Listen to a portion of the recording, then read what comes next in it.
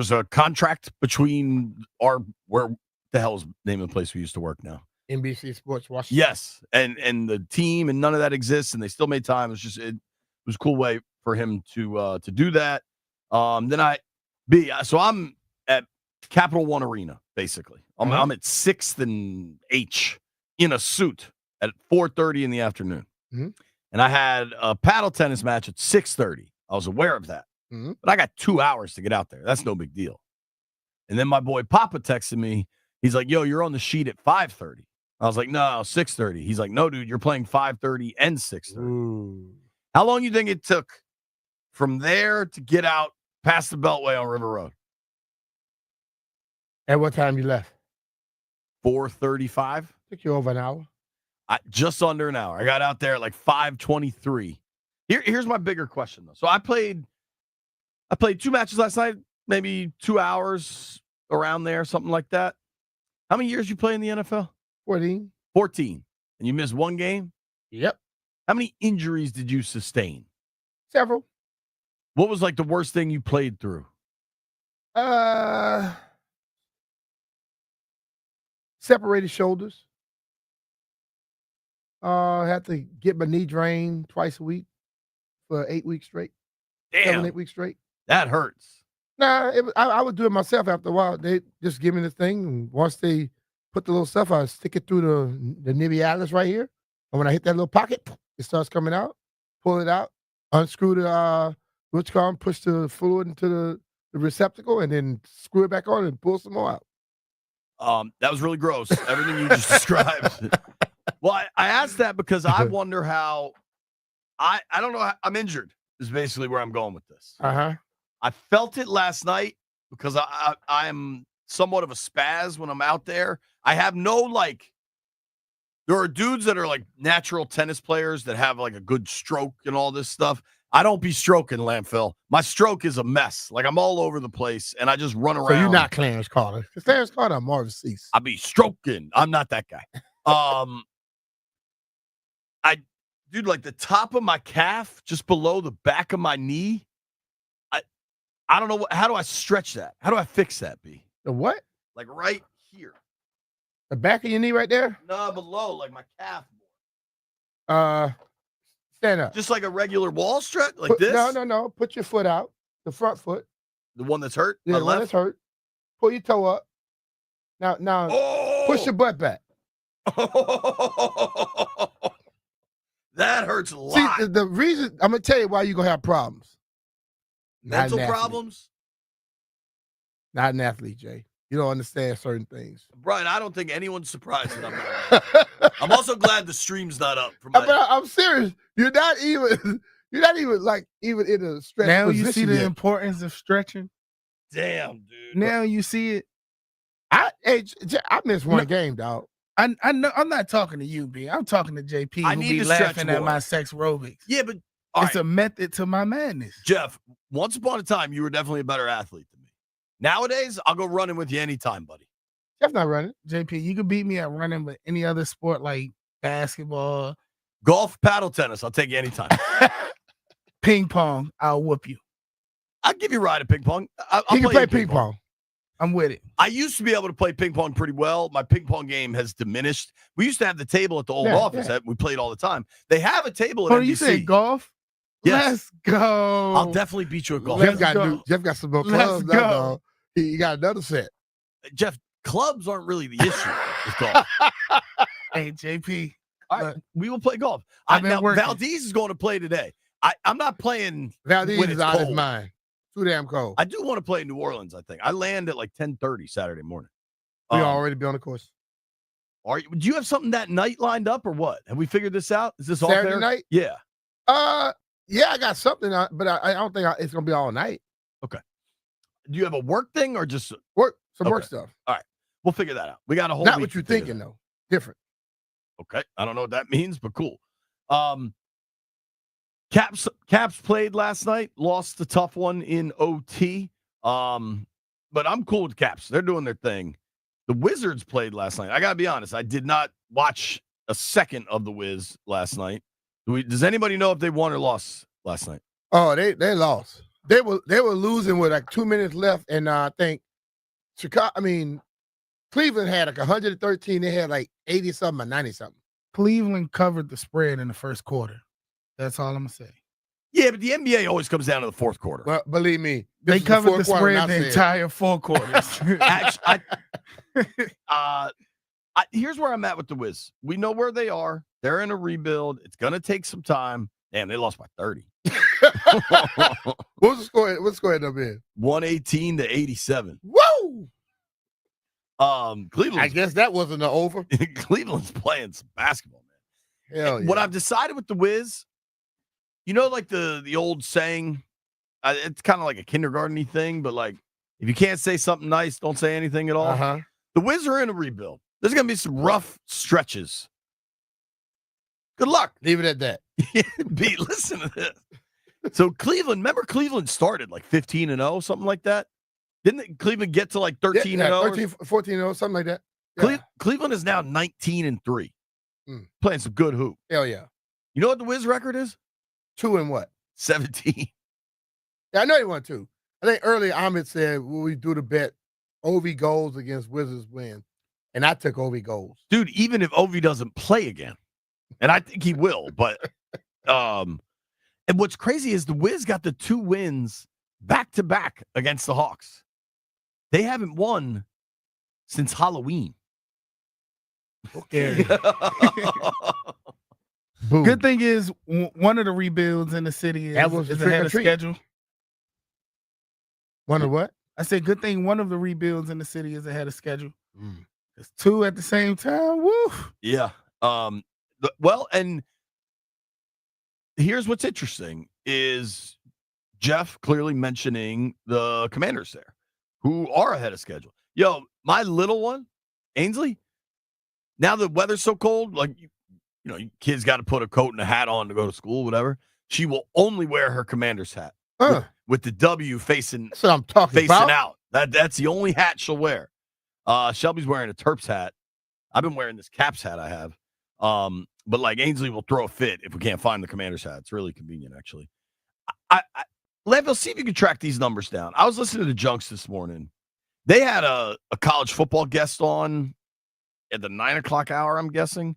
That was really good. I don't know who it was. We have Denton Day joining us this afternoon to talk about the college football rankings. Came out last night, how the playoffs going to look. But the Junks were talking this morning about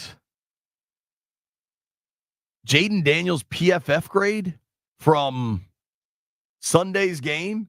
And I'll be honest, I didn't even think to like look or check that out, because here's what I know is he was 25 of 30 with 3 passing touchdowns and a rushing touchdown. He did have a pick, but the pick was something went off of somebody's hand. If your PFF and your whole thing is that you go inside the numbers and like the number full of crap, if you're going inside the numbers on that pick would suggest to me that like that went off somebody's hands, and that's why I don't believe in all that crap. I understand that. The number I heard the Junks talking about was astonishingly bad, and if that is accurate for how they valued him this past week, I don't know how anybody could possibly trust PFF. And I want to chill First of all, on like making that broad of a statement. Well, I'm going to make the statement. They can't tell me what somebody was trying to do. Okay? And that's what they think off of that mindset. It might have been just one weird like fumble stat though. It's stupid. So that's what I would like to track this down. I guess I will shortly leave it as this. Like if anybody thinks he didn't perform well because of a fumble that they recovered, it's just straight up asinine. And you could just take the 9 off of it. Maybe Nick Ackridge can help me. Landville, see if you can track that down. But if there is an argument out there about Jaden Daniels not playing well, like everybody's just got to chill. I don't understand what on earth you're talking about. When people want to try and change narratives, they can start with some stupidity, because PFF is not the Bible. People may say it is, think it is, they're not. If a guy goes 25 of 30 for 3 touchdowns, one interception that went off of somebody's hand, and also ran one, and then the interception was one that a guy's supposed to catch, and you say he played back and then a fumble that this team recovered, that is absolutely stupid. So no, I'm not looking for a job ever for PFF. So I'm just telling you, I think they're. I'm asses. not looking for a job. They're with them straight either. asses. I'm not sure we have the numbers before we. Well, I could just. I'll go out on a limb and say they're asses. All right. I also wanted to check in on this real quick. So the guy, these dudes, Jamal and Dre. They have their own podcast with Hogs Haven. I think it's Trap or Dive. Mhm. Good dudes. I've gone on their podcast a bunch, and they dove into the Bo Nix Rookie of the Year stuff. Uh-huh. It is worth pointing out that whatever that gap was shrinking in the odds makers' minds of Bo Nix kind of catching up with Jaden Daniels. Uh-huh. After this past week, Jaden has extended that lead again. But I truly believe that any of this Bo Nix, Jaden Daniels conversation is solely driven by the need for content. Like, I don't think it's a real conversation. I think a lot of the talk when it comes to that type of stuff, a lot of the number talk, all that stuff is for content. Like, if the person could actually tell me what someone is trying to do and then give me some numbers that because like what I always hear is what someone should have done, what the numbers say they should do. But then when the numbers don't, when things don't go the way that you tell me it's supposed to, then you can't tell me why it didn't, or you can't tell me your reasoning for being wrong. Because a lot of times they tell you what's supposed to happen, and they're wrong up front. But at the end, all they do is go to the next week, and they don't ever explain anything. So it's just like the referees. They cannot be asked questions by multiple people. And these numbers cannot be followed up by multiple people. There's zero question about Jaden, to me, winning Rookie of the Year. And honestly, if you want to have a legitimate discussion about it, the only person that I think is really pushing him, like there should be a more legitimate conversation about Brock Bowers, what he's doing for the Raiders. Like, he's a tight end. He's a rookie tight end. Generally, tight end's a tough position to crack through as a rookie because it's just so physical, but the guy's a physical freak. Mm-hmm. But, Brian, he's played with straight trash quarterbacks. Yeah. O'Connell, but you know what? Every one of them Ritter. Every one of them throw the ball to him first. But, B, he's leading the NFL in receptions. Yeah. He's going to go well over 1,000 yards on the season. Bowers has been phenomenal. Yes. If you want to have an informed football discussion, like, I think Bowers, there's a conversation to be had. I don't think it's close still, but, like, he's been fantastic. Yes. The Bo Nix, to me, is just driven by the content machine. It's just throwing coal in the stove. It's a content machine and the underlying thing with the NFL. That quarterback position has to have somebody from the certain race in it, or you can't give credit to the other guy. You think it's a white guy thing? It's a black guy thing. When the black guy is the best quarterback, then that's a problem. So we got to find a way to knock him. You know what I mean? Huh. I wouldn't have thought that. Look, I was inside the walls for 14 years. I'm around the walls for the next 20 plus years. And it is so inherent. It is there. And listen, we can sit up here and look over it. It is one thing that will never, ever leave. That's how they play it. The odds, at least, because, I mean, to me, for Vegas anyway, they're looking at green, not black and white. The odds are pretty, like, Vegas don't give a damn. Jaden is, again, significantly the favorite in odds. He's minus 250, and Bo Nix is plus 200. So that's a 450 gap. I mean, that's pretty significant. And then Brock Bowers is third at plus 1,200. The problem for Bowers is a quarterback's going to win this thing no matter what. Like, anytime a quarterback could possibly win. See, and the problem for Brock Bowers also is all those numbers he's making, they're still losing. Yeah, they're terrible. You know, and a lot of these are things about, are you winning or not? You know, and a tight end who seems to get the ball thrown to him 75% of the time because they don't have anybody else to throw it to. Well, they had Devontae Adams, but his hamstring got hurt. They have him, but he wouldn't play. You know, so he basically wasn't there. Right. He had to go run to Aaron Rodgers, who's as awful as any other quarterback out there right now. But you're totally right. It's even like the Heisman, right? People are having such a hard time. I think, to me, it should pretty clearly go to Travis Hunter. but people are pushing the Boise State running back, Genty, right? Hopefully I'm saying that right. Who's having a hell of a year. He looks like a really good player. But it seems like there's so much trouble for Heisman voters because they don't have a quarterback they can just assign the trophy to. You know what I mean? Like Quinn Ewers probably got hurt too much. Dylan Gabriel, they the need numbers to make don't that pop. thing a quarterback award and then the other position award. Who do you think it should be? Who? The Heisman. The Heisman this year? I think it's Hunter.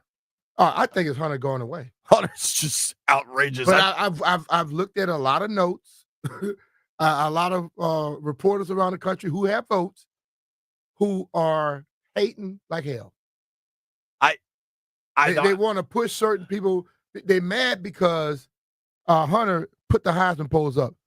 So did Desmond They've Howard. been putting up Heisman polls since Desmond. Yeah. What the hell are you talking about? I'm pretty sure Baker Mayfield did that. Yeah. So anybody that listen, if you got confidence in yourself, throw the damn polls up. I think it's that Hunter little kid from Boise State is good as hell. Yeah, he's really good. I think it's Hunter though. I think it's Hunter. I think he goes number 1 overall. That dude's just phenomenal. You know who else is phenomenal? Our friend John Leahy. If you're thinking about making a real estate transaction in the DMV, only one person to call. His name, John Leahy. Call John Leahy and you're going to be feeling good, just like John and Catherine, who were moving to upstate New York, but they had things complicating the matters. They were afraid they wouldn't be able to sell their Silver Spring home while attempting to buy their next one. John and his team, the Fan Living Group, came in and they saved the day. Not only did they get the house sold in 13 days, they were able to sell the house for $730,000, which was $5,000 over the asking price. If you're looking for your own stress-free transaction, how about your guaranteed offer on your home? So check out these details at johnsellsdmv.com. We're talking about our friend John Leahy and the Fan Living Group of eXp Realty. That's John without an H, Jon. John offers you flexible fees, customized to your needs, and he knows that life happens. So if needed, he will let you out of your contract at any time. Seriously, my advice if you're looking to buy or sell a house is just to have a conversation with John. There's no contract, so you're just talking to someone who's an expert in the field and informed. And if you want, go one step further. Check out the website, johnsellsdmv.com. Go to the home valuation tool. It's on the top of the page. You can type in a little bit of information about your house, and you'll get a value in 30 seconds. Then you know what kind of equity you're sitting on, what kind of prices you can look at other houses with. And then John can help guide you through that process. Seriously, go to johnsellsdmv.com or just call him, 301-900-3052. Or what's even easier, you can just Google John Leahy Group and start packing.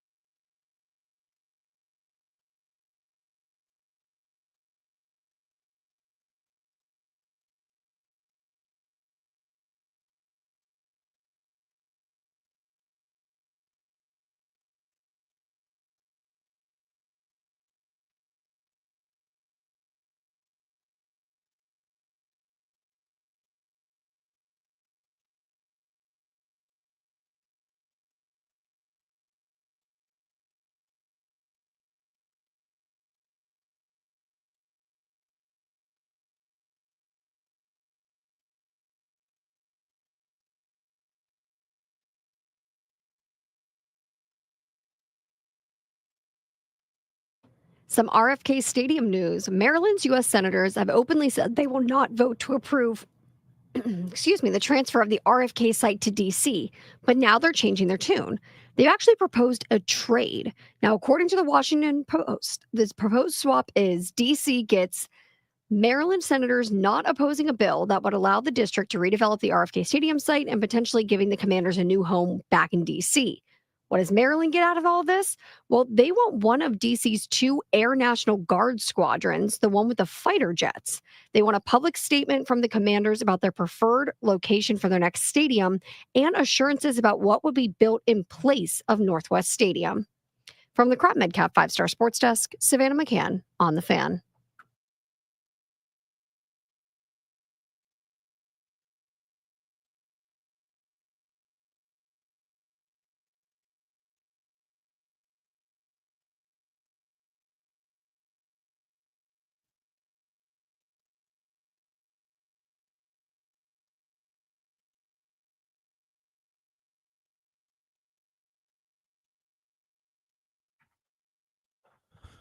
.30 in the District of Columbia. We're going to check in on the stream. If you want to join us on the stream, it is youtube.com/landfill.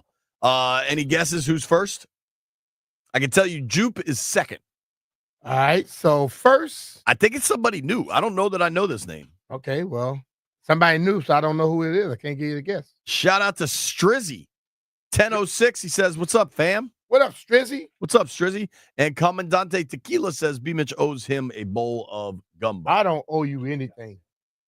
All right, joining us right now, I don't want to waste around because we got a lot to discuss, is our friend Sam Fortier from the Washington Post. Sam is part of a team of reporters covering this RFK situation. I want to credit Aaron at the Post and at Megan_Flynn also on this story. Sammy, what up, dude? Hey guys, how you doing? JP, before we get to that, I have a quick question for you. Okay. Is Spotify Wrapped dropped today? Is that a conversation that you guys? It's the only thing that I feel like people in my life are talking about right now. Spotify what? It's like Spotify does this yearly review of all the music you listen to. Do you use Spotify, B? No. Okay, I use it. I'll look at mine. Pandora. The problem with my Spotify Wrap is that my kids' music dominates now. Oh, so it's sure. It's just whack. Like it's all Taylor Swift. I use Pandy and Apple Music. I know you like Apple. All right. What is yours? What's dominating yours, Sammy? I mean, we had some Kendrick this year. I'm big into this guy MJ Lenderman, who did a show in DC about a month ago. I like that dude. Oh, you know about MJ Lenderman? Let's go. Yeah, I'm an XMU guy. That's my go-to music station. Oh, I love that. All right, but let's get down to business because this thing is happening. RFK Stadium. It has to happen before Christmas when the Senate adjourns, and then you get all the new senators next year. Bring everybody up to speed because when I told these boys we're talking about jets today, they were like, "What the hell are you talking about?" Yeah, basically, like you said, the deadline is fast approaching. This bill is not going to get a standalone vote, a roll call vote on the Senate floor. So basically what they got to do is you got to get this thing attached to a larger must-pass bill.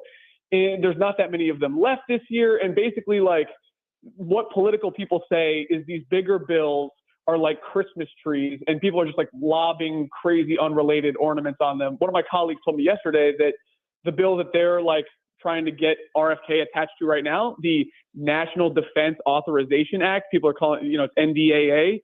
Last year it had 1,000 amendments or something. So RFK is a very, very small piece of that, but it's something that you have to get sign off from all 4 corners of leadership, the leaders of the House and the Senate. And so basically what this battle is over, why we're talking about jets, is that Maryland has representation in the Senate, and their senators can say, hey, Chuck Schumer, Senate Majority Leader, we oppose this bill for X, Y, and Z. We can get into that if you want. I feel like people might already know. And D.C. does not have that representation. So, Roger Goodell, the NFL commissioner, Josh Harris, D.C. leaders, James Comer, the House Republican who introduced this bill, they've all been lobbying to get this thing attached. And basically Maryland has said, okay, if you want us to drop our opposition, which is huge, then we have these 3 things, and the jets are one of them. So one person state can disrupt the whole thing? Yeah, because basically Maryland can go to Chuck Schumer and say, hey, look, we oppose this. We don't like this. And Chuck Schumer is trying to do the calculus in his head, right? Like, he's going to need their votes on something. He doesn't want to, overrule a member of his caucus. Like those Maryland senators are votes to him. And so, like, that's why they can kind of throw a wrench into this thing.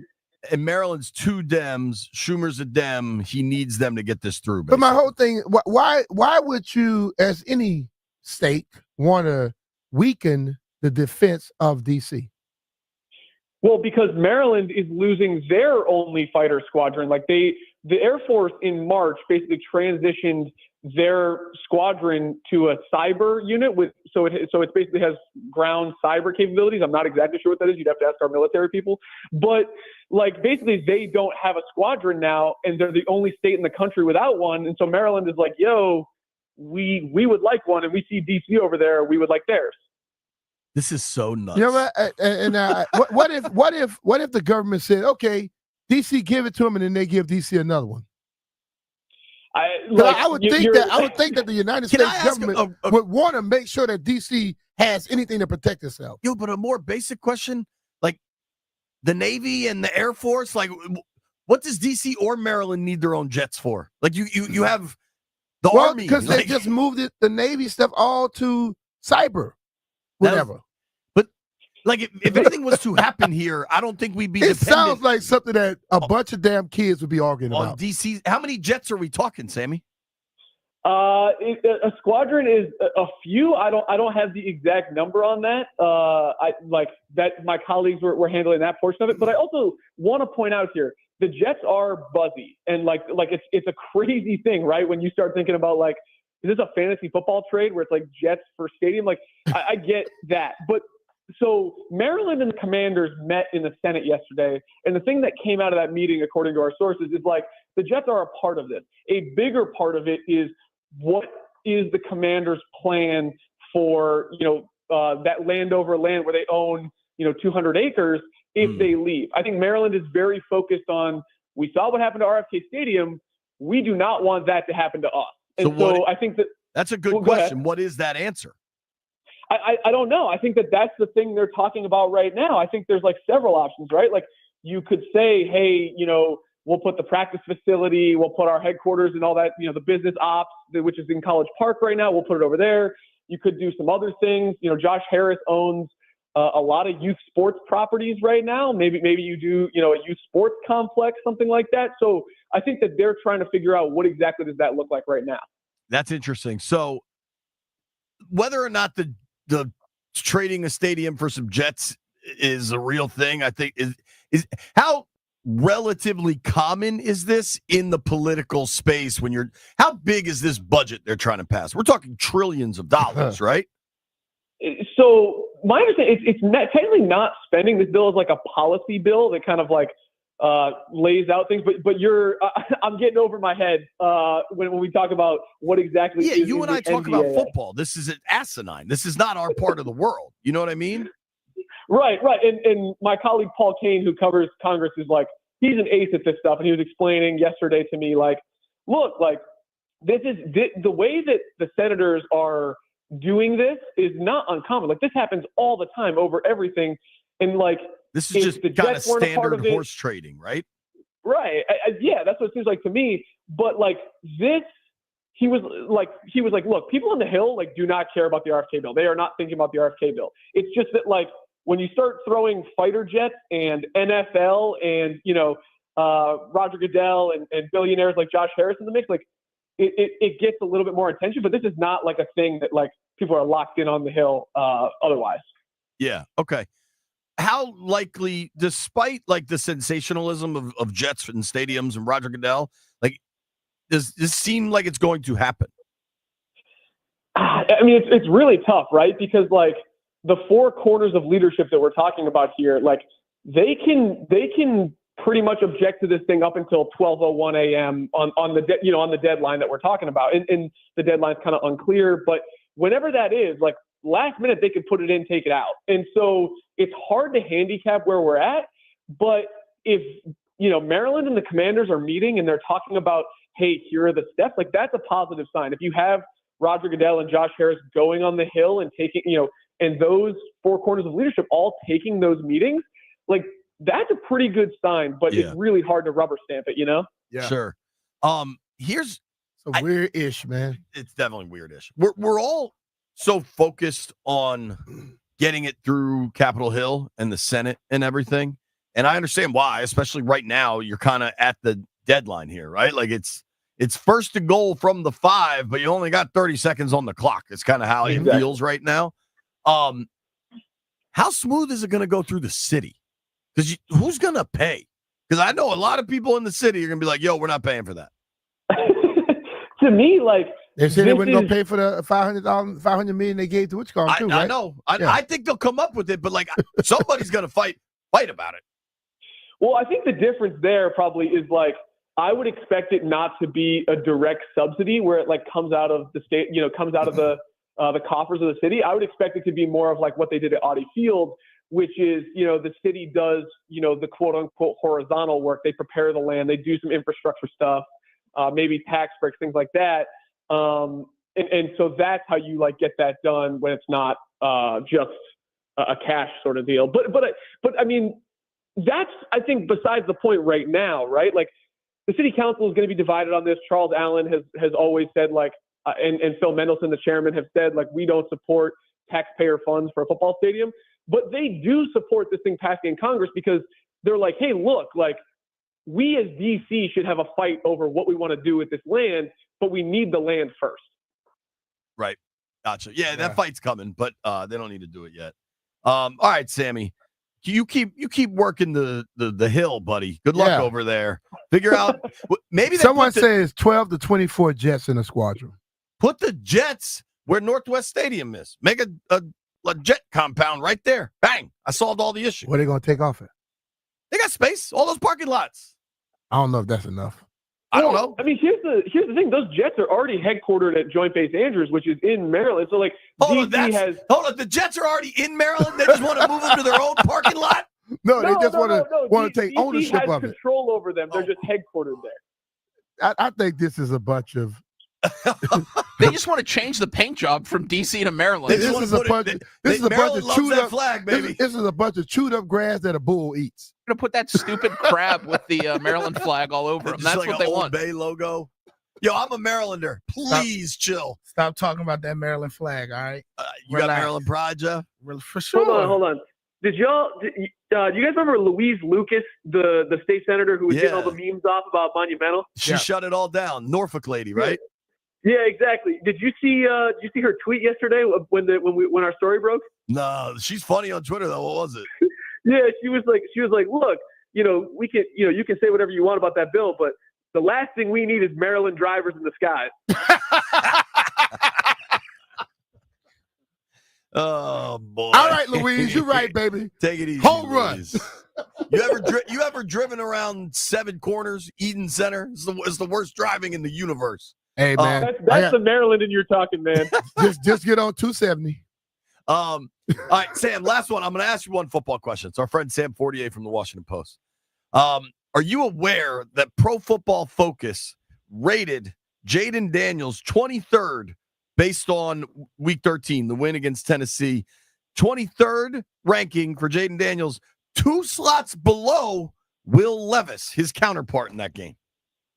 Yeah, I saw your back and forth on Twitter about this actually just before I came on, and I think to me, man, like the individual grades from like individual games and plays, like I think there's a lot of noise in that data personally. Like to me, PFF grades are most useful if you're looking at like a season aggregate, sometimes games, but like, and to me, it's like the specific grade. If you talk about differences in like decimal points, not that interesting to me. To me, it's like it gets you on the green of their performance. And yeah, they're gonna have misses sometimes. Like this one feels like a miss.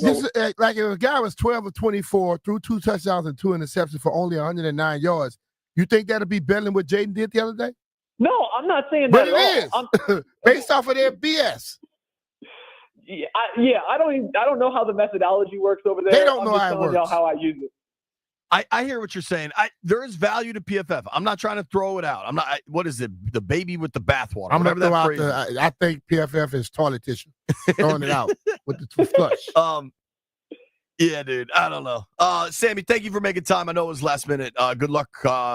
Beating the streets up on Capitol Hill. Knock on those doors, buddy.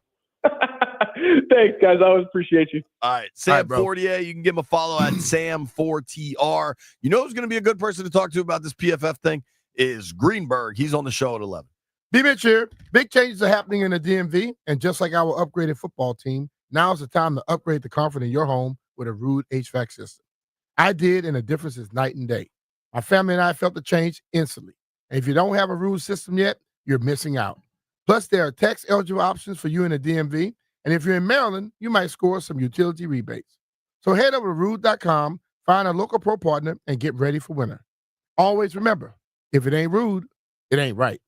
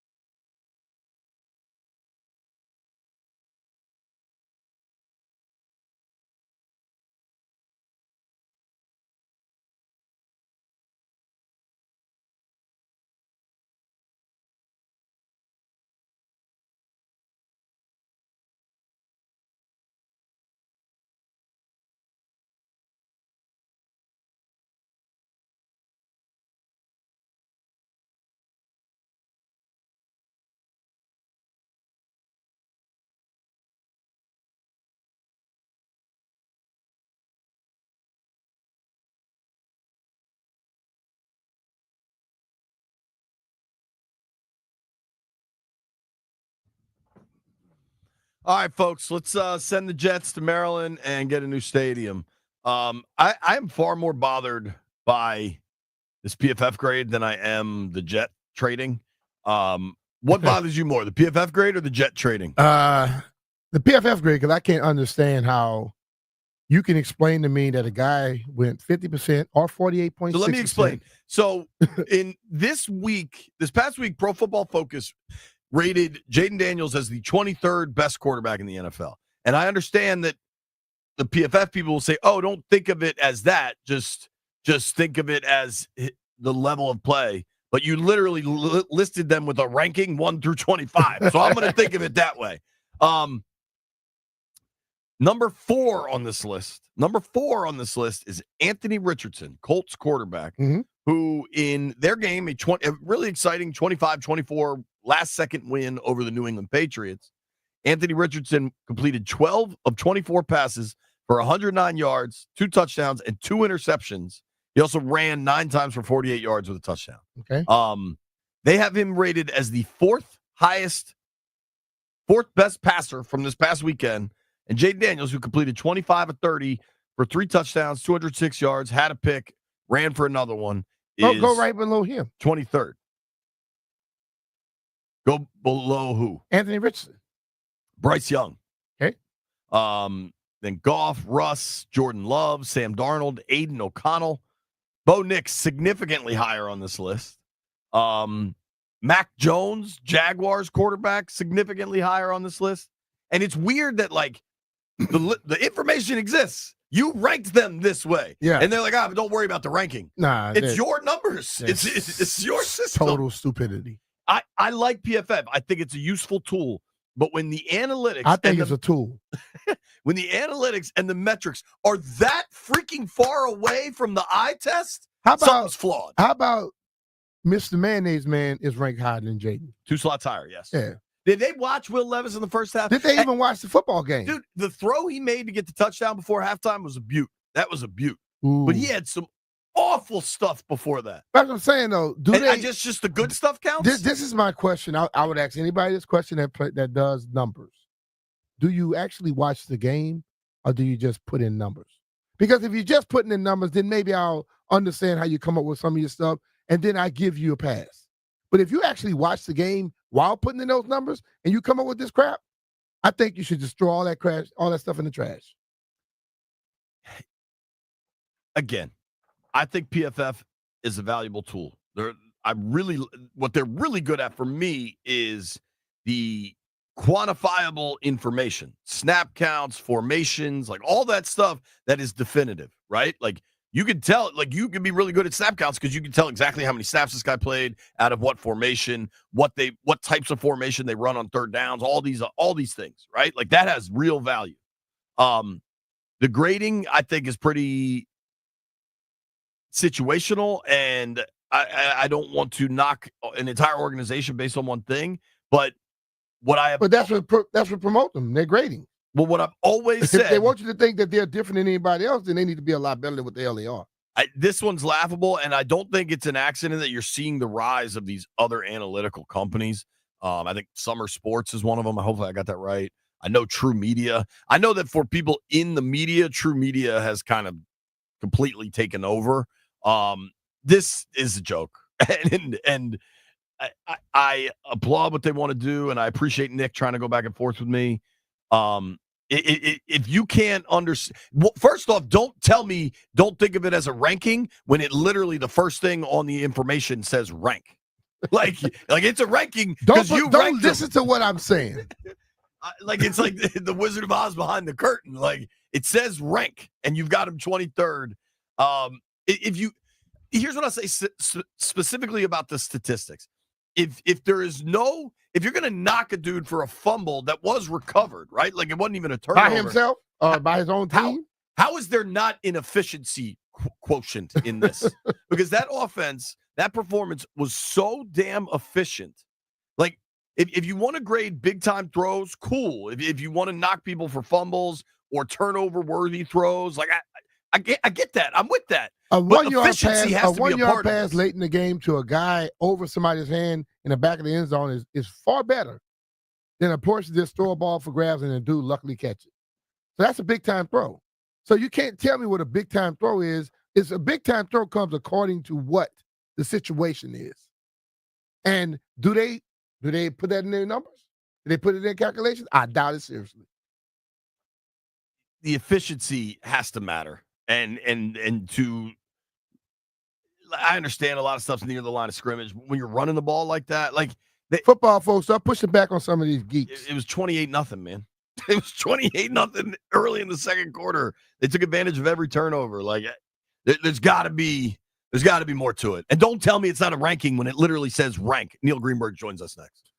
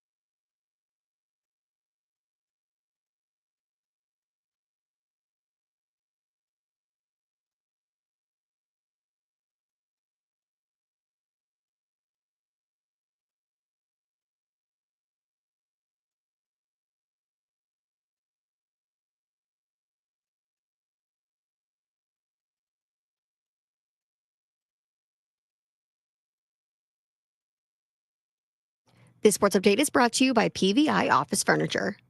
Fast, excellent, affordable. Business grows with PVI. Juan Soto's much-hyped free agency is nearing the final stages, so the star outfielder could pick his destination by the end of this week before the start of annual winter meetings.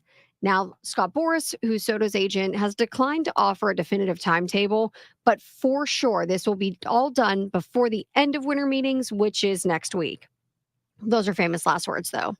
Now, the New York Yankees, the Mets, the Blue Jays, and the Red Sox, plus the Dodgers, are the 5 known candidates for Soto, whose deal is expected to exceed $600 million and could span 15 years to push his value to unprecedented levels, not to mention record-breaking levels. Also, happy National Signing Day. Texas has a lot to celebrate today as they added a major commitment from one of the top available players in the country. 5-star recruit Michael Terry III has committed to the Longhorns. He announced earlier today he chose them over the Huskers and the Ducks. Looking to upgrade your office game? Will swing by PVI Office Furniture. We've got everything you need to take your workspace from the bench to the big leagues. Mention the Fan to score 15% off your in-store purchase. PVI Office Furniture, where productivity gets a hat trick. Visit PVIPVI.com because business grows with PVI. From the Crop Medcalf 5-Star Sports Desk, Savannah McCann on the Fan.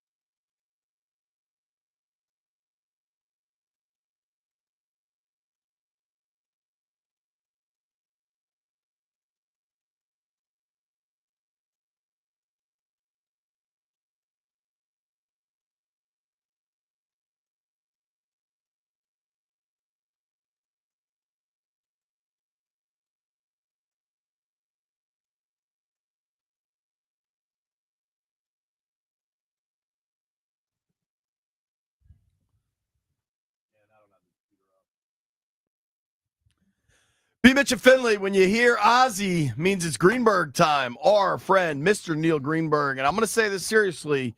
I think possibly the only, but certainly one of the analytics guys B. Mitch actually likes. What up, Greenberg? How you doing, dude? I'm doing great. That's a high honor. Oh, yeah, it is, because I can't stand most of those other bastards, I'm telling you.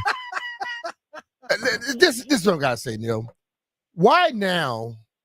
Showboating was frowned upon. But based on some of these idiots out there, you have to showboat or do something like super crazy or instead for them to say, oh, it's a good touchdown or it's an outstanding touchdown. I always thought that whether I run 100 yards or 1 yard is 6 points, right? Yes, and I understand where you're coming from. It's analytics is very much you have 2 ways to go, right? Either you are in line with everybody and they're like, well, duh, that's what we see too with the eye test, or you have to be so outlandish that it garners attention and sparks a controversy and have a discussion. Now, I have been in many situations on both sides. I have said things that were controversial, some on this show, and I've said things that is very much a, well, yeah, duh, tell us something we don't know. But I think, we're at the point that there's too much information out there, and now it's mostly the outliers that get a lot of the attention, especially when it comes to the analytics community. Let me ask you a question. So if I'm running a touchdown, Should we tell him what we're talking about, or you want to go broad? No, I'm gonna come back to that. But I'm just asking this question. If I'm running a touchdown, I get to the 5-yard line, and there's a defender in between me, and I give him a hard jab to the right, and I walk in the end zone. But then I come again, and the defender goes, and he goes low, and I dive from the 4-yard line into the end zone.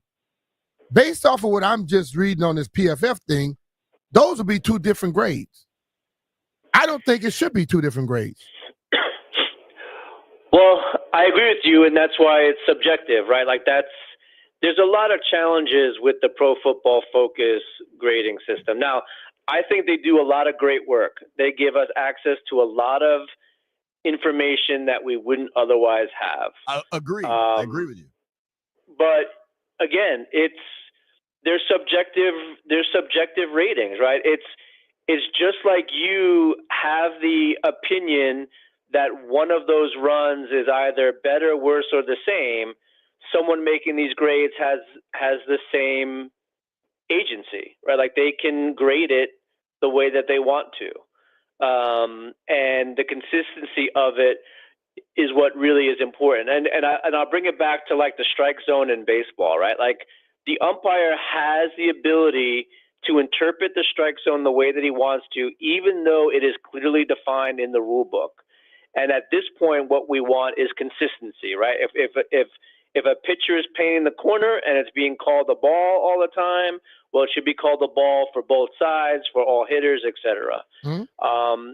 So what you hope is that over time, that these calls average out and give you a clear picture when that particular umpire is behind the plate. I would say the same thing for the PFF grades.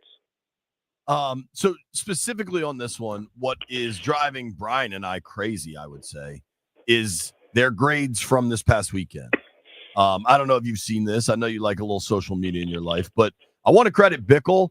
In a sea of craziness, I feel like EB does a good job of being real about how good Jaden Daniels is, despite like the content machine trying to force this Bo Nix nonsense, like all these other things, right? But PFF this past weekend graded Jaden Daniels the 23rd best quarterback in the NFL, behind luminaries such as Anthony Richardson, 50% completion, Mac Jones. Like it just, to what drives Brian crazy is that there's no context for situation. And I think if you look at Jaden's numbers, he was so damn efficient that every coach in the NFL would dream of getting that level of play. I agree, and I saw EB's tweet, and I was looking at the next gen stats passing chart. I was looking at some of the other games that Jaden Daniels has for some context. And what it looks like is happening, and I can't speak for Pro Football Focus, but I've been through a lot of these, why the heck is this quarterback here? We've seen some instances where, like at ESPN's total quarterback rating, which is objective based on numbers, you have someone that's very high on the list, and then PFF grades them very low, and vice versa. So I've had a lot of conversations with PFF about this. Looking at just the passing chart, it looks like a very conservative passing game. That might have hurt him a little bit. I will say on the flip side, the grade that Jaden Daniels got is above average. It's just relative to the rest of the field where it looks so low. My challenge and my question would be, I'm looking at the grades that Jaden Daniels has gotten throughout the season, and his grade against Tennessee is not that much higher than the grade against Pittsburgh, where he only completed 17 of 34 passes, had no touchdowns, no interceptions, took 3 sacks. So I have a hard time reconciling a game where he passed for 50%, no touchdowns, versus a game he passed for 83% and 3 touchdowns. Like, how do you give those the same grades, right? Relatively speaking. Yeah. See, that's why I get a little confused, because Anthony Richardson was 12 of 24 for 109 yards, 2 touchdowns, 2 interceptions, and he has a higher grade, which it doesn't. Way higher grade. It doesn't make a much way sense. Higher grade. So my first question to Pro Football Focus would be, walk me through those 2 games, one in Tennessee, one in Pittsburgh. Were they the same person that was grading those games? And why were they similar in the eyes of the grading system? Because they're clearly 2 different performances. One very good, one very bad. So, or not bad, one very underwhelming, let's say. Mm-hmm. I know there were fumbles, there were sacks, et cetera, interceptions, what have you. But how much does that move the needle? How much is that influencing the grades? Like, there's a lot of questions I then have, which makes it difficult to take the grading as on face value. And then my next follow-up is, well, if you have to explain it in so many different ways on so many different weeks, like, how valuable is it, right? Like, that's the other thing to me. And I think Pro Football Focus does a lot of valuable things, But my question would be, on these ratings for passers on a week-to-week basis, how much value is it adding if you have to give me a 12-page dissertation as to why these two games, which look like they're on opposite ends of the spectrum, grade very close together? See, you to me are relatively consistent in the things you say, and people may say, but I don't see things like completely off. But if you say you would ask the question, did the same person grade it?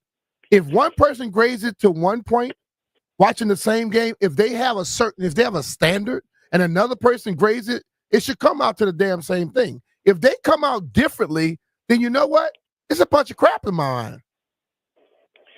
Well, it becomes hard to, again, if you have to keep explaining like why the ratings are different or why they iterate the way they do, you start to lose people. And I would say the key to my success being able to do this for as long as I have, over a decade now, is because I think I do a pretty good job of translating analytics into English so that people can understand what I'm trying to explain and why I think it's relevant.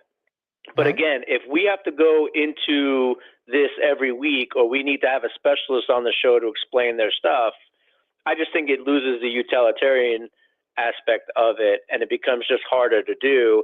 And then the worst case is people just discount it out of hand, and then you lose the value, like on a macro scale, right? Like you on this program are going to find it difficult to trust Pro Football Focus's grades from week to week from here on out, if you haven't already. Right? The listeners are going to be skeptical of it. Mm-hmm. And that's to me a bad thing, but of PFF's own doing of sorts, because again, based on those two games I pointed out, you'd have a hard sell for me to just accept on face value that they were two similar performances. I'm going to need a lot deeper explanation as to why that was. Yeah. We're talking with our friend Neil Greenberg here from the Washington Post, does stats, analytics, fantasy, betting, football, all of it for the Washington Post. You can follow Greenberg at @ngreenberg on Twitter and Instagram. I'm with you, and I don't want to harp too much directly on PFF. I think one thing that really bothers me is they want to be this very serious football organization, yet they also want to be the content machine. And so, like, you mentioned this earlier, Greenberg, that you can't think of it as a ranking; you just think of it as a grade compared to average, right? And right. I can reconcile that in my head, but then don't list it with rank next to the quarterback's names. Like you don't get to have your cake and eat it too. Like it just that is inherently contradictory, and that kind of stuff bothers me. And I almost said a different word. And I agree with you. And I think the value of Pro Football Focus is in the data collection. How many throws were turnover-worthy throws? How many sacks were on the quarterback as opposed to the offensive line? How many pressures does a linebacker have? How many of those are hits and hurries? Because sacks, are kind of not indicative of how good a player does. I think like that part of Pro Football Focus is excellent. I think when they try to start to put rankings on it, because that's really what people want, like the mass public to put on TV, et cetera, like they want to know like rankings. Everyone wants lists. I think that takes away from the good work that they're doing, because you run into situations like this, which devalues all their work. Yep. And I really do think there's a lot of value in what they do, especially getting data that almost no one else has. And I'm telling you, the fact that came out just right now when all this little narrative is coming up with the Jaden and Bo Nix thing, I wouldn't be surprised. That's why they put it out there. Yeah, I would think. Yeah, I mean, it's certainly. I don't. I'm skeptical of a lot. Fair. I don't think that they contrived the ratings. I mean, they've always had these rankings, but I think as they become more prolific, especially Amazon Prime. You can watch an analytics dedicated feed that has a lot of this information in it. People start to question, well, why is Jaden Daniels only 23rd? It just requires an explanation, and too many people will just dismiss it as, horse feathers, like right out of the gate. Yeah, and you're right, dude. At a certain point, they cause themselves more trouble with this. Unless, again, they're just trying to be the content machine. And they're like, the more people talking and clicking is the goal. Now, I do want to credit the kid. Nick Ackridge is, I don't know his exact role, but I think he is the most Washington related, or maybe he just lives here. I don't know, but he interacts with all of us. Jaden Daniels for the season, Brian, is the third highest rated quarterback for PFF. On the season, it goes Lamar, Burrow, Jaden. So, like, if you zoom out from the game, from what I think is a really, really mistake-riddled assessment of his performance on Sunday, they do see the significant value. But I can on look the at a season. lot of the games he had. That game he had on just Sunday is very similar to a lot of the games he had where they gave him super high grades. Which that's why, like what Greenberg is saying, they're so inconsistent with this stuff. It makes you think. They just pull it out their tails and then every once in a while say, "Oh, this week we're gonna make it look good. Next week we're gonna make it look bad." Yeah. Neil. Yes. What do you think of? And luckily, I think the odds makers. I think Jaden's performance Sunday, that Vegas liked it a lot more than PFF did. I don't think there's any real significance to this Bo Nix, Jaden Daniels Rookie of the Year thing. Where do you land on that? I think Jaden Daniels is going to win it in a landslide. I think what's happening is, again, we talk about the content machine. No one wants to hear there's a runaway victory from something that still has like six weeks to play out. Right. Right. Like, so what happened here? Well, Bo Nix, got himself in the conversation, right? Now we can discuss how distant he is in the conversation, but he got himself in the conversation, and that is a much better sell in terms of content than Jaden Daniels is running away with it, right? I would also add Brock Bowers, the tight end for Las Vegas, is starting to get is starting to insert himself in the conversation. I think he is such a distant third. It's like looking at the sun and Neptune in the solar system. But people are going to start to bring that up because that is a topic that will generate interest, as opposed to Jaden Daniels locked up the offensive rookie of the year in week 3. So I think we're starting to see some of that. There's going to be money coming in on Bo Nix. So the Vegas odd makers have to take that into account when setting the odds. I would be shocked if Brock Bowers got any more than 1 or 2 votes for this thing. I would be shocked if Jaden Daniels didn't win it in a landslide, assuming there's no injuries or anything like that. I don't think this hasn't been much of a race at all. I don't think it will be much of a race at all. It's just we're in week 13, 14 and need something to talk about. I tend to wholeheartedly agree with you. It's just like Michael Jordan winning all those MVPs. He probably would have had more. People didn't get tired of him winning. 100%. Yeah, and there's fatigue there, right? I mean, there's definite fatigue in talking about the same thing over and over. Yeah, I completely agree with you. Lastly, looking at the playoff race here, there's a million numbers. You can just Google and get 50 different answers. NFL.com lists the Commanders as 75% chance to make the playoffs. Their playoff probability is 75%. My question to you, are the Commanders a playoff team, and will they win a playoff game? They are a playoff team. I find it hard to see how they would fall out unless the wheels just absolutely come off this thing. Their schedule is relatively easy with the exception of the Eagles. Saints, Eagles, Falcons, Cowboys. Cowboys game may not even mean anything. We'll have to wait and see. Winning the game, playoff game is tough because if there's a third wild card team, they're going to have a tough matchup. It's going to cop out. I don't know if they win a playoff game. My gut says they could, depending on the matchup, but it'll be tough. But I definitely think that they're a playoff team. Me too. You think they stay in that 7 spot, or you think there's any movement coming? I think there's some movement, actually. I think because you have the NFC North, the Vikings and Packers still, I think they have a game to play. I do think that there'll be some movement there. I don't think they move much higher. Like, I think they go from 7 to 6. I don't know if they can squeak into the top 5 unless something weird happens. But I think Here's what I do can think tell they're a you. playoff team. 7-6 would have my full support because that would likely mean no Philly or Detroit and maybe a trip to Arizona, maybe even Tampa, depending how things shake out. JP trying to play golf, Neil. He could care less want about the more game. weather. I think Tampa Bay is the team to watch, actually. What's that? I think Tampa Bay is the team to watch. I do too. The only thing that really makes me nervous for Washington is that I think Tampa is going to get hot here late. Getting Mike Evans back is huge, and Tampa has that head-to-head win, but I think they're just going to win the division. They'll win the South. Well, they have, the head-to-head win, and also they play Raiders, Chargers, Cowboys, Panthers, Saints. I mean, that's as much of a cupcake schedule as you can possibly hope for. Chargers are pretty for good, a stretch run to get in the playoffs. I think they can accumulate some wins here down the stretch. It's going to be fun. Greenberg, thank you, buddy. Always appreciate your time. All right, Neil. Take care, buddy. All right. Love you guys. Talk to you soon. All right, bro. It's our guy, Neil Greenberg.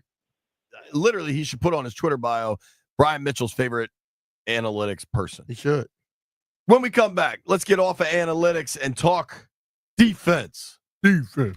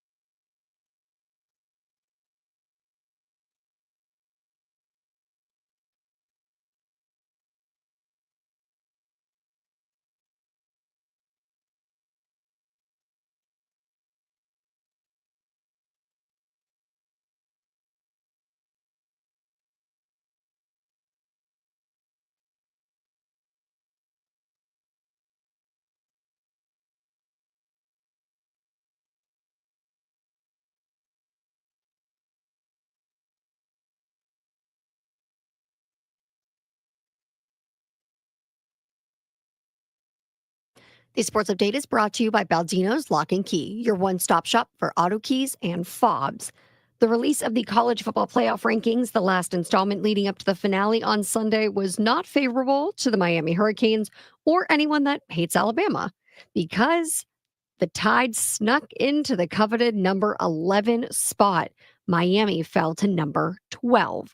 Now, that means barring an upset in Saturday's ACC championship game between Clemson and SMU, Alabama might be headed back to the CFP for the 9th time in the past 11 seasons, despite the fact that they've lost 3 games this year. And Miami, they've only lost 2. This sports update is presented by Baldino's Lock and Key. They make car key problems look obsolete with 9 area locations throughout Virginia and Maryland. Stop by one near you today, or for more information, you can visit Baldinos, BALDINOS.com. From the Kraut Nightcap 5-Star Sports Desk, Savannah McCann on the Fan.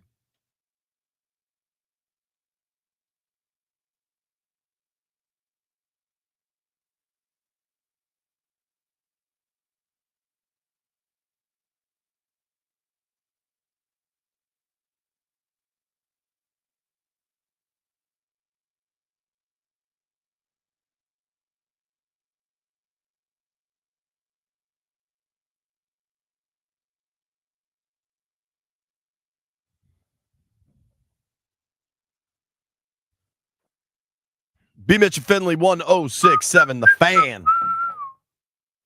Shout out to Ryan Pentalino. He sent me his Spotify Wrapped. This dude listens to a lot of Commanders content, B. Look at this. His top 5 podcasts. Command Center podcast. That looks like Logan, Fred, and Santana. Mm-hmm. Number 4, the John Kime Report. Number 3, Kevin Sheehan. Number 2, B. Mitch and Finley. Number 1, Beltway Football. Like, generally, there's going to be a little bit of variety. My man's just all skins all the time. Hey, and I love it. I bet he knows about the fighter jets. I bet he knows about the PFF grades. He knows where Sam Cosby's going on vacation this week. What did you used to do for the bye week? Would you go out of town? Sometimes take the I kids? stayed here. Sometimes I went out. Is there one bye week trip that, like, stands out to you? Nah. Once kids came along, basically, like, you know, it's whatever you wanted to make them happy. Right. So,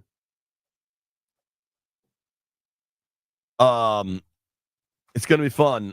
Landfill, breaking news on the Fan. Do you want to know the food I've ordered? I have ordered. don't tell him. Let him find out. When You want it to be a surprise? Yeah. All right, where'd Jeff go? Because the food's going to be ordered. Apparently, the food's going to be delivered in 8 minutes. All right. If you can tell I didn't have dinner last night, this is your hint that I actually ordered the food and it's coming early. Hey, wow. Yeah, this is I don't do much early, B. Dude, we know. You're gonna laugh like hell at this. On Sunday, I didn't get to meet up with him. Maybe he texted you too, but I got a text from Cody at like 7 a.m. that was like, "Hey, I'm coming to the Commanders game." I think Tailgate Ted hooked him up with tickets or something. Or no, he actually bought super cheap tickets in the nosebleeds. Yeah. But I guess Tailgate Ted, he tailgated with Tailgate Ted. Yeah. And so he texted me that at whatever time, and I replied back maybe at like 8. And I was like, okay, cool, man. Like, let me know when you're headed out that way. It was a 1:00 game. Uh-huh. And he was like, Jay, you know me, man, and just sent me a picture of waiting in line. He was already there? Yes. Dude. Oh, hell no. Nah. I'm so far gone in the like tailgating for NFL games because it's a really long work day.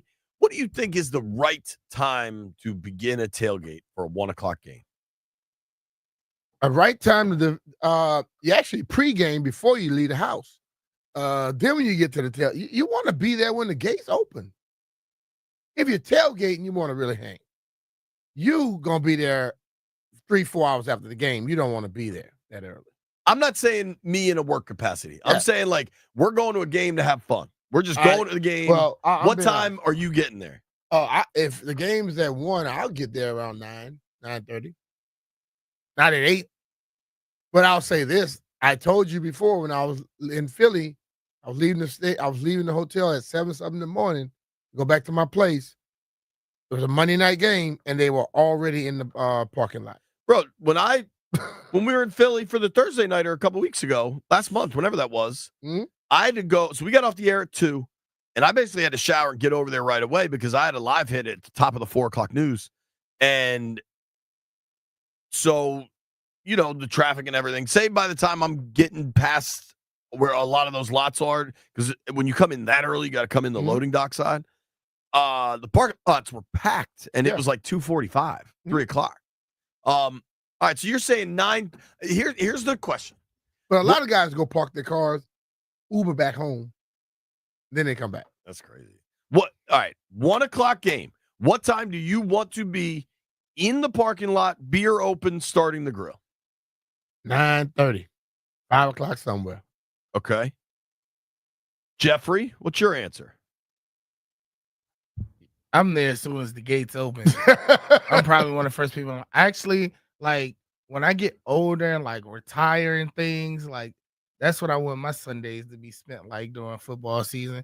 Like I like how Drew and like Ted and all them get up there. That's what I want to do as an older guy. Like I want to go watch the Commanders after they done won like 10 Super Keep Bowls. saying that older guy stuff like he trying to like be funny or something. No. It's just like when I say older guys, like y'all don't really have to wake up and go to work on Monday. Like if y'all didn't want to, y'all retired for real. In my eyes, from what I see. Maybe I'm making an assumption, but that's cool. No, Sunday morning, 8 o'clock, cracking the ice cold. I'm gonna say tequila on the rocks while the grill is getting fired up. Serious question. You start drinking at 8 a.m. You're drinking tequila. Yes. You're blackout drunk before halftime. Nah, you got you gotta pace yourself a little bit, Jake. And you gotta eat and drink. Just hold on. Much like the PFF folks want to say this isn't a ranking and then it just says rank. How can you tell me you're drinking tequila at 8 a.m. yet you've got to pace yourself? That seems like you're getting pretty far ahead of pace. Bro, All right, drink champagne early in the morning. Let's just back it up for JP just a little bit. He ain't going to college for real. I definitely went to college. I want you to come to the house. You was there one day for Thanksgiving. JP, there's no way. You probably know he'll be in trouble for the rest You're of the at year. UMD football season. Y'all wasn't up early in the morning? Absolutely. And I was passed out on my couch at halftime. It's about 8:30. That was binge drinking. Yeah, you don't get to claim some sort of moral superiority when you're talking about tequila at 8 a.m. No, but if you have a tequila and you sipping on your tequila instead of you're not just shooting it. Now you hold can on, get through the day. I'm going to tweet this out. Here's the exact language we can all discuss. What's the right time to start tailgating for a 1 p.m. game? I'm talking in the parking lot, starting the grill, beer open, like not pulling in, waiting in traffic, because I know you're drinking beers in the car, whatever. I'm saying like the tailgate has begun. You're playing music, you're throwing cornhole bags, etc. What time do the gates open? Commander say they're open till what, 10? Yeah, but it seems like people get in early. 9:30, something like that. So he been there like 8. If it's 9 o'clock, I got my stuff together, and before 10, I'm gonna have a beer. All right, here's be honest with you, I'm probably letting I get my man Olante to drive. He don't drink. I got me a beer on the way to the game. I get it. So here are the choices I'm saying. 8 a.m., 9:30 a.m., 11:30 a.m., or I put a no tailgate. Do I need that? We go 9:30. Are there people that get there at like 12:30? Yeah, it is. I'm sure people there early. But I'll go 9:30. But are those choices fair before I tweet this out? Yeah, they're fair. All I'm saying, if gates open at 8 o'clock, the grill and stuff and everything will be set up by 8:45, 9 o'clock. I think if the gates are open, whatever time the gates are open, by the time you get the hour from that point, you've already had a beer. Sure. Landfill, I got a question for you. Is cornhole one word or two? I would go 2. Okay. All right. Tweet is going out. We'll tell you the results when we return. You're listening to B. Mitch and Finley, and surprise food order might be here, Jeffrey. Nobody go anywhere.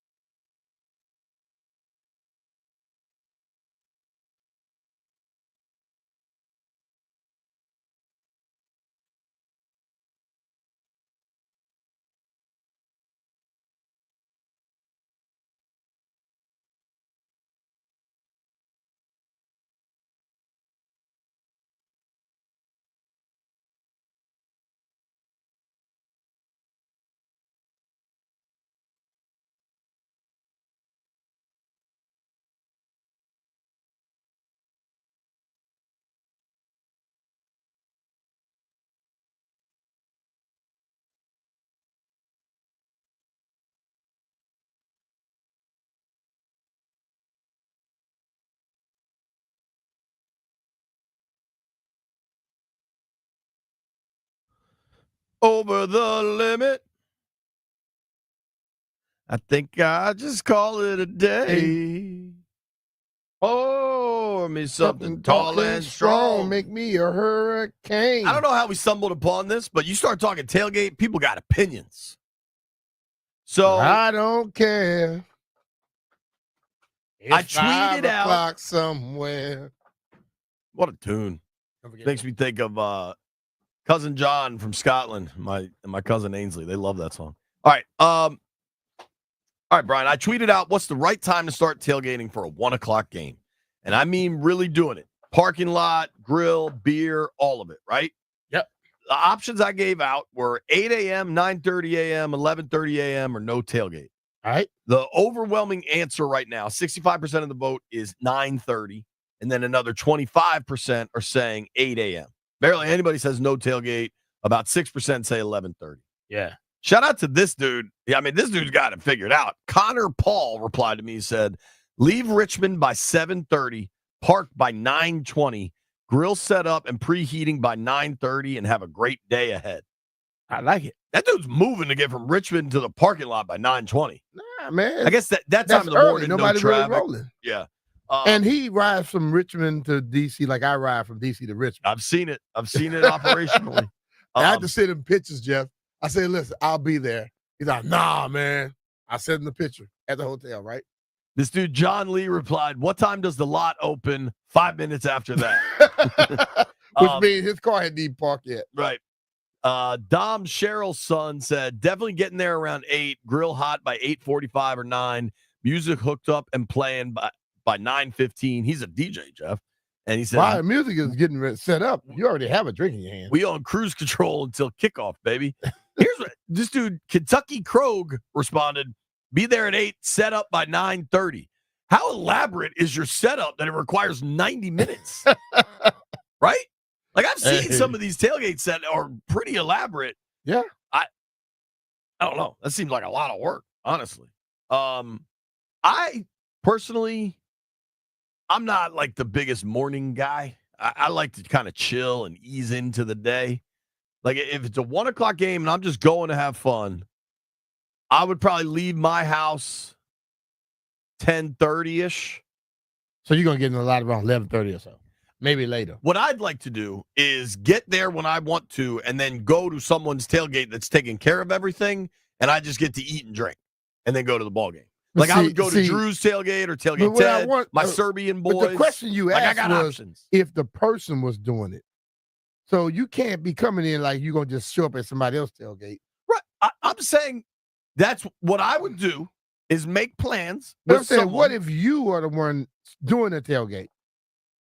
I'll be honest, B, I'm trying to think about this. I don't know in all of my years of attending football games that I have ever been the one that's like, yo, I'm going to be in charge of this tailgate. Yeah, because it probably never go off. With that baked bean recipe thing. Yeah. But listen, so maybe for some Terps games, but I feel like we just brought like subs. When we used to do the show on the outside of Gate H, I think it used to be. Yeah. My buddy Chuck. So Chuck said, man, you ought to stop by our tailgate one day. So I go over and I stop by their tailgate. So, get there, they hand me a drink. So I'm like, okay, I'm going to sip on this till I eat some food. You know what I'm saying? They didn't have food. Their tailgate was all bartenders, and all they did was bring their favorite drink, and they had extra stuff, and they just drank. So I started stopping at the Popeyes right over there for, what's that, Landover Road? Yeah. And I would get about That's a hell of a Popeyes, 70, 80 pieces of chicken and bring it into them.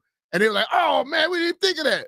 Somebody should have thought of it. My boy Rudy always used to get 100-piece from Popeyes. Like, damn. All right. Burroughs texted me, says, my tailgate plan, sleep in as late as possible, take a limo and tailgate in the limo. Like, as long as you have somebody else, I'm going to say something that maybe I shouldn't. Shocker. Like, as long as somebody else, if one person's going to be responsible for the driving, there are situations where drinking beers should, and as far as I know, is completely legal. Limo. It is certainly in a limousine, but if you are driving, if there is a ball game involved, particularly a football game, you can start drinking as early as you want. If it's a noon kick, Fire it up at 7 a.m. You're good by me.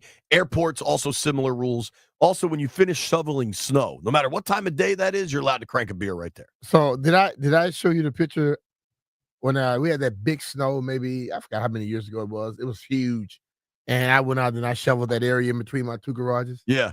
And I said, Maya, I need you to pour me a drink. She brought me like a 24-ounce glass to the top. I said, you got Coke in that? She said, no. That was 24 ounces Say of it's bourbon? a bourbon. I'm like, Oh my hold God. on, are you trying to kill me? She's She like, should have just brought the she's like, bottle. Dad, you're going to drink it. You're going to ask me to make another one and another one. So just take your time. Bruh. And that is how you handle drinking at 7 a.m. right there. Well, it wasn't 7. By the time I got through it all, that was about damn near 11. Yeah, it was 24 ounces of bourbon. My favorite snow shoveling beer, Moosehead, Canadian. Very good. And Moosehead. the best part of shoveling snow beer is you can just set it in the snow. It stays ice cold. Nick Turner says, for a 1 o'clock game, get there at noon, drink, then you get to chill after the game. I am a big proponent of chilling after the game rather than fighting the traffic. Let traffic die out. Maybe you get the grill going again. Maybe you got a TV. You can watch the 4 o'clock games. I do support that. Yeah. When I go to Louisiana, Marius has a Winnebago. Now you're talking. And you just drink, take a nap, come back, finish drinking again. They got fried turkeys. They got gumbo. They got etouffee, jambalaya. You good. So the Cavalier Capper, he goes to games down at is it Scott Stadium in Charlottesville? It's a pretty stadium. Okay. He says he leaves Northern Virginia by 7:30. First beer cracked in Seaville at 9:30 a.m. Hey. Strong work right there. Yeah. Getting it done. I'm not Clifton Blackwell. Gates open at 9 a.m. By 9:15, grill is fired up, and first beer and whiskey or tequila shot is already down. Well, sir, you're going to be blackout drunk at halftime. You can call into the show the next morning. We'll tell you what happened in the second We'll half. talk to you. Coming up at noon, our guy Sean Merriman joins the program.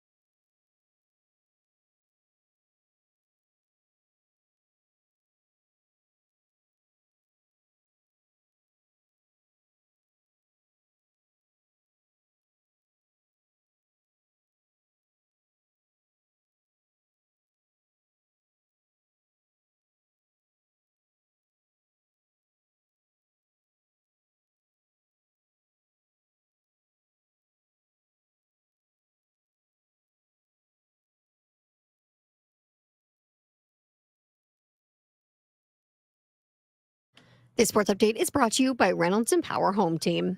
Juan Soto, the winter's top free agent, has begun the process of eliminating teams from contention for his services. Now, his agent, Scott Boras, didn't offer details on these teams, so we're not really sure where he's going to go, but we do have a list. Thus far this winter, the Yankees, the Mets, the Red Sox, the Blue Jays, and the Dodgers have been closely linked to the star outfielder. Now, Scott Boras also didn't say if those were the only teams he could choose from or if he was eliminating from that list, but, it's Scott Boras. It's also being reported that the bidding for Soto has now crossed over the $600 million threshold, which is just crazy. Speaking of crazy, Iowa quarterback Cade McNamara has entered the NCAA transfer portal and will look to play a 7th college season elsewhere in 2025. The grad transfer threw over 1,500 yards with 10 touchdowns and 8 interceptions in 13 games with the Hawkeyes during his 2-year stint with the program. He suffered a season-ending torn ACL in his 5th game in 2023. He returned to start for 8 games this season before missing Iowa's final 4 games due to a concussion. So he's looking to make another run at it in 2025. Want to hear the fastest way to know what your home would sell for? Reach out to the Empower Home Team. Simply text your address to 800-763-3000. No phone call, just text your address to 800-763-3000. That's 800-763-3000. From the Crop Medcalf 5-Star Sports Desk, Savannah McCann on The Fan.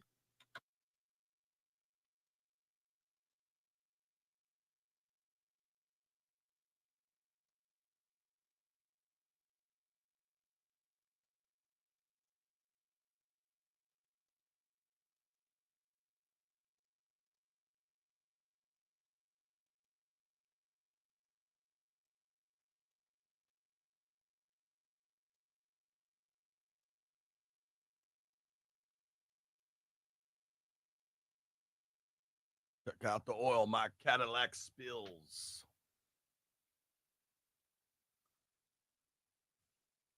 B. Mitch and Finley, 1067 The Fan. High noon in the District of Columbia. Joining us now, you guys got to bring him up. Our friend, Mr. Lights Out, Sean Merriman. Got a big fight coming up this weekend, Saturday, December 7th, 5 o'clock, Thunder Studios in Long Beach. And you can watch it wherever you LBC. are on the Lights Out Sports streaming service. Sean, what up, man? How are you? Yo, what's up, guys? We're good, man. What's happening with you? Not much, man. Cranking out here in the West Coast. Dude, Just before leaving the gym, man. So I got my pre and I'm ready to go. I love it. We'll get into some serious football stuff, but tell us about the fight this weekend. Yeah, we got a huge fight Saturday in Long Beach. Probably our biggest card yet, man. 14 fights lined up for the night. Damn. Lights Out Extreme Fighting 21. It'll be live on Lights Out Sports TV. So if you guys got any smart TV device out there, the Roku's, Apple TV, Vizio, TCL, Amazon Fire, whatever you have, iOS, Android, download Lights Out Sports TV. We've got a huge fight. And also some really cool other live sports there as well for free.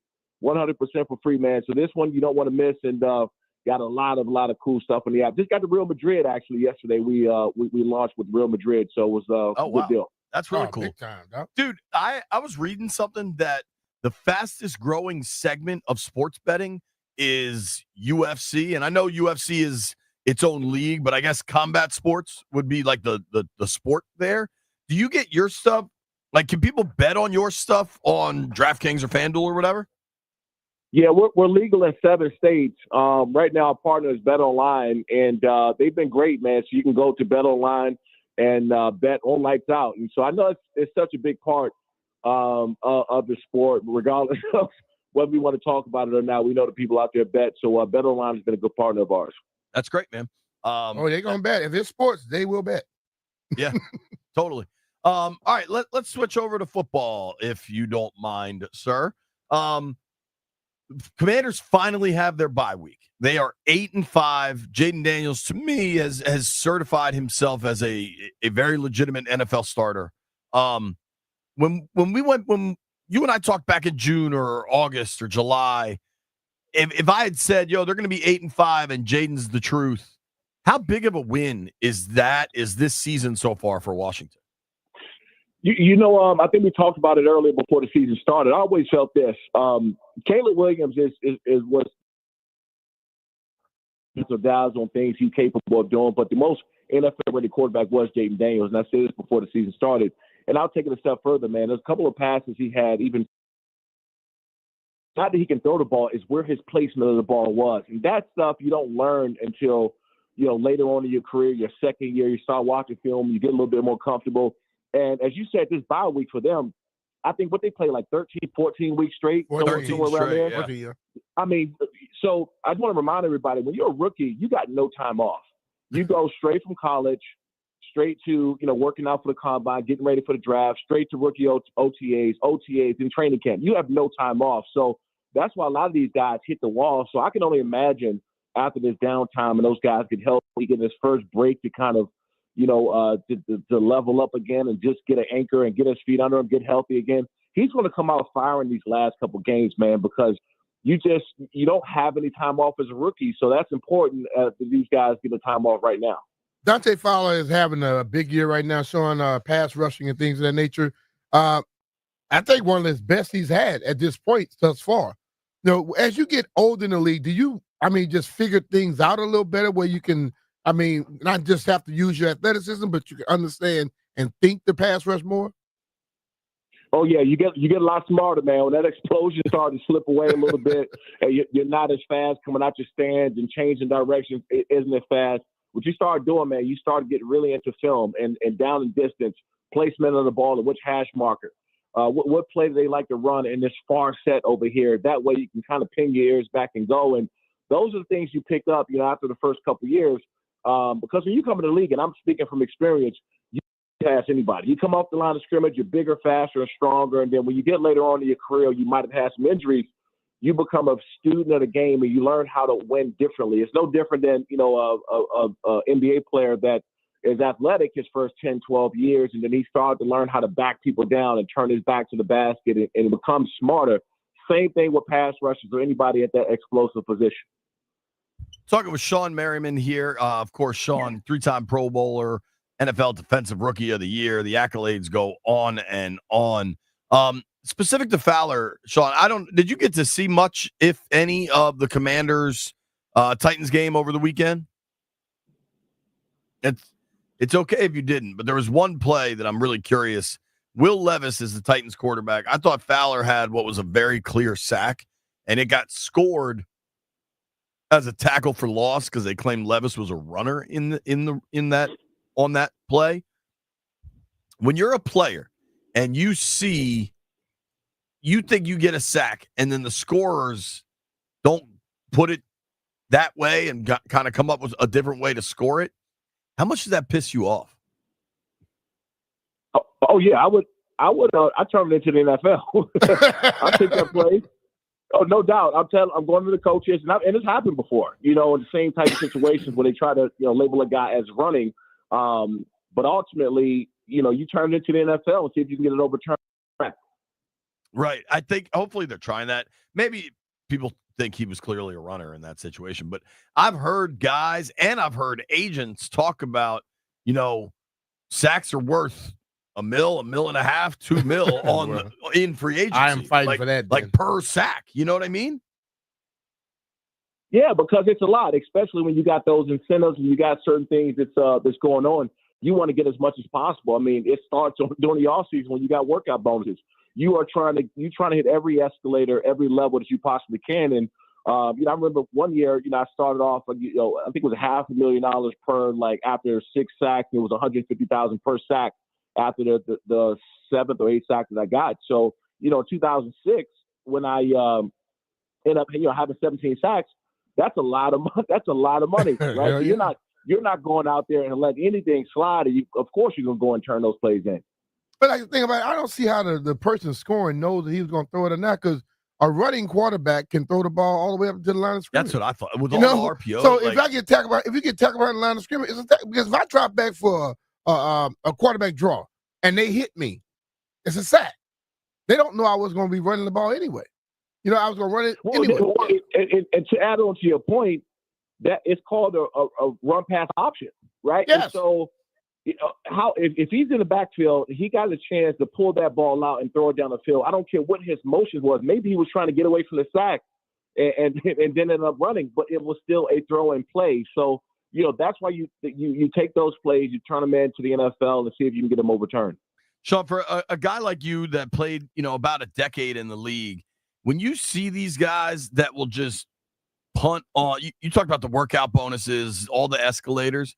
When you see dudes that will just skip workouts and not worry about $750,000, $1.5 million, whatever the numbers are, what is your reaction to that? They crazy as hell. I mean, that's my exact thought. Because you gotta think. I mean, I don't care if you're making $10 million that year; it's still $1 million. I don't care how you want to slice it. And you may not see it now, but a lot of guys, when they look back on it, and they look back and say, "Man, I dropped $500,000 for workouts, or I dropped $750,000 for workouts." All those things add up, man. And I'm a big fan of not giving money back to the NFL. If they offering it, you better be in line to take it. For sure, dude. 100%. For sure. It's interesting kind of going forward. I know how much you probably still follow the Chargers. What do you make of the job Harbaugh has done with that team?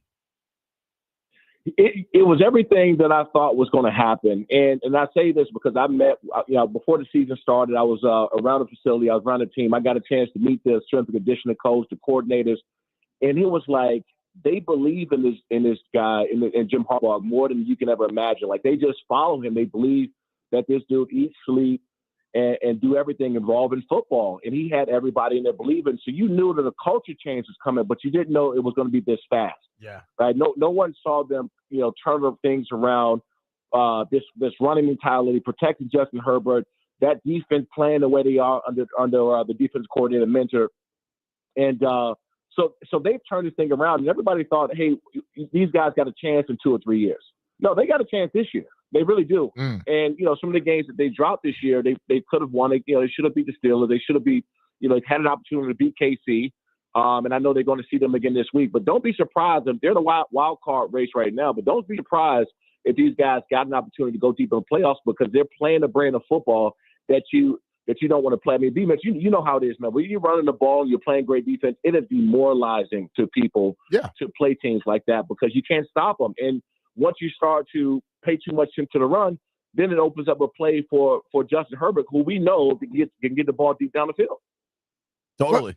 I like Herbert a lot. I've always liked him. I thought Staley was just such an awful coach and so addicted to the numbers that it really submarined that team. I think I said when Harbaugh got hired, he would have them in an AFC title game by next season.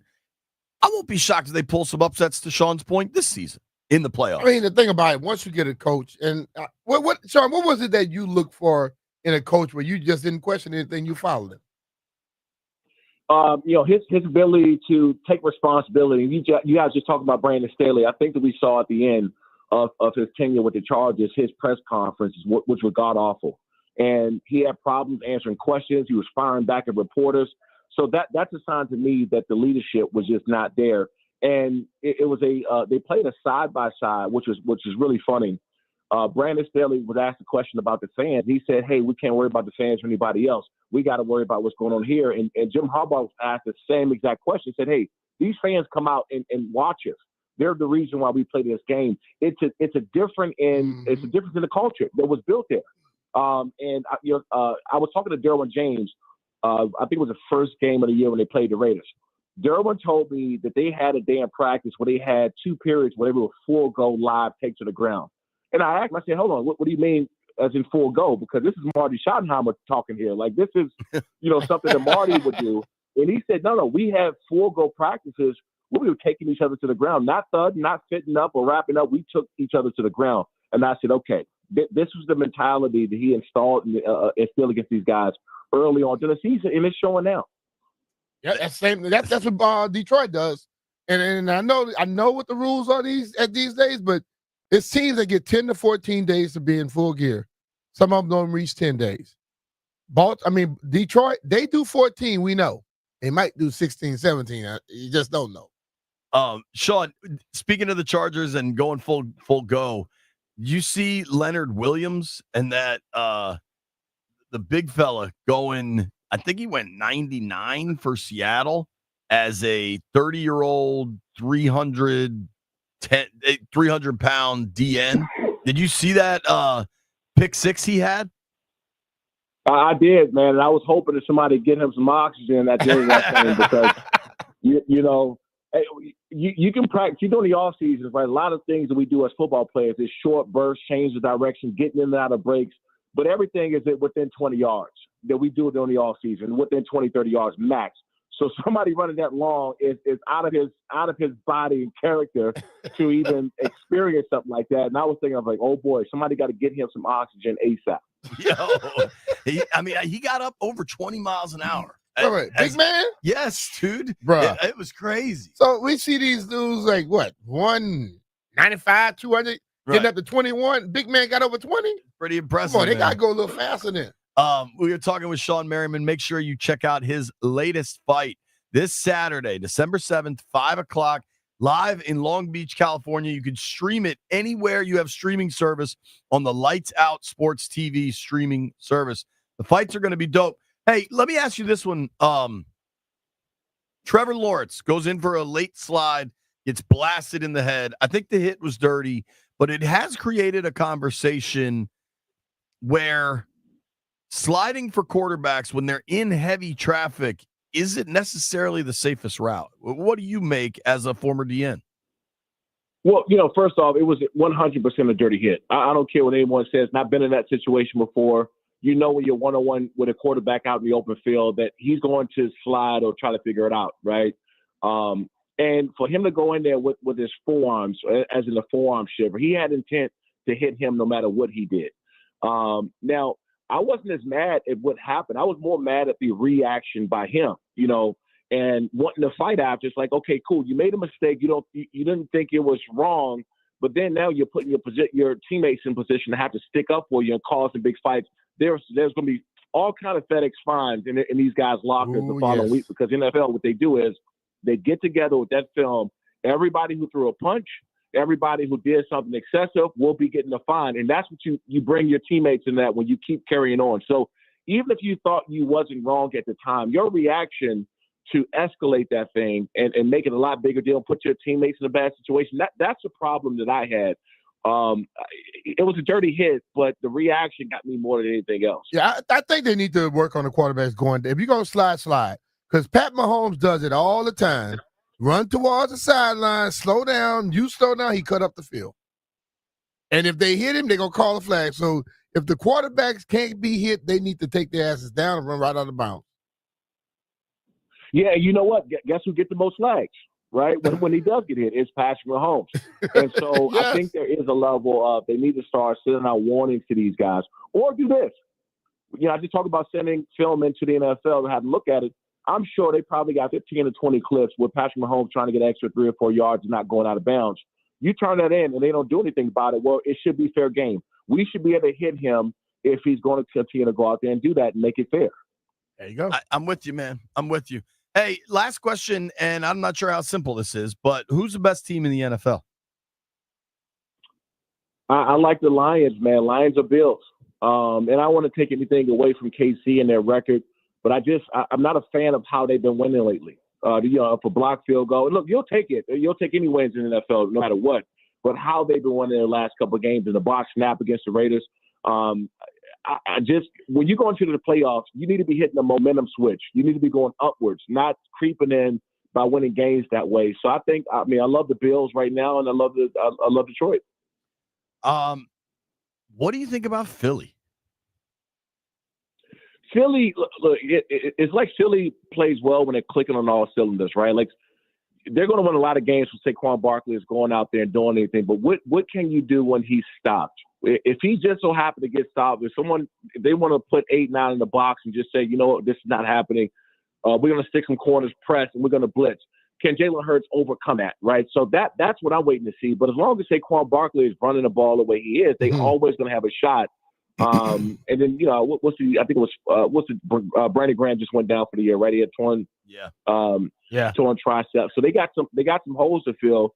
So I care about what they look like from now until the next 4 or 5 weeks. What they did early on, we've seen this in Philly. we've seen them dominate early on and kind of start to trickle down and not be as strong getting into the playoffs and have an exit.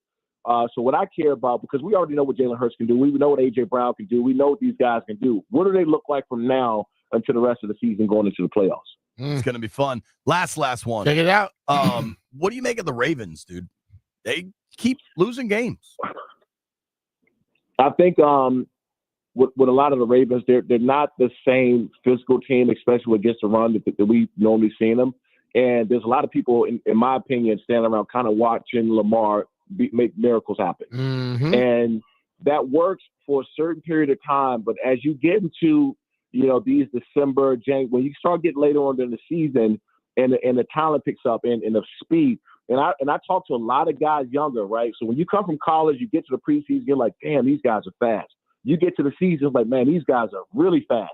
You get to the playoff, it is a whole different Hell ballgame. yeah. And so you can't sit back and kind of jump up and down and wait for Lamar Jackson to pull off these miracles every game and take it to one-man show or rely on Derrick Henry to do it. You have to give them some help, which is shocking because they're known for playing well in their front seven on defense, and they just haven't been getting it done that way. They'll be amazed if they just give Lamar just a little help, how good he can be. Sean, thank you, man. I hope the fights go great this week. Everybody should All right, check Sean. them out. Thanks, guys. Appreciate it. All right, bro. Take care, man. Sean Merriman right there. You can follow him on X and Insta at Sean Merriman, ShawnMerriman. And make sure you check out the fights. Lights Out Sports TV, streaming service everywhere you want this Saturday night. Going to be fun to watch that stuff. One of these days, we're getting Jeff in the cage. A lot for us to discuss, including a new team president. Hey, it's Brian Mitchell here. Tackle the NFL action on FanDuel, America's #1 sports book. Because right now, new customers can get $150 in bonus bets if you win. The FanDuel Sportsbook app gives you everything you need to place live bets on the NFL, all in one place. So when you get a hunch in the middle of the game, you can check out the latest stats, view live play-by-play, and so much more on the same page where you place your bets. Just visit FanDuel.com/Brian to join the day. You'll get started with $150 in bonus bets if you win your first $5 bet. That's FanDuel.com/Brian, BRIAN. Never waste a hunch and make every moment more with FanDuel, an official sportsbook partner of the NFL. FanDuel Sportsbook is the official partner of 106.7 The Fan. You have to be 21 years old and present in Virginia. First online real money wager only. $5 first deposit required. Bonus issued as a non-withdrawable bonus bet, which expires 7 days after receipt. Restrictions apply. See terms at sportsbook.fanduel.com. Gambling problem? Call 1-800-GAMBLER.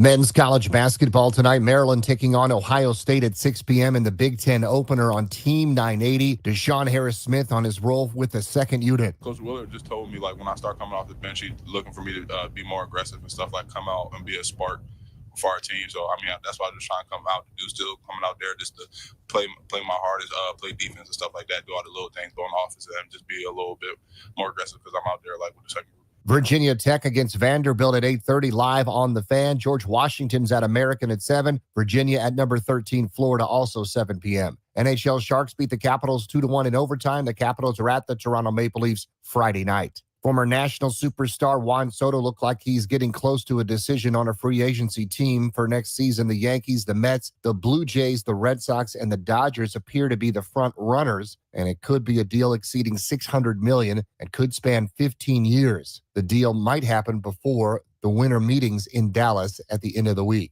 I'm Byron Kerr on The Fan.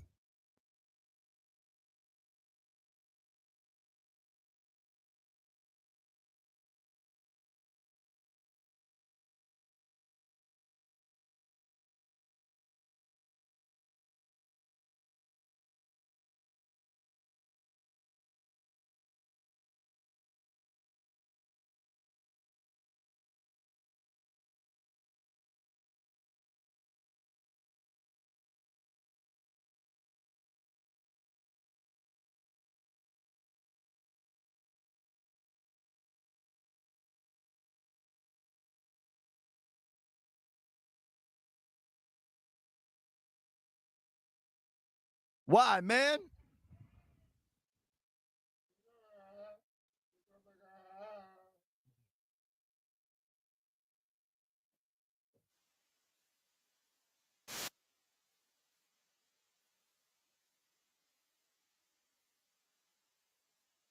Time every Wednesday. NFL.com, Eric Edholm. We've had him on the show. He kind of explains his methodology. I like this. I like how he opens his weekly column. Running the power rankings is sort of like being a soap opera script writer. There's a lot of looking back and looking ahead. Also, there are, spoiler, manufactured storylines. You know, add a little punch. But I legitimately don't think it's wild to ask if Detroit remains the best team in the NFC, or whether we're perhaps trending toward Philadelphia regaining the power rankings throne for the first time since last season. It's not about what the Lions have done. That's unquestioned. They've been the best in the NFL to this point.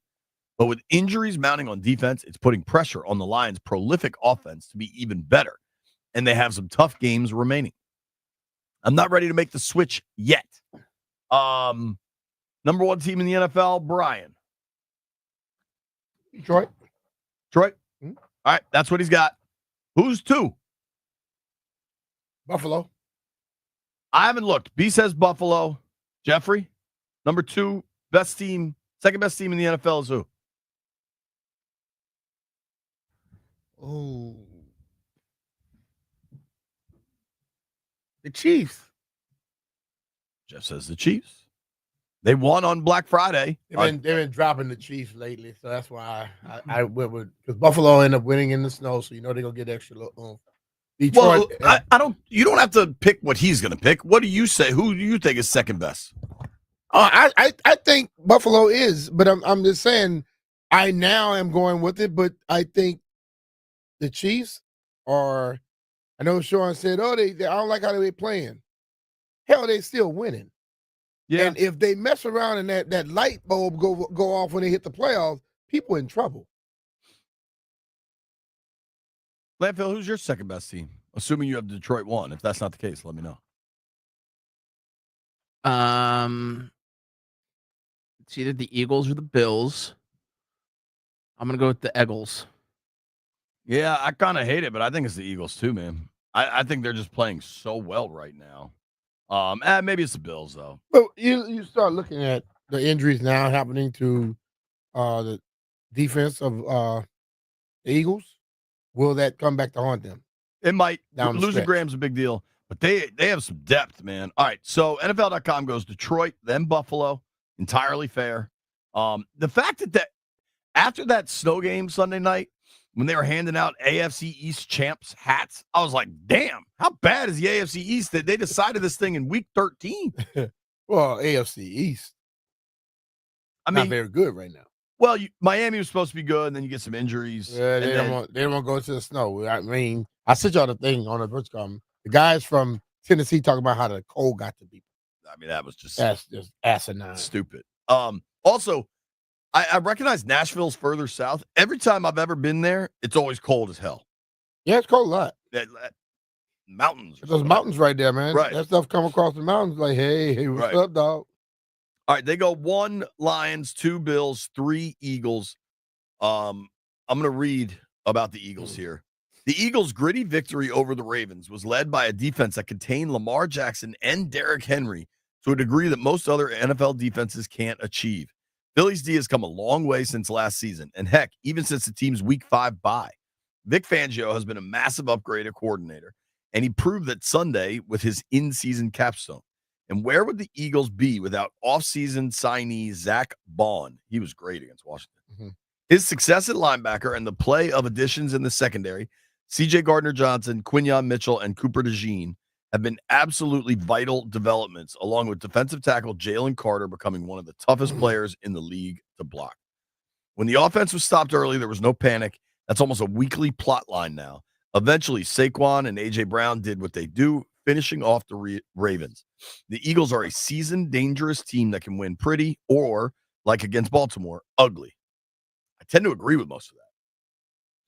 I agree with it. Last year, you could throw all over on Philly. They could not stop the pass. Mm-hmm. They addressed it in the draft, and it looks a lot better. And I think Jalen Carter is finally playing like the stud we saw at Georgia. I think his rookie season was pretty volatile. They got to finish it out, though, because I noticed the stench of last year still lives in a lot of people's mind. Sure. I think that's entirely fair. All right, number 4 is the Chiefs.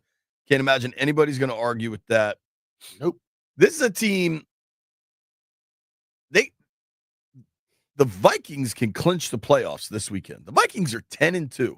Yeah. We do not talk about the Vikings. In a lot of ways, a lot of their wins are kind of similar to Kansas City's. Like, it's all last second, down to the wire, narrow victories. You win, though. But they're winning. Winning is what you're supposed to do.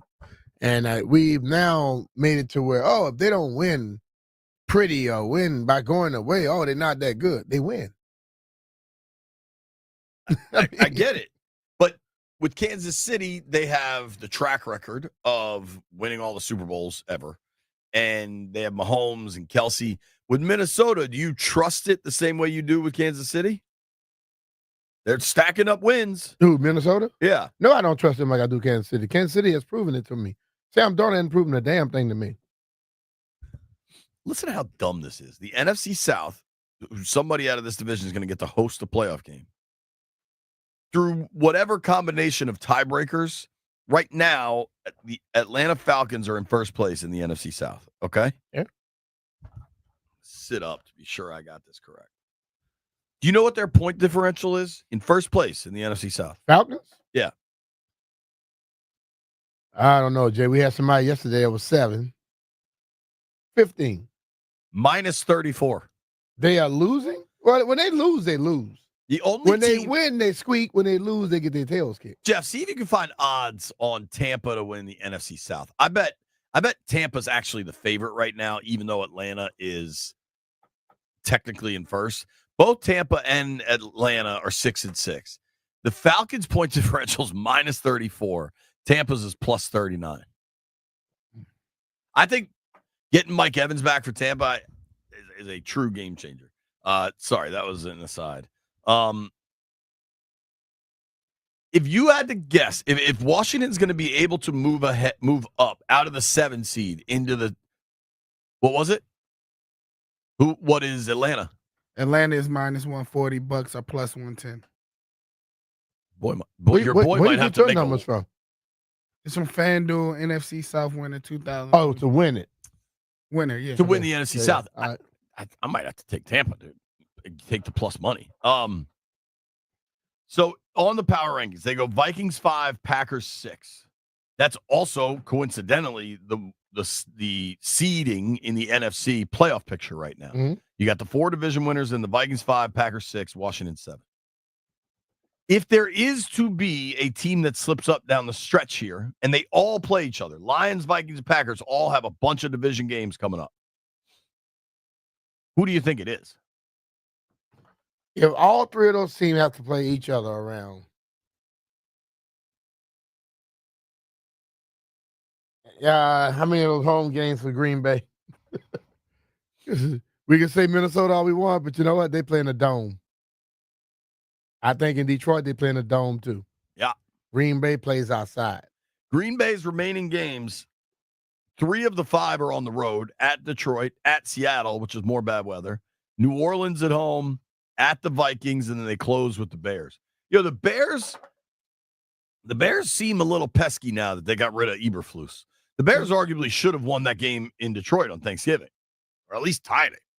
Didn't win it. Sure, I get that. I'm just saying, in that NFC North, I think the Bears are going to be a pain in somebody's ass. But that's just like when Dallas came here. Those games you can not worry about what teams are which. But I think down the stretch, Detroit has the upper hand. They're the better overall football team. Sure, I'm talking about just Green Bay, Minnesota. Green Bay, Minnesota. Does any of them have to go to Green Bay and play? No, the remaining game is Green Bay going to Minnesota. Okay. Detroit might have to go there. That may help out Minnesota a little bit, but I think Detroit has proven already this year, outside or inside on your turf, they can run with you or they can be rough with you. Detroit's going to Green Bay tomorrow night. Okay. That's the Thursday nighter. How about this? You got 100 chips. Here are your options. The playoff seeding, and let's exclude the NFC South and the NFC West because somebody's just going to win that, and they're also bunched up. We don't know who that is, right? But the playoff seeding that we see currently, Detroit 1, Philly 2, and then 5, 6, 7 is Vikings, Packers, Commanders. Mm-hmm. You got 100 chips. Are you betting on that holding until, the second weekend of January or some change? I'm at like 70-30 that holds. I think something changes. Which way? At the top or at the bottom? I think the top may stay exactly. I don't know if that 5, 6, 7 is going to stay how it is. Jeff, you like the top or the bottom? We'll be right back. It's B. Mitchell Finley.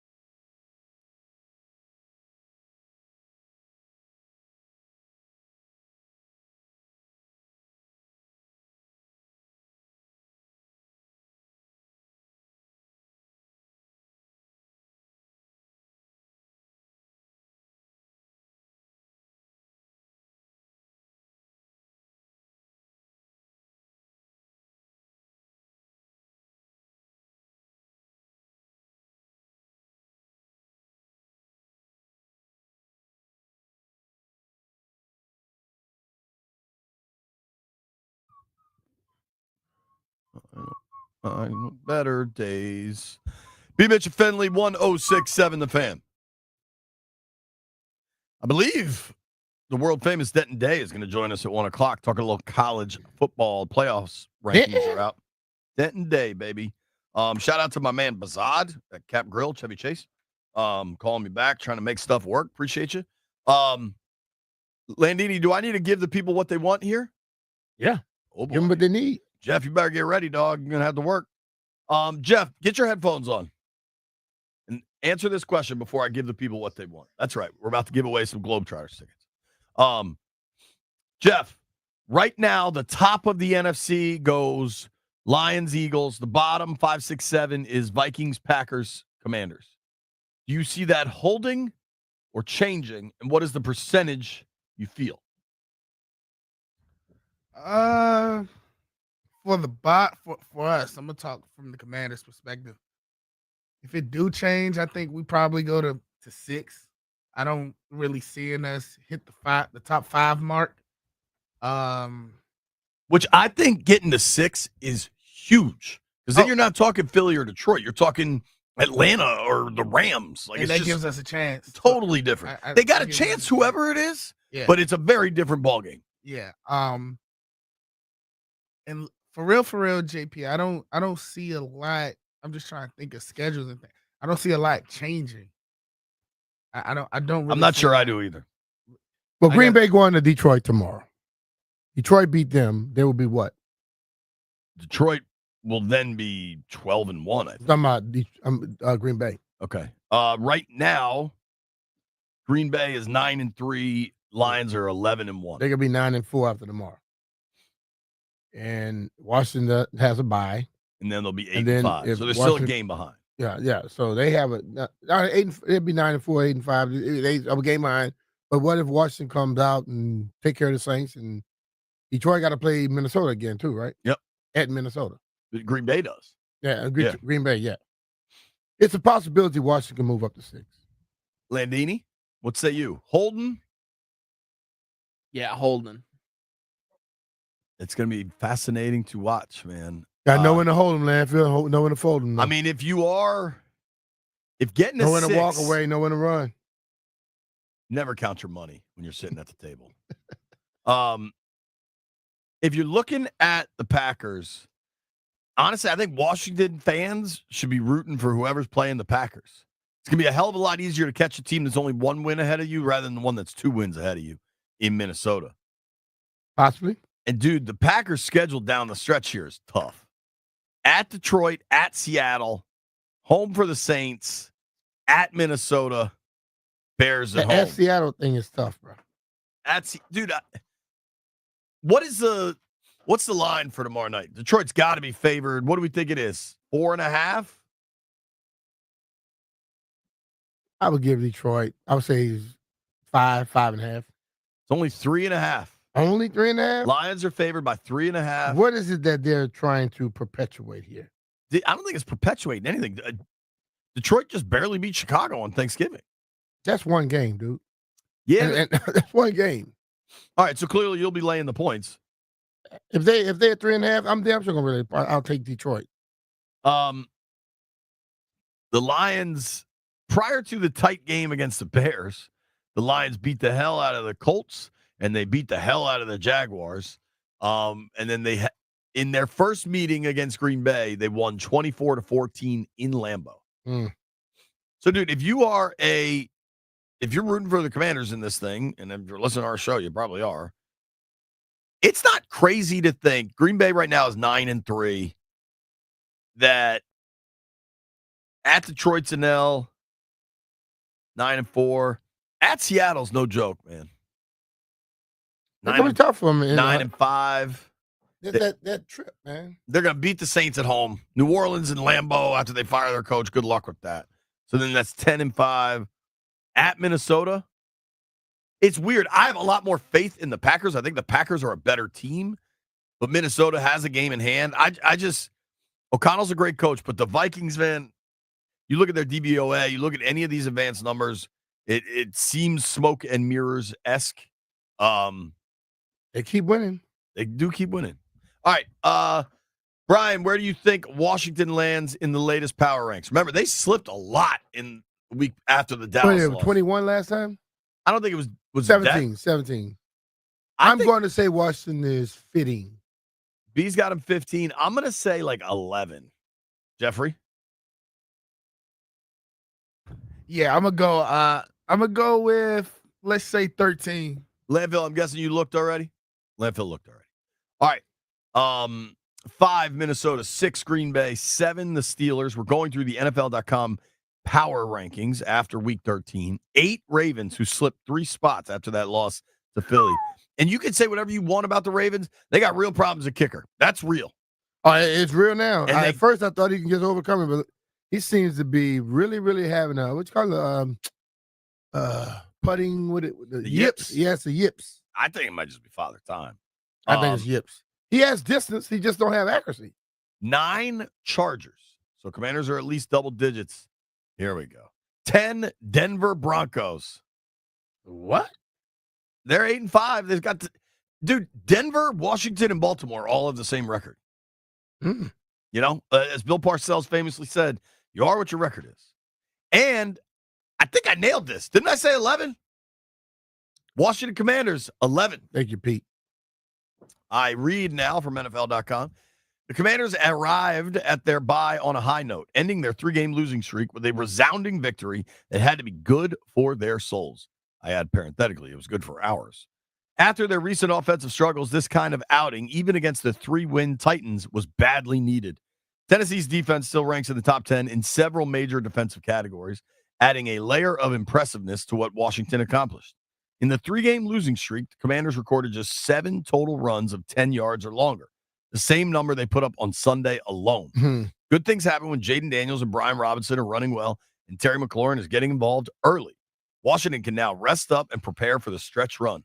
The Commanders are in great shape for a wild card spot and can keep pushing the Eagles for the NFC East title. Mm. We kind of are locked in on the wild card. I know that Drew Cohen keeps texting me scenarios that they're going to win the division. So the hope is out there. When we come back, got to switch to college ball for a bit. We're starting to really get a look at what this playoff's going to look like. And there are some pissed off people from sea to shining sea.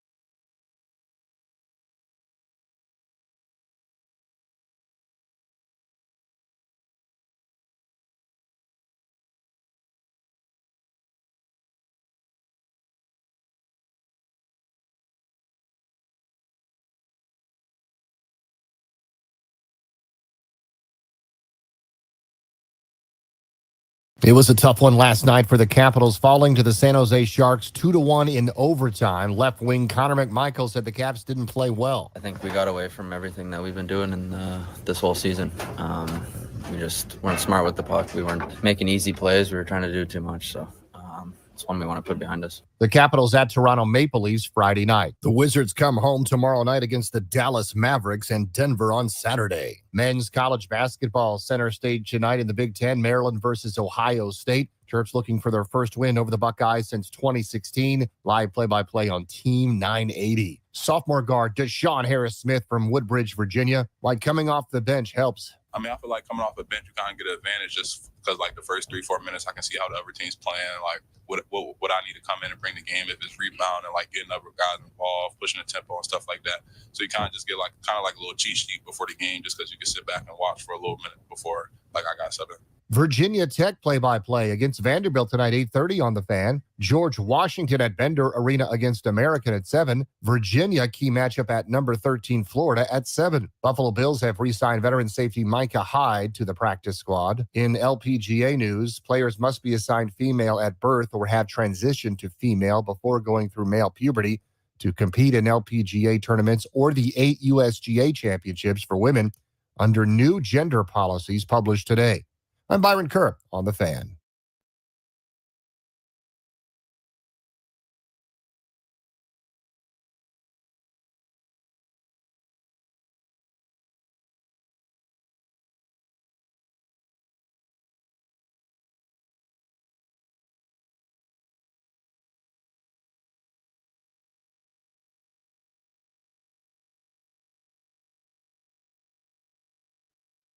All right, folks, you got to give the people what they want.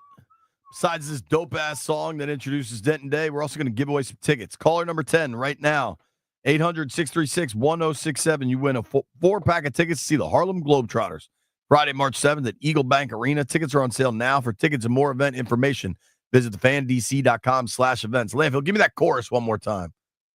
Whoa, whoa, whoa.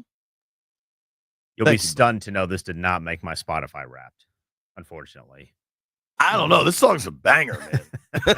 We're not going to say all that, Jay. You hear Denton Day's voice, of course, college football insider for Sirius XM, producer of Kevin Sheehan's show. D-Day, there's a lot for us to discuss. I may even hit some Redskins with you, but I got to start. Landfill wants me to ask you about soup. He texted me you guys were going to ask me about soup. He provided no context as to why you were going to ask me about soup, so I'm in the dark. The new president of the Commanders is from the soup company. He's a soup man. Oh, he's a soup man. Yeah. I'm more of a Campbell's Chunky guy. You know, I need That's some stuff. That's still soup, man. Yeah, no, I'm letting you know my It's literally preference. called Campbell's Chunky soup. Yeah, I'm letting you know my preference because there's the regular Campbell's chicken noodle soup that's not very good, but there's the chunky one that has good noodles, good chicken, and good vegetables in it that's very good. What's your one seed of soup? Chicken noodles, the one seed, but the spicy chicken noodle is actually really good too. B, what's your favorite soup? We do a shrimp, corn, and crab soup. That sounds banging. Yeah. Chowder, thick. It's not very thick, but it's good. I don't know if I have the power to do this. I would like to ask you to prove it by bringing that in to us so we can just make sure that exists. Nah, I'm not gonna do that. He said, nah. My one seed of soup, I like all like clam chowder, lobster bisque, all that. But I really like a Maryland crab soup, not a cream of crab, but a Maryland crab soup that's tomato based with a little spice to it.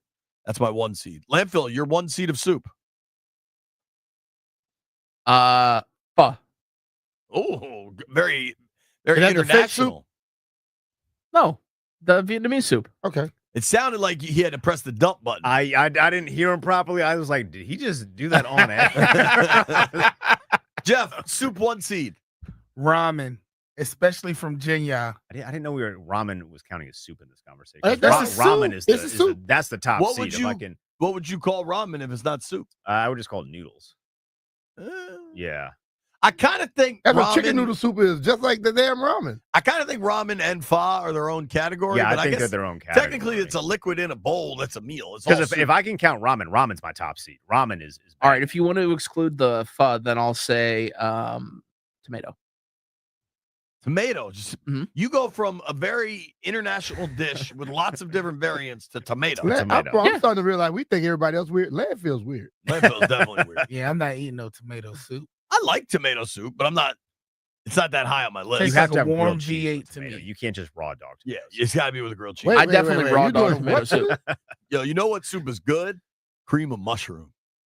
Never had it. Nah. I'll have to add that to the Nah. list. I put a little pepper in there. Nah, I think we have definitely covered the soup I quotient. think we've of the lost show. our damn minds talking about soup.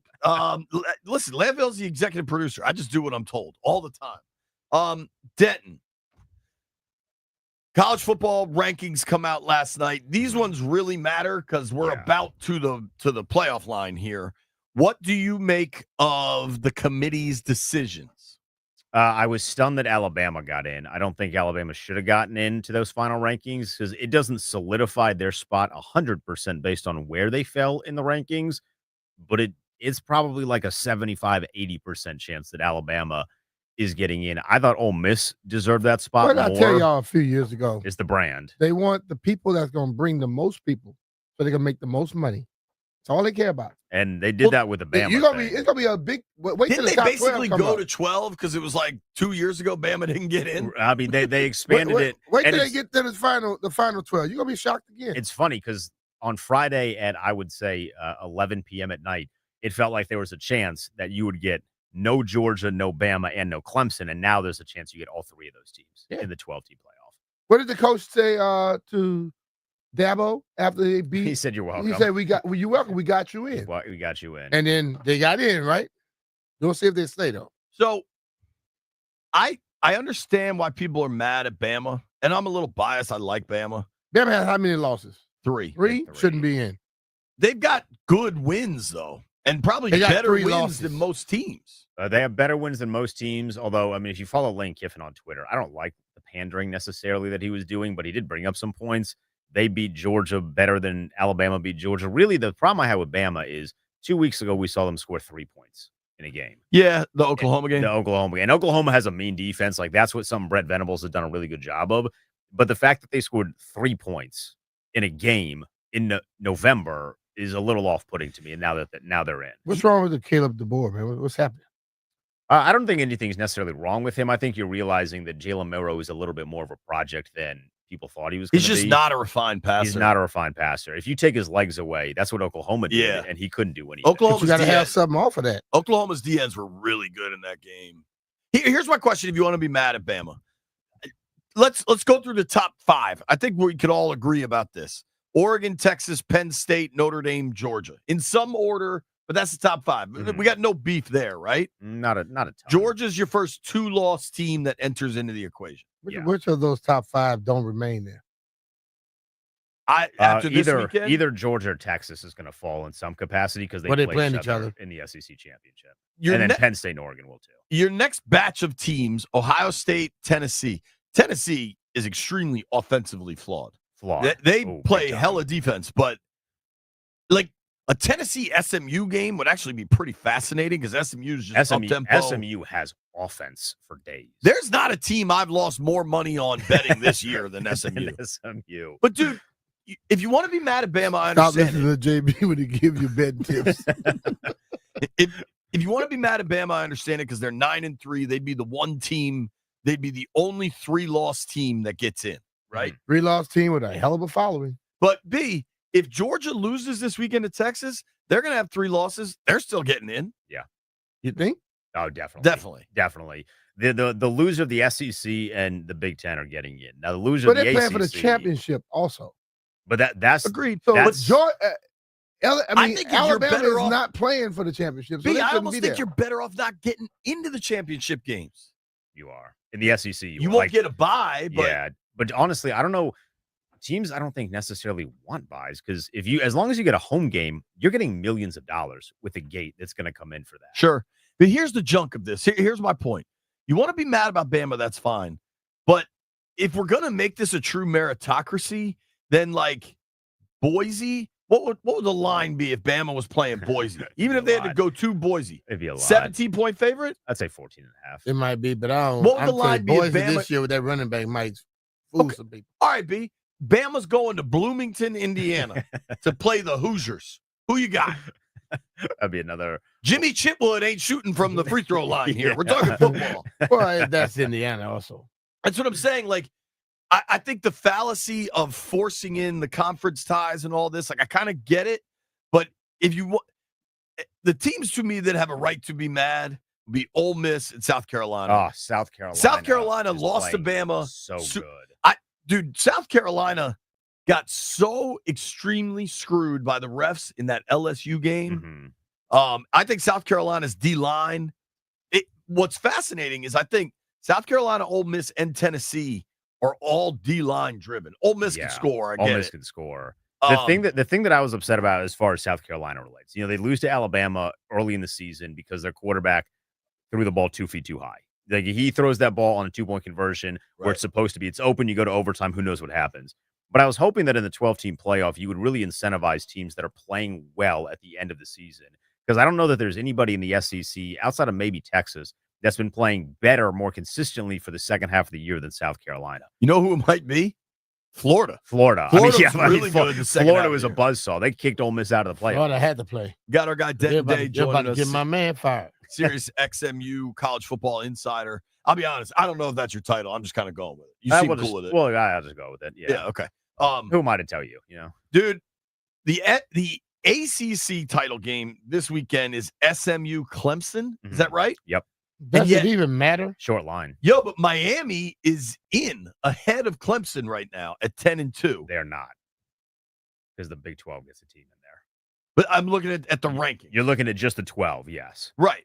So could Clemson get in if they beat SMU? Yes. So if Clemson beats SMU, they get in as an automatic bid for the ACC. And so they would SMU drop out? So that is the problem that I have had. And if SMU drops out, they would drop out below Alabama. Because Ward Manuel was asked this yesterday about... Who is Ward Manuel? I heard this dude on the Junkies yelling about this guy. Who is that guy? Ward Manuel is the president, he's the athletic director, rather, at Michigan, but he's the head of the College Football Playoff Committee. Why they gave the head of the College Football Playoff Committee the role that allowed the Connor Stallions thing to happen right under his nose, your guess is as good as mine. But they do this rotating thing. It was Rob Mullins for a little bit. He's the guy over at Oregon. There was the guy at Iowa for a little bit. So they do a rotating cast of characters. But he said yesterday, if SMU loses, they would then have to judge SMU versus Bama. But Bama's not playing this weekend. This dude here, Louisiana. I just looked him up too. Yeah. Yeah. We came out of high school together.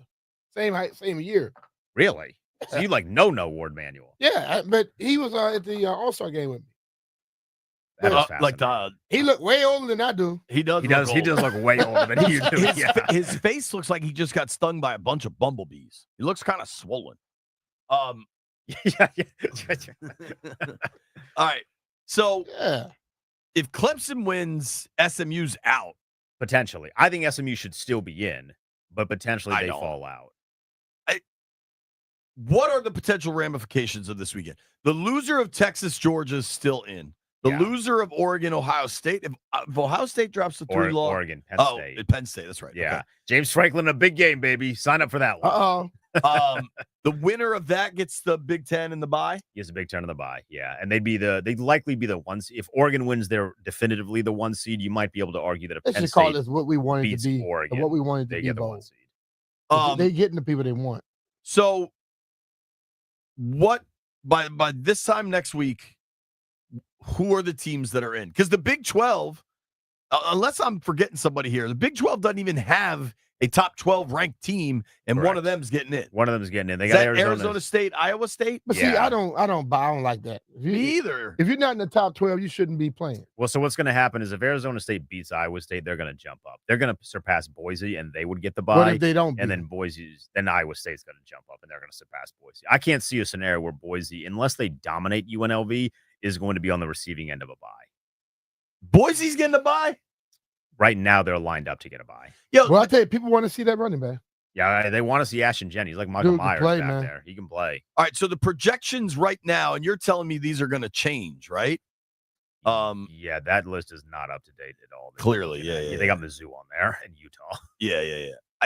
So right now, this can I just get go to Ross Dellinger's Twitter page. Ross Dellinger. Yeah. Okay. He's the guy for Yahoo. Who do you think are going to get the 4 buys? It's going to be Oregon. It's going to be Georgia. It's going to be. I'm going to You say got Georgia SMU. beating Texas this weekend Again. Yeah. I'm going to say SMU, and then I'm going to say Arizona State. The fact that SMU and Arizona State are getting a bye is just so ridiculous. But Yeah. whatever. I mean, I think here's my thing. I think that's Is far more SMU ridiculous that good?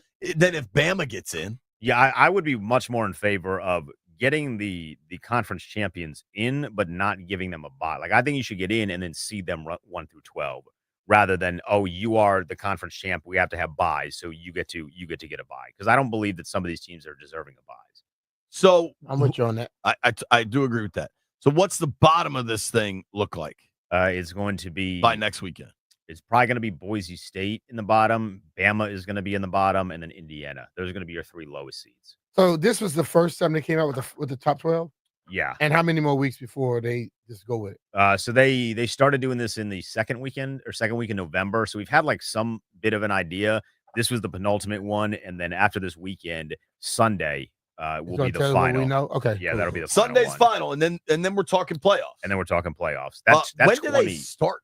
It's that crazy weekend, the 20th, 21st, where there's football on Saturday. I think you get the Ravens, and I think the Steelers are playing on Saturday. You get college football on Friday and Saturday. I mean, you're going to be just so the 20th. So what they play Friday night and Saturday, and then the NFL is playing on that Saturday too. You're going to get fire hosed with games. So are there 4 games between Friday and Saturday? Yeah. There's going to be one on Friday, which is if it's the way it's lines up right now. Like, so you have the one in front of you. If it's Bama and Notre Dame, that's going to be the Friday game because that's going to do numbers. You imagine Alabama going to South Bend for a playoff game? I would love to see it. Yo, here's what I can tell you. The PTSD from that for Notre Dame fans would be out of this world. From that title game, yeah. But Notre Dame's pretty good, and they're tough. But Brian likes to say, especially about college football, that the money decides everything. I can't imagine, outside of Bama going to Ohio State or something, and maybe not even that, a bigger number than Bama going to Notre Dame to kick off the college football playoff. That's going to be one of the biggest numbers they've drawn. Oh, that would be huge. On a Friday, too, where it's the huge. only game in town. So I kind of think it's going to happen. Ohio State better get over Michigan. Yeah, I wanted to ask you about that. Yeah. Can he get fired over that? Is he going to get fired? He is not going to get fired unless they lose in the first round. If they lose in the first round, if he loses again next year to him, he's gone. More likely than not. Yeah. Who was that dude before Jim Tressel that they ran off because he couldn't beat Michigan? Cooper? Cooper. Yeah, John Cooper, I think is the guy's name. We just had Bobby Carpenter on. He was talking about him. But yeah, it was Cooper who couldn't beat Michigan. Then they get Tressel, and then Tressel goes on a run. And then Urban obviously goes on a huge run. And now Ryan Day has lost every single one since 2019. They didn't play in 2020. Dude. And the one they just lost was so that was bad. The worst. Oh, that was the absolute That Michigan worst. team couldn't move the ball to Sean save their still life. hadn't called me back. I called him and I texted him twice. He hadn't called me back yet. It's messed up. That's just messed up. They I could thought not we were throw the boys, ball. man. I was stunned. All right. I wasn't. All right. So your buys are Oregon, Georgia, SMU, and then Arizona State. I mean, that is beyond junk.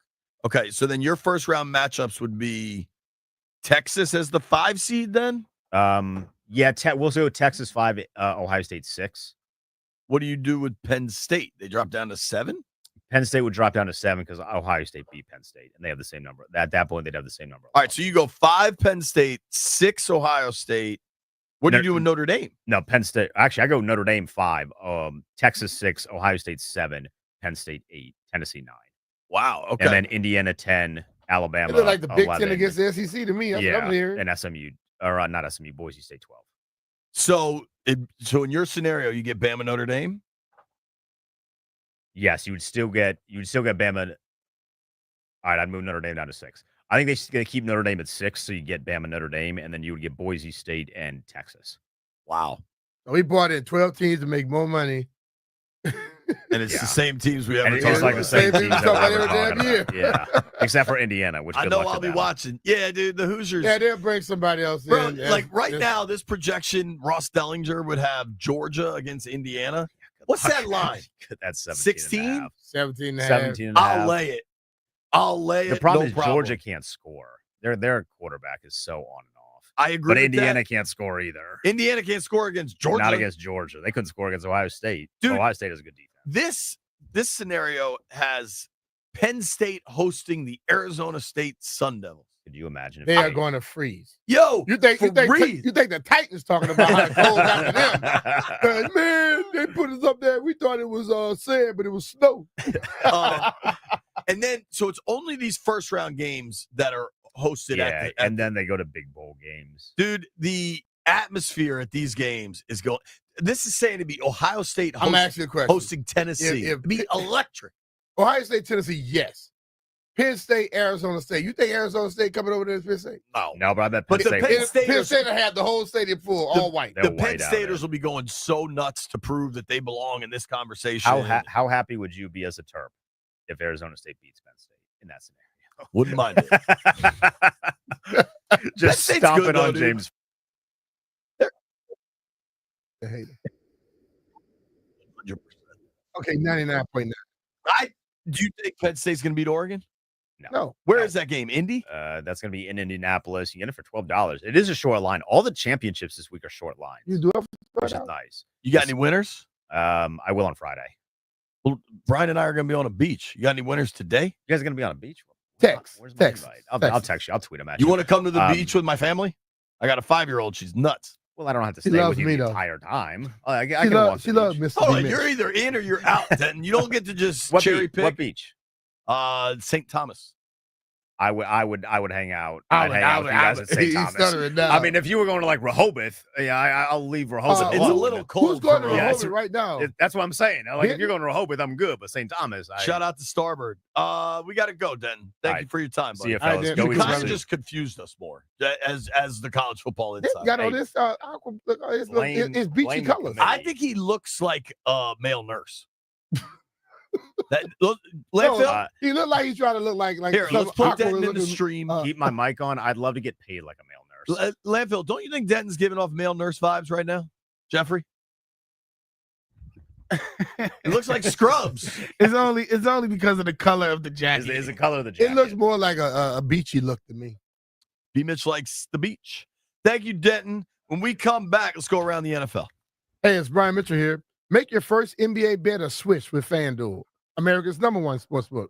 FanDuel has all your favorite bets from who will win the game to how many points a player will score. Plus, check out newer bets like number of dunks, assists, or three-pointers in the next 3 minutes. It doesn't matter if you tap into FanDuel before the game starts or after. It has already tipped off. You can pick up a W whenever. And now is the perfect time to get in on the action. Because right now, new customers can bet $5 and get $150 in bonus bets if your first bet wins. Just visit FanDuel.com/Brian for a chance to score $150 in bonus bets. Have a betting ball with FanDuel, official sportsbook partner of the NBA. FanDuel Sportsbook is the official partner of 106.7 The Fan. You have to be 21 years old and present in Virginia. First online real money wager only. $5 first deposit required. Bonus issued as a non-withdrawable bonus bet, which expires 7 days after receipt. Restrictions apply. See terms at sportsbook.fanduel.com. Gambling problem? Call 1-800-GAMBLER.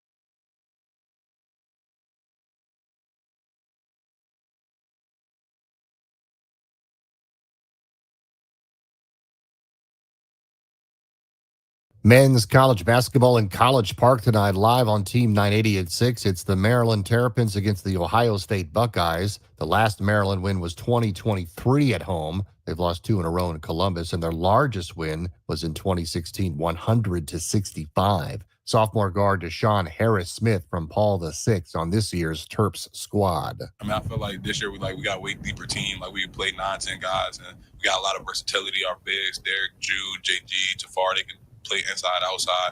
We got depth at the guard position, like me, Ross, Self, and Jay. Like we just a deep team. I feel like we can match up with anybody. Whatever another team could do, we could do it just as well as, if not better. Virginia Tech and Vanderbilt tonight, 8:30 on the Fan. GW at American and Virginia at Florida at 7. The sweepstakes to sign baseball superstar Juan Soto could be revealed in the next few days. The Yankees, Mets, Blue Jays, Red Sox, and Dodgers appear to be the front runners in a deal that could be upwards of $600 million over 15 years. I'm Byron Kirk on the Fan.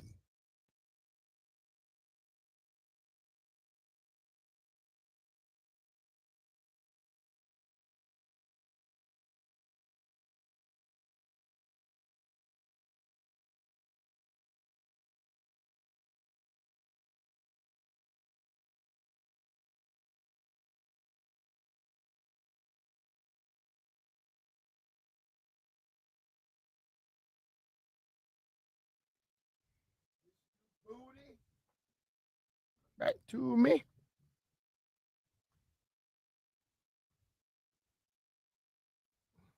Get it right, get it tight. This song is, unlike What's Up, Pussycat, this is a legit banger. Man, Denton loves that song, man. Denton does love that song. Denton, the wacky ass dude. 100%. Are you guys, are you aware, Brian? I know this is one of your favorite characters in sports. Stephen A. Smith. What about him? His contract's coming up. Okay. They've been talking about this for a while, though. ESPN wants to keep Stephen A. Oh, he gonna make some numbers, dog. How much you think he's about to make? It's gonna be 25 or higher. Apparently, it's gonna be 20 mil. Mm. He demanded to be the highest paid dude there, and I think Troy Aikman is making 18. Mm-hmm. And Troy Aikman comes on the weekend. He's there every damn day. I think McAfee has like a unique deal because it's like licensing or Because something. he was running his stuff anyway by himself. He was making numbers. Right. $20 million a year for Stephen A. Hey, when you're loud sometimes, when you just dump on everybody, you can make that. $20 million a year for Stephen A. Landfill. We're in the wrong business, bro. I need to start getting some takes. Get my takes off. It works. Yeah. For sure. Here's something interesting. What do you think the chances are? It's easy to say this won't happen. It's probably, honestly, like the most likely outcome that Dallas gets rid of Mike McCarthy, right? Yeah. But all of a sudden, the Cowboys have won 2 in a row. They're now 5-7, not nearly as embarrassing as it had been. The win for them here was just awful for Washington. Yeah. But everybody's convinced Mike McCarthy's gone. In his first 4 seasons, in 3 straight years, they went 12-5. Like, yeah, if you're Mike McCarthy, you got some stuff you can point to. And the only times they haven't won 12 games is when Dak gets hurt. Yeah. Not to mention, didn't he just sign a deal? No, it's the last year of his contract. Talking about Dak. Yeah, Dak. Yeah. So he ain't going nowhere. Jason Garrett coached in Dallas 1, 2, 3, 4, 5, 6, 7, 8, 9. 9 years for Jason Garrett. Because he didn't complain about nothing. He let Jared do what he wanted to do. Dak Prescott has now come out and said he wants Mike McCarthy back as head coach and that he deserves another contract. Do you think Jerry really cares what Dak said? No. But I do think Jerry appreciates that Mike understands how the world works in Jerry world. Like, who's Jerry going to hire that's willing to put up with Jerry that's significantly better than Mike McCarthy? Not many folks. Right? Yeah. Do you think Belichick will go deal with that? Hell no. See, I don't know. Bill will tell him I'm dealing with it till you get in there. Right, but then I would agree to do everything to get that my name signed on the dotted line, and then if you want to trip out and let me go, you got to pay me anyway. Who coaches the Dallas Cowboys Week 1, 2025? Don't know. It's gonna be. It won't be Bill Belichick. It's gonna be Will it be Mike McCarthy? It's gonna be Mike McCarthy or some other flunky that he can go get. But do you think Belichick's coaching next year? I think he wants to. I don't know if he. I think Belichick scares people. Where do we know Chicago's going to have a new coach? The Saints are going to have a new coach. This is what we know, right? Not guessing, none of that. Just what we know. The Raiders, you think Mark Davis is going to fire anybody and have to pay more people? It's a possibility, dog. Raiders are 2-10, dude. Jacksonville's going to have a new coach. Yes? Yeah, I think so. Cleveland? Bill may want to go back. Didn't he start in Cleveland? Bill go back to Cleveland and fix that thing up, man. He be indebted for the Do you rest of think his life. Cleveland's going to blow out Stefanski, though? They're 3-9. Probably should. I think what they should do is not let the owner sign hurt quarterbacks to 5-year fully guaranteed deals. But hey, you can't tell the owner what to do. I get it. The jobs we know that will be open. Tennessee's in the first year of a new coach. I don't know what the Raiders are going to do. The Giants? I think it may be an overhaul coming there. Bro, I was talking to Papa last There's night. some people pissed off up there, dog. My boy Greg's a huge Giants fan. He just doesn't know what the organization should do because they've had so much instability where every 2-3 years. Well, just join the crew. Do you honestly, you're John Mara. John Mara calls you. You once collected checks from him. And he asked me what I think. I would say get rid of both of those fools. Shane and Daboll. I oddly think Daboll can really call plays. I think Daboll can really design offense. I don't think Daboll emotionally is equipped to deal with bad seasons. And here's the thing. If the coach can't deal with the stress that they expect players to deal with, he shouldn't be a coach. Exactly. I think Daboll's got a little bit of growing up to do, frankly. Yeah. And I think he acts like a petulant child in multiple situations. Yeah. You can't have that guy leading a bunch of testosterone-driven guys, telling them what not to do when he does everything he tells them not to do. No, he needs to go. You think they'll do it though? I don't know. I can't say yeah or nay. But I'm just saying the look I saw on Mara's face when he was talking to him doesn't tell me Daboll's going to be. That Shane's going to be around long. And if Shane not around, I don't think another coach going to roll in and just say, I just want to keep Daboll around. If you were the Giants, right? It sure looks like the first overall pick. It's going to be fascinating. Right now, it's Jacksonville. The Jags, the Raiders, the Giants are all at 2-10. Okay. Looks like the Jags will take Travis Hunter. I get it. I would. Which quarterback you want, Shador or Cam Ward? I like Cam Ward. I like both of them, but I think Cam Ward is the better overall quarterback at this point. Dion, openly, not hiding anything. He ain't hard to find. Says, I'm a control where Shador goes. You know what? Dion says that he's going to control where Shador ends up. I'm going to tell you this, bro. I understand Dion's point, and I like the fact that I love the fact that he has been in his kids' lives. But you're not going to dictate to these people, man. You're going to end up messing them up, making them lose a little money somewhere along the way. Do you think John Mara, New York Football Giants want Shador and Dion, and vice versa? Do you think Dion would want the Giants? I think if he can coach with his son, yes, but at that next level, he better be able to do it. It sure these guys don't like, care if it's Dion or whoever else. Right. If you're not putting us in the best position, they're going to have a problem with it. It sure seems like Dion's staying in Colorado. Now, a lot could change. There's a lot of football left. I don't know. That's going to be a fascinating little subplot in all this is what happens with Shador and Dion.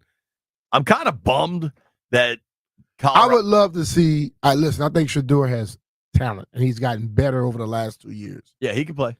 I would love to see him get to a point where he can guide his own stuff instead of having to sit along as a passenger with Dion doing it. I agree. I understand. You can be a guy in your kid's life and let them dictate some things instead of you leading the whole way, because then the kids seem like can't do nothing without you forcing it. I agree with you wholeheartedly. I am kind of bummed, though, that Colorado, I guess, I think they lost to Kansas. Was the real killer. Like, there was a real situation where Colorado would at least be playing for that Big 12 title game. Mm-hmm. And then if they got in, they'd be in the playoff. Can you imagine the hype and all the craziness that would surround Dion in the playoff? No. It'd be yes. It wouldn't be hard to find. It'll be coming. It would not be hard to find. You know who else isn't hard to find? Paul Henry. And you better find him if you want the best windows and doors in the DMV. My name's JP Finley, and I personally attest to Paul Henry's window installation. I got my Washington gas bill yesterday. You know what? My bills go down because my new windows keep the heat in. It's cold as hell outside, and my house is not drafty. If your house is drafty, you need to call Paul Henry. If you call him in December, it's even better. You get 10% off windows with a 5-window minimum and 10% off doors. Based off of the first few weeks of this winter, it seems like it's going to be a very, very cold one. And if you don't want to be sitting in your house feeling all cold and freezing like you're standing outside, you might want to reach out to our friend Paul Henry. My guy Paul came over to my house. He changed all the windows, and I'm telling you right now, when that air conditioner when that heat kicks on, nothing leaves out the house, and the cold damn sure doesn't come inside. Paul did a great job with the windows, and he moved over to my garage doors. He did a great job with that as he works with this company, Garage Doors. Paul came in, they put all types of things, gadgets on my garage doors. I can look at stuff, check it out from away, and I can let people in even when I'm not at the house. If you want to get some windows and doors right now at your house, reach out to my guy, Paul, right now and get 10% off windows with a 5-window minimum and 10% off doors. Contact Paul Henry's Window Installation today and tell him B. Mitchell Finley sent you. PaulHenrysWindows.com, your clear home improvement choice.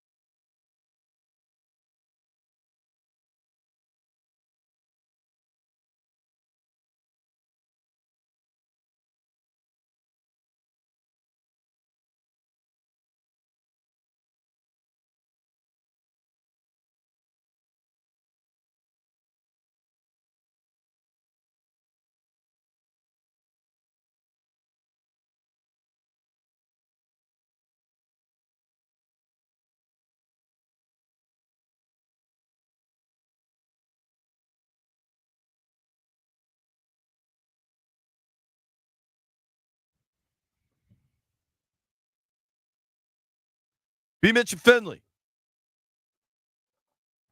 Shout out to my man Rusty in Delaware. If anybody wants to, on the All Ears show I do on NBC, we're doing it tonight if you want to watch at 8:30. I negotiated hard driving negotiations, not Stephen A's salary. No. I just wanted to be able to wear T-shirts. And what I want to do and what I've been doing, if anyone's noticed, is I try to wear different T-shirts of like different teams in the area. So if you want to, I'm holding this up on the stream tonight. I'm representing Harrington football. It's a pretty cool looking shirt, don't you think, B? Look at that. That's nice. Harrington football. Our guy Rusty from Delaware. It's his son's team. I think they won the championship. If you want to send me a T-shirt to wear on All Ears, you can send it to the station, care of Jeff Walker. Terps play tonight. Is that cool, Jeff? Yeah, that's fine. Okay, cool. Send me one too, though. You can have them all. I just want to wear them once and then give them away. Nah, they got to send both, bro. You can have this one tomorrow. I'm good. Okay. Terps play tonight. Big game. Opening conference play in college basketball. Doesn't it seem early? But I guess it's December 4th, you know? All right. Let's rack up the week. Heard it here first.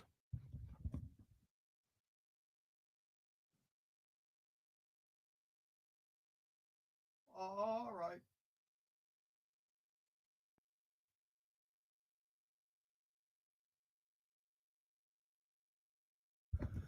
Jeffrey? It was a great day for her to hear first yesterday, as I was the only one to hit my bet. I'm sitting at 1-1. B, you sitting at 0-2. JP, you're sitting at 2-1. Landini is sitting at 0-2. Damn, Landini, you stink, dog. So I won the week. No, you didn't. The week for B. Mitch and Finley is over. It's bye week, baby. They're gonna be here. On a scale of 1 to 10, how excited I are don't you like guys? how you just did that. Who did what? They gonna be here. That's crazy, Landini. You see how they do us? Hey, first We of all, bought lunch today. everybody has. Me and B hooked I lunch bought all lunch week. the other day, Yeah. so shut the hell up. We did hook lunch all week. And AD counts got, on our I team. got Aston Villa as my bet tonight over Brentford.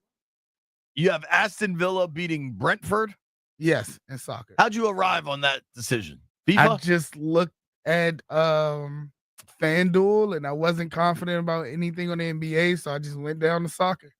All right. Landini, what do you like tonight? You don't know. I'm taking the Avalanche. The hockey. Yep. Okay. No Caps tonight, right? Yeah, they play Friday in Toronto. Yeah. Can we quickly place bets on something?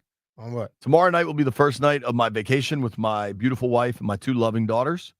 What are the chances Lauren gets pissed at me when I want to go to the hotel bar and watch Packers? 100%. Minus 2,000?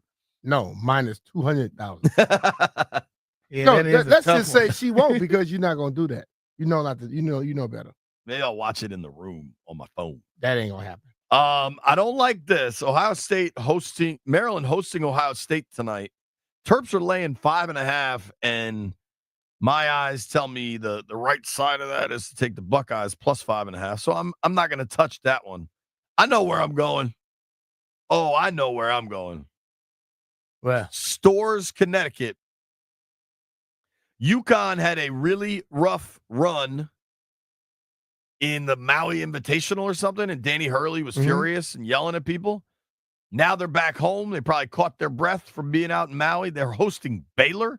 That's a big game. Give me UConn. give me Lay the points. Timberwolves and the over. Timberwolves and the over.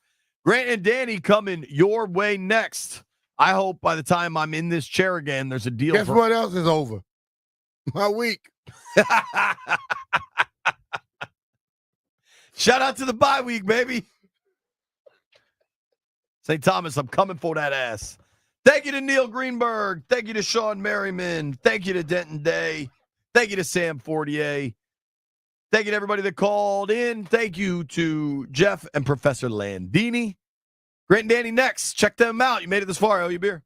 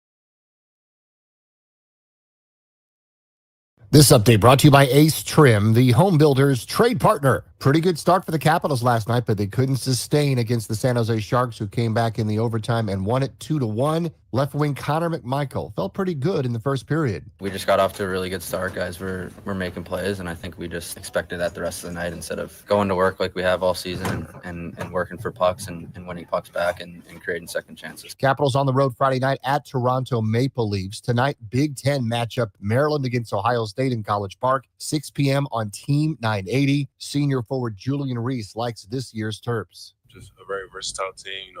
Anybody can go off at any given night. At Tafar go off some games.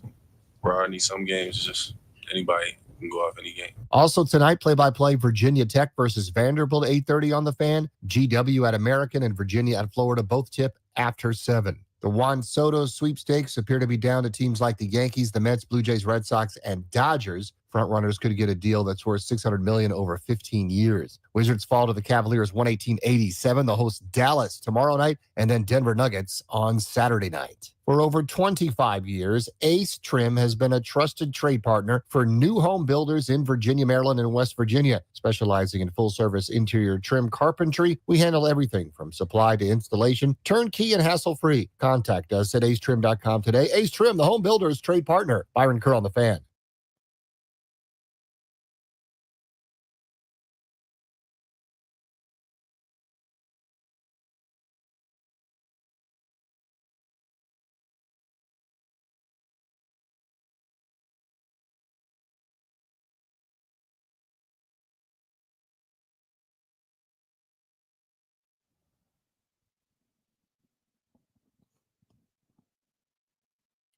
Good Wednesday afternoon and welcome in to Grant and Danny on the Fan. It's December 4th, 2024. We have an excellent show planned for you today. At 4 o'clock, ahead of the Beltway Blitz, we're giving away Caps tickets.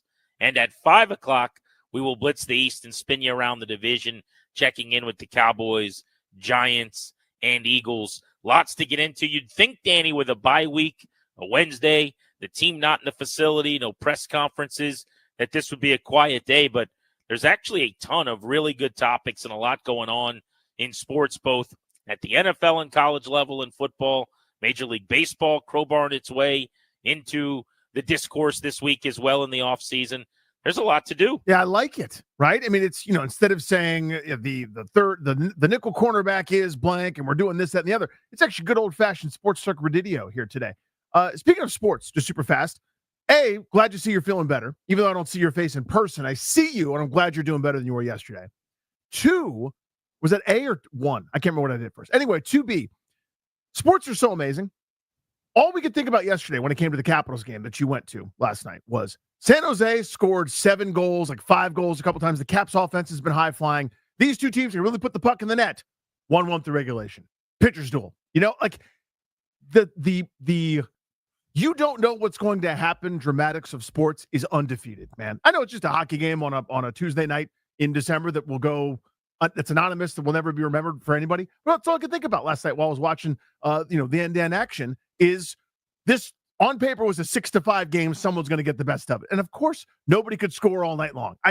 I love sports so much because you never know. No matter how informed or plugged in you are, no matter what the data or analytics or eye test says, no matter how many games you've seen, you can never, ever predict it.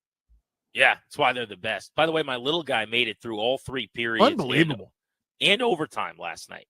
And we got off to a rocky start. So my brother-in-law had to go scoop him at our house and bring him to meet us in D.C. So the 3 of us went to the game. And it got off to such a bad start that my brother-in-law, Danny, is calling me on the phone on his way to D.C. just to tell me, hey, man, he's nervous. He's not really feeling this right now. It's not very often he hops in the car and we switch car seats and he's in my brother-in-law's, back seat and driving into the city. But he was like whiny and wanted his mom and he's like, he wants you. So that's how the night started. Yep. Then when we get to the game, and we bit off a little more than we could chew probably with a weeknight game. He's 3, turns 4 this month. But he likes watching the Caps at home. He likes playing hockey in the basement, so I thought it'd be cool. But when we got to the game, it was a lot of whining and a lot of past bedtime, just kind of this is going to go terrible. Mm-hmm. We got one period in us if we're lucky. We've all been there, dude. But guess what? We fed him a little pizza. He ate some candy. I got him a cookie. And next thing you know, he was locked in. He's chanting, "Let's go, Caps." He's hunting down Slapshot. And after 3 periods in overtime, he was still in it. He was still engaged. He was still feeling it. So you want to talk about like an opening drive. You fumbled the kickoff, return for a touchdown. The first play from scrimmage was a pick six. And then we punted. We're down 14-0. That was kind of how it started. And somehow, if you just came back at the end of the game, we won on a walk-off field goal. But, yeah, we made it through the entire night. Your boy's been – it was a doctor's appointment this morning to try to figure out what's what. Got some medicine. Then went to 3 different places to try to get a chest x-ray. Like, it has been a grind today. Ooh, the old get a chest x-ray bit. That's a hoot, by the way, I'm told. Oh, I'm sure it's fun. It's a real good time. Yeah, so sounds like a sinus situation. That's the development on my end, but everything will be fine. I believe we'll be back in the saddle tomorrow. The Commanders are off this weekend. You know how I feel about bye weeks. They're a gift from the heavens, my friend. Mm-hmm. Somewhere sandwiched in between my favorite things, like if French toast is near the top of the list with like Thin Mints, and then Coca-Cola Classic out of the fountain at McDonald's is like a couple spots lower. I think the bye week red zone experience is somewhere in that vicinity, and we get it. And although I don't know how much time you've spent looking at the NFL slate here for week 14, but unfortunately, I would say it's down a little bit. There are 6 bye weeks, which seems like a lot for the last weekend of byes. So there's, just by taking those out of the equation, only 13 games. And there's some decent playoff ramification matchups. But by and large, I'd say it's a slightly weak NFL slate.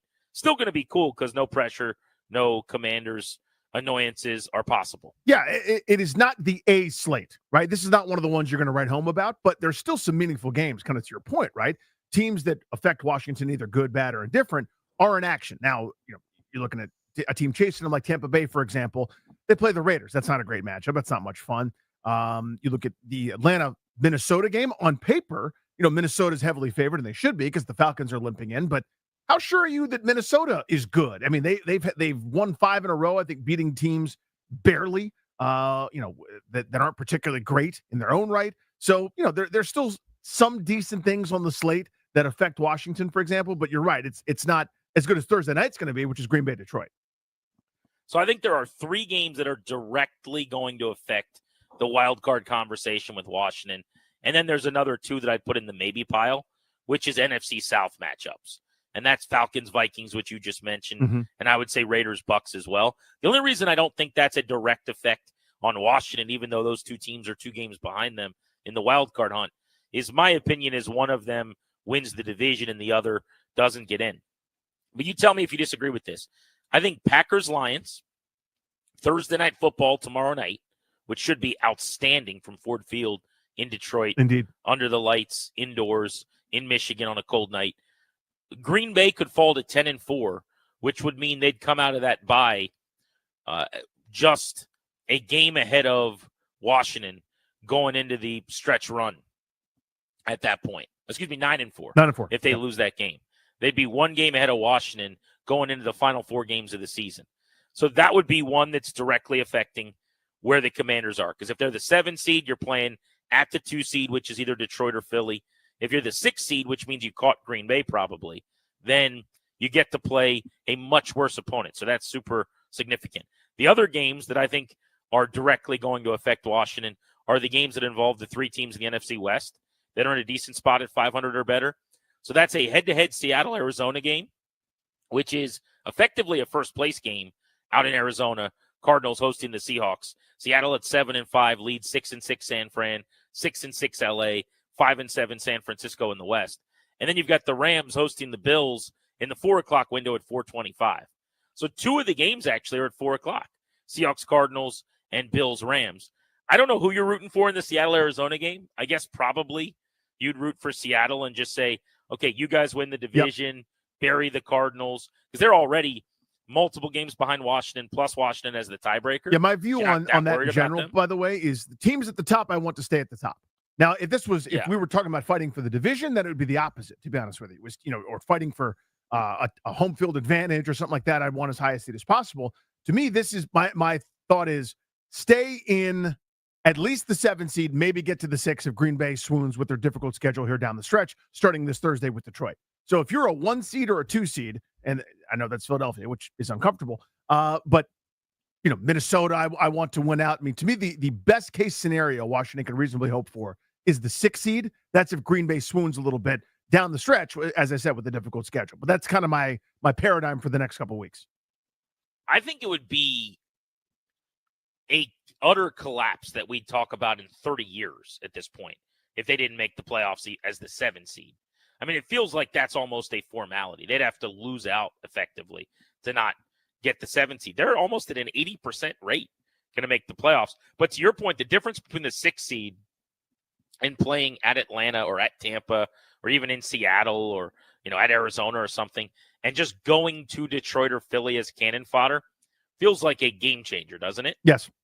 I mean, to me, that's the difference between ending your playoff drought potentially, your last playoff win being 2005, or not, just based on if you have a shot to do that. It's not to say they couldn't beat the Eagles, especially if Philly beats them a second time in a few weeks in Landover. It's hard to beat the same team 3 times in a year. You're going to a familiar place, a stadium you've already played this year.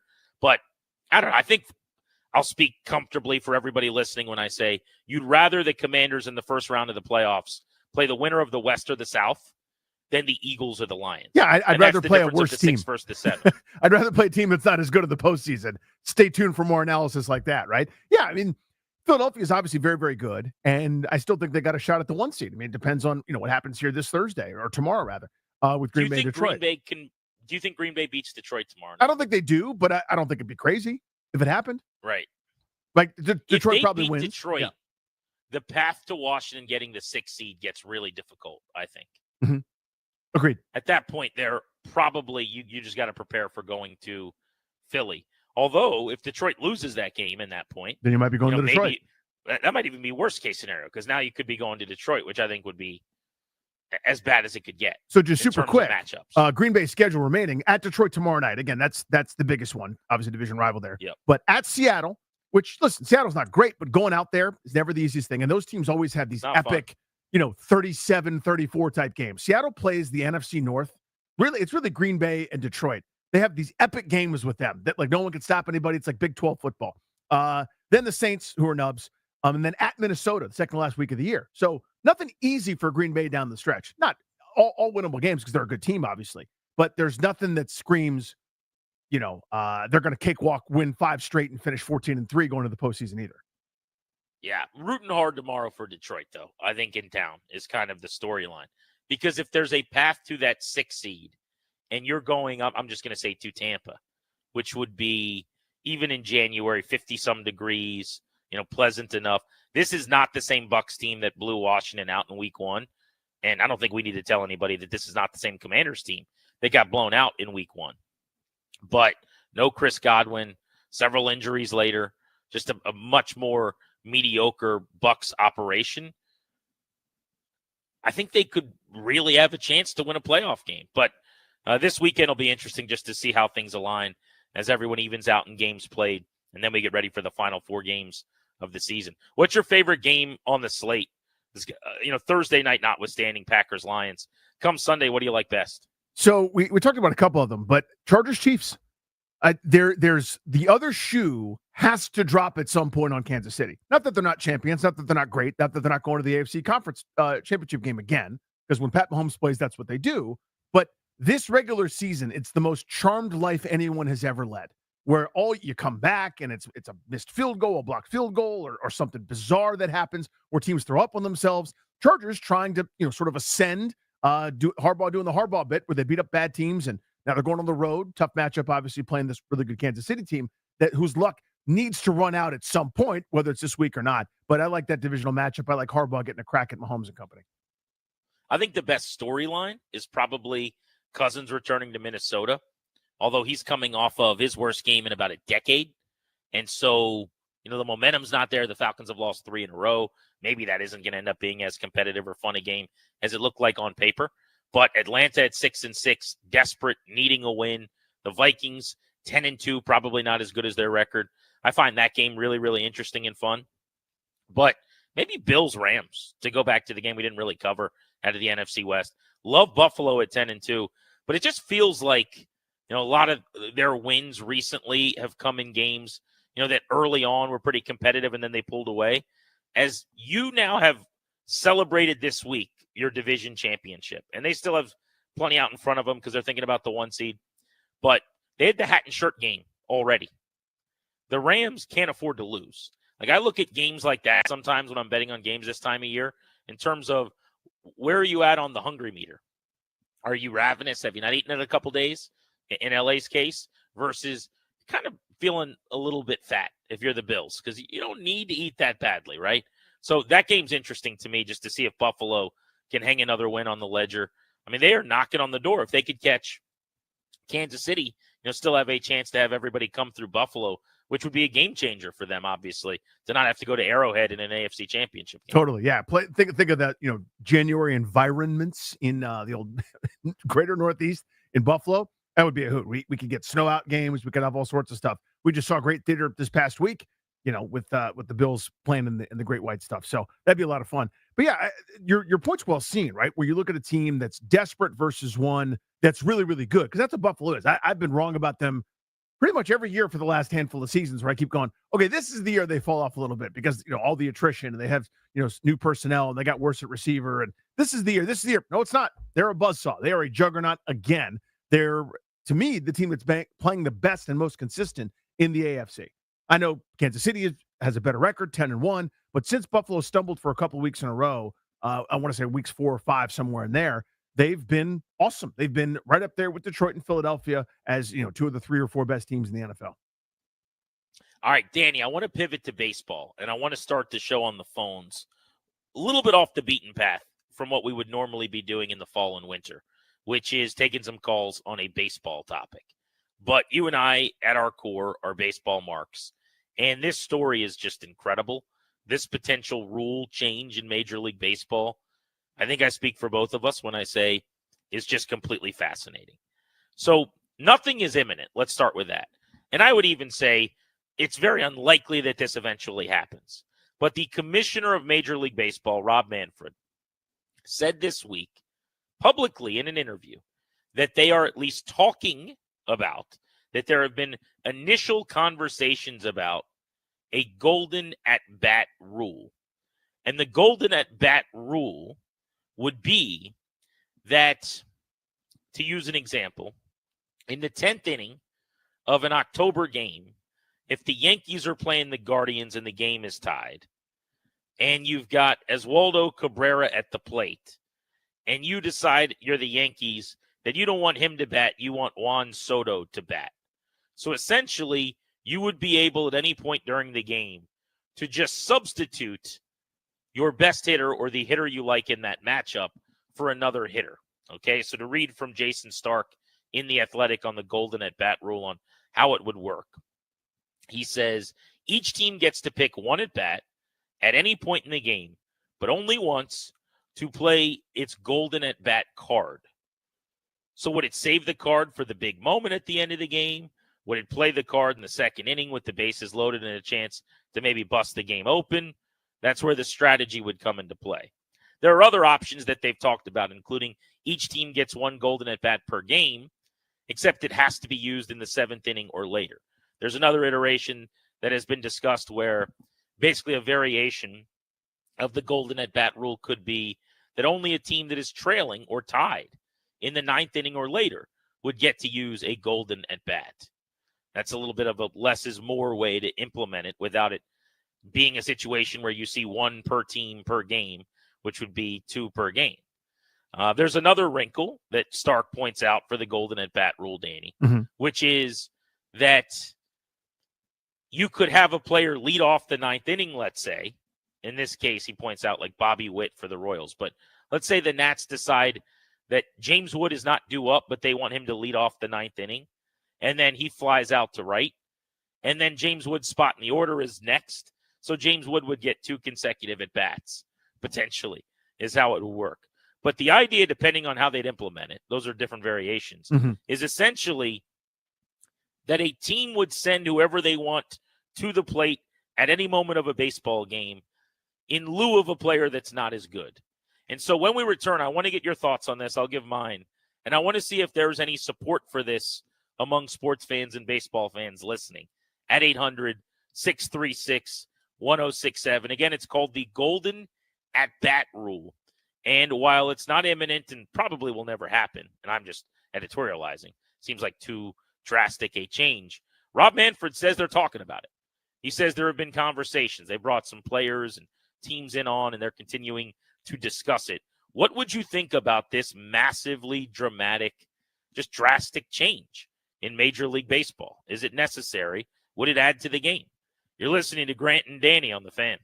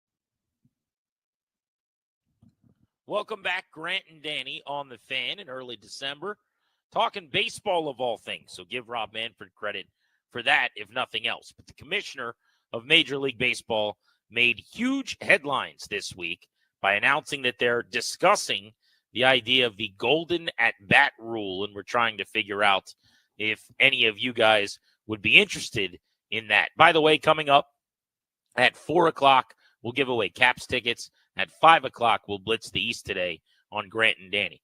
Danny, the golden at-bat rule would allow teams to substitute their best hitter at some point during the game whenever they wanted to. They could use the golden AB card basically just once in any game.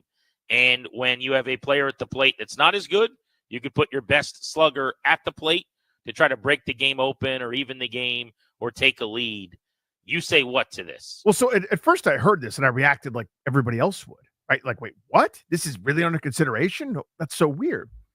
And then last night I was kind of kicking this around and thinking about it.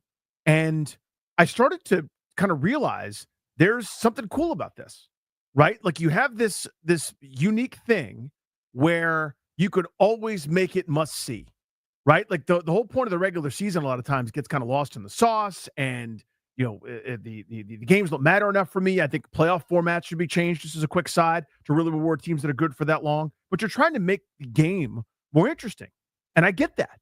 So I've kind of warmed up to the idea that let's just make the full thing Rock and Jock Softball, hosted by Dan Cortez. And if players get out, they get slimed on Nickelodeon. And you can go be a rockin', a sort of slam ball. You can just stop being a professional sport. And basketball should have a 20-point shot. If you bounce it from half court, it goes in. Football should have a 14-point touchdown.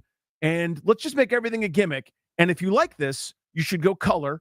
And we probably can't be friends. And if you think this is a good idea, I've actually lost respect for you. It's not down to zero, but it goes down from whatever it was to much lower than that.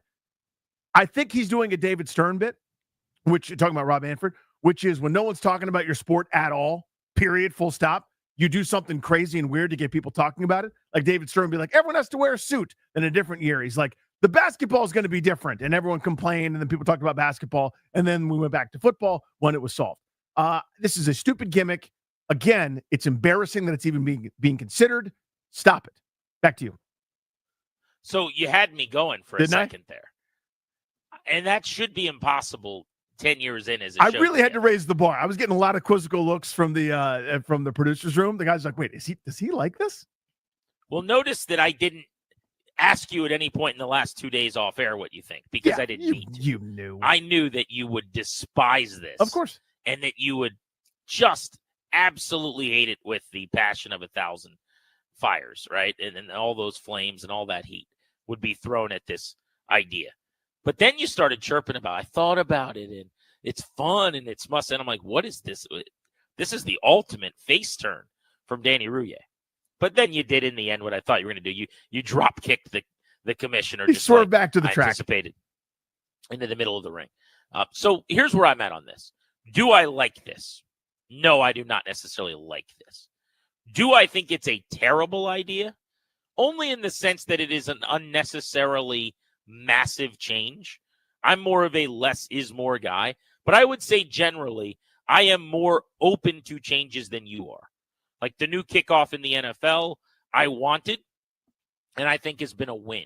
In Major League Baseball, the pitch clock, which I didn't love initially when I heard about it, the moment I saw it in the minor leagues and realized, oh, this is such an over-talked about nothing burger. No one will actually notice the difference when they're watching the game, and it's just going to go way faster. The tempo is going to be up. The time of game will come down. The action works because there's just a more quick developing game. This is a huge win. Mm-hmm. So I was for that. Most of the changes they've made, frankly, I've been for.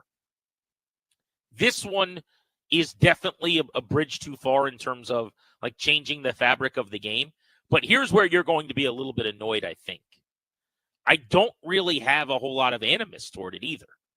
Like, would I do it? No. If I was the commissioner, is this something I would be trying to create support for? Am I making a bunch of phone calls to implement this rule? Absolutely not. If I had 100 things on my to-do list, this wouldn't be one of them. But as a baseball fan, if I found out tomorrow that they're implementing the golden at bat rule in the 2025 season, would I be mad about that? I would not, I don't think. So, which I think is a good distinction. So here's the distinction that I want to make. The rules that you mentioned, I was in favor of pretty much all of them, right? Because it's addressing a problem. The problem Major League Baseball faced, not with you and I, but with young fans, like my sons don't watch baseball. They don't like baseball. They don't enjoy it. Because what's the complaint? The game's too slow. Whether I agree with them or not, that's how they feel. You have to change that. You need to fix that if you're baseball. Younger fans are not into it. The average baseball fan age continues to go up. You need to find a way to reach younger people. Part of that is personality. Part of that is this pace of play. The big problem that they still haven't really figured out how to solve yet, I don't know how you really solve it, is the pitchers throw too hard. Too many guys throw too hard. It's no longer special. Everyone throws 100. So until you can fix that, you're going to really have teams built a certain way. Everyone's looking for the true outcomes, both on offense and defense, and that's how the game is going to be officiated, regulated. Teams are going to be built, etc. So that doesn't change any of this.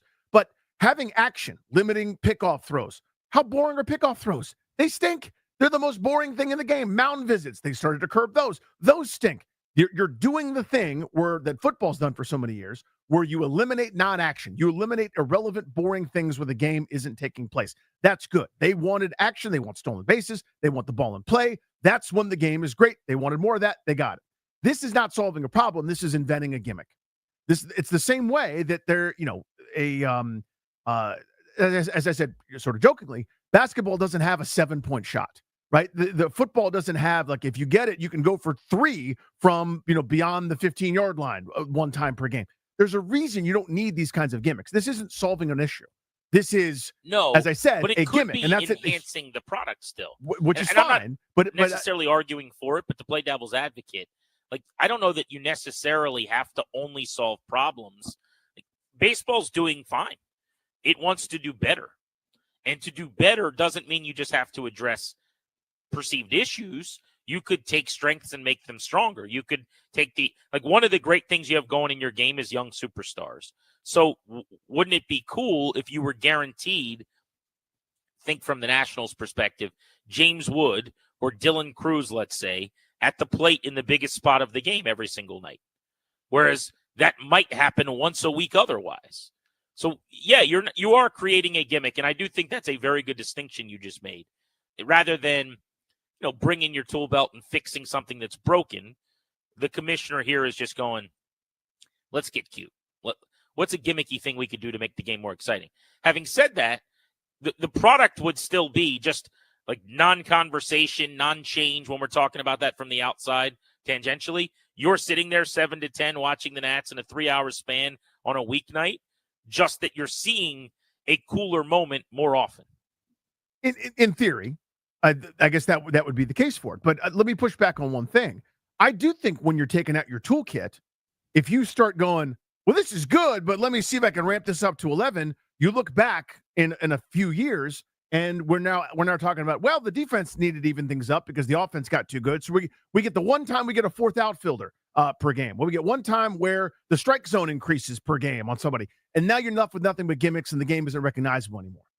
To me, what you should be doing is tweaking where your weaknesses are, because your strengths, you just said, aren't changed by this, right? Your accentuated strengths are already in full display. They already exist. You already have the highlights. You already have the young stars who are doing things at a higher level than anybody's ever done them. You've already got Shohei Ohtani. You don't need to add a gimmick in order to make yourself more palatable, lest you change the game fundamentally. There's a difference to me between saying, hey, we have an issue. Here's the issue. Let's get this back up to the rest of where our sport is, right? Where the NFL had a kickoff problem. The kickoff was the most boring play you could possibly imagine, because the guy kicks it, and then the dude makes the I'm a big letter T. I sit in the end zone, and we go to commercial break. People were fed up with that, so they changed it. That to me is when you should be tweaking the game, not going, what we could do is, I don't know, just make up some sort of fundamental rule change where you get to have a play where the offense gets 12 guys. Like you would never do that. There's something though, Danny, too. Football and basketball are still growing in a lot of ways in terms of TV numbers, global popularity. We'd have to dive deeper into some of the metrics, but like the attendance in Major League Baseball, I don't think is growing compared to 5 years ago necessarily, right? And so in football, I don't know that there's as much of an interest in changing things that aren't broken as maybe in baseball, you're looking to attract more eyeballs. Like football does a good job always trying to grow the number of people under its tent naturally, but it doesn't have to do that because it's just happening anyway. It's a machine. They print money. They own a day of the week. Baseball doesn't really have that. But I think that you're adding a must-see moment, and that's probably what the commissioner has in mind. You're trying to add a reason for everyone to scurry to the channel to watch that at bat or to not leave the ballpark. If the Nats are down a run going into the ninth inning and 7, 8, 9 are batting, that's considerably less interesting than if James Wood's leading off the inning because they're using James Wood will bat even though he just got out 2 batters ago because they're going to put him back in the plate in the ninth inning. Again, I would not advocate for it if I was the commissioner. I certainly wouldn't want it on my resume as what I brought to baseball, but I guess I'm more open to it than probably the average fan in the sense that while it's not really for me, I wouldn't despise it. And I think most people that hear this that are huge baseball fans, I was talking to my buddy and it was like a comical. I wish I could play the audio of our conversation the other night. He's like, well, why don't they just, why aren't they the Savannah Bananas then? Let's just honestly, make it banana baseball. Yeah, it's Harlem Globetrotters, Savannah Banana stuff. Like, do we get an extra out if we do it a trick play for a catch in the outfield? If a guy flips? No, we don't. Well, we also don't send up a batter whenever we feel like it, and we do choreographed dance. Like, stop this. Stop trending in that direction. So here's a poll that I posted on Twitter from a couple of nights ago at Grant H. Paulson on Twitter if you want to go look at it. But I asked, would you want to see the golden at bat rule implemented in Major League Baseball? Only 15% of people said yes, and about 85% said no. Does that surprise you that it was that steep in the no column? I'm surprised 15% of people said yes. Not because now again, you probably think I'm about to do a bit and I'm yelling at those people. To me, anytime you have a rule change, remember that you probably would have gotten that for, do you want to ban shifts? Maybe not that one, but like, do you want a DH? Do you want a pitch clock? Do you want to limit certain things? I think it would have been that stark before people saw the permutation. So I'm actually surprised that many people were in favor of, yes, let's have this huge fundamental shift and change in baseball. 800-636-1067 is the number. I want to hear from you guys on this next on Grant and Danny here on The Fan. Take some thoughts and some calls on this. Would you be into the golden at bat if Major League Baseball implemented it? Yes or no? You're listening to The Fan.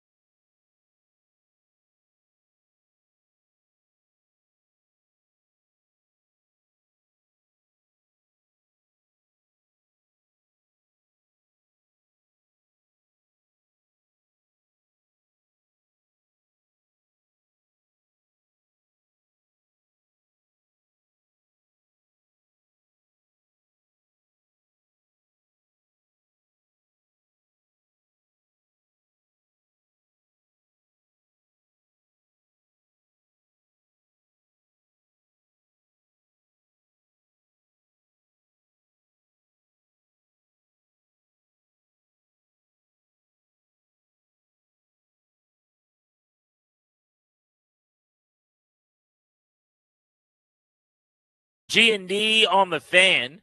Welcome back. Thanks for making the show part of your day. In a minute, I want to get into what Austin Eckler told us yesterday about the possibility that he would play again this season. But to put a bow on our golden at-bat conversation, Danny, I don't think this will ever happen. I think that there is a benefit if you're the commissioner, Rob Manfred, to floating a bunch of these things out and having them discussed all over the place. Partially like a trial balloon to see what resonates and what doesn't, what hits and what doesn't. Also, though, and in this case maybe, just to get your sport out there. Yep. Because nobody's signing anybody of note right now, and it's playing at best third fiddle to baseball and basketball in the moment. And you could even to football and basketball, but you could even make the case that it slid lower down the totem pole here in December.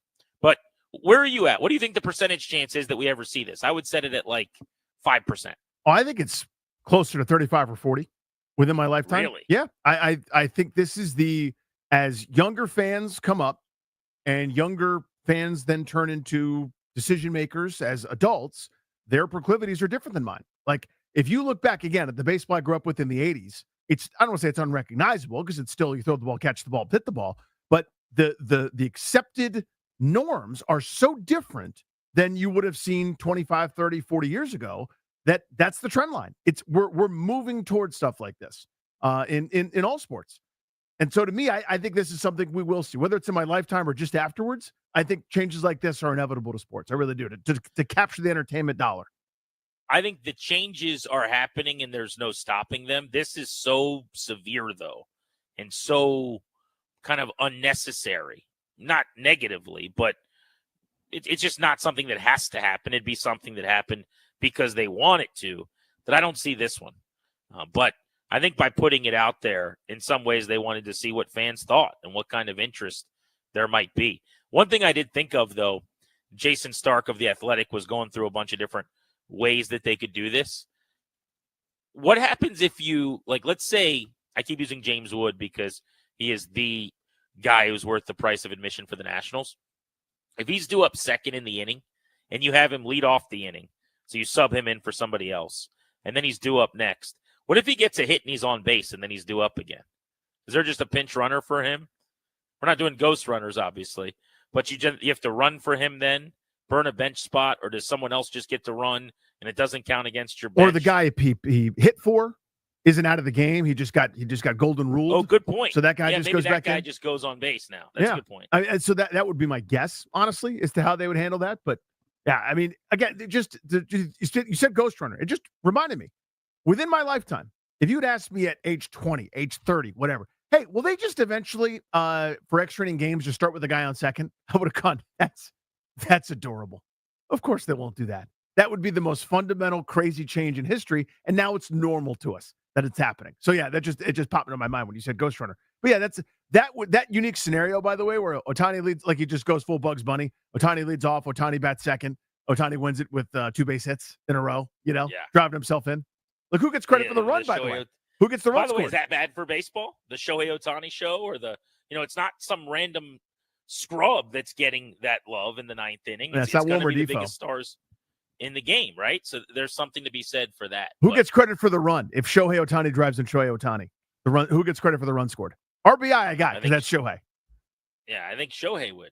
Even though he didn't score, it's somebody else. I don't know. I can't help you there.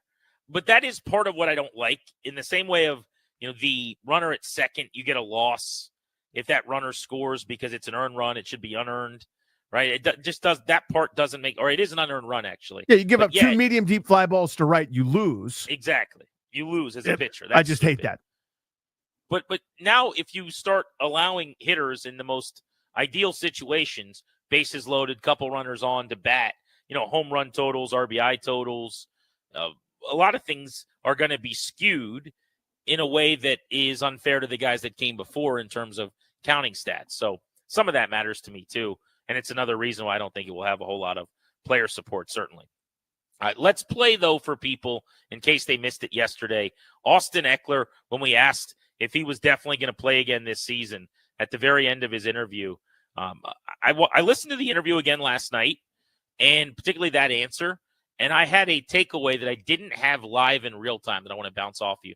This was Eckler yesterday when we said, So it sounds like we will see you again before the end of the year. Hey, man, it's week to week. It's one of those things I want to continue to learn more about. Hey, it's my second concussion. What am I more susceptible for a third one now that I've had two, and the severity of mine?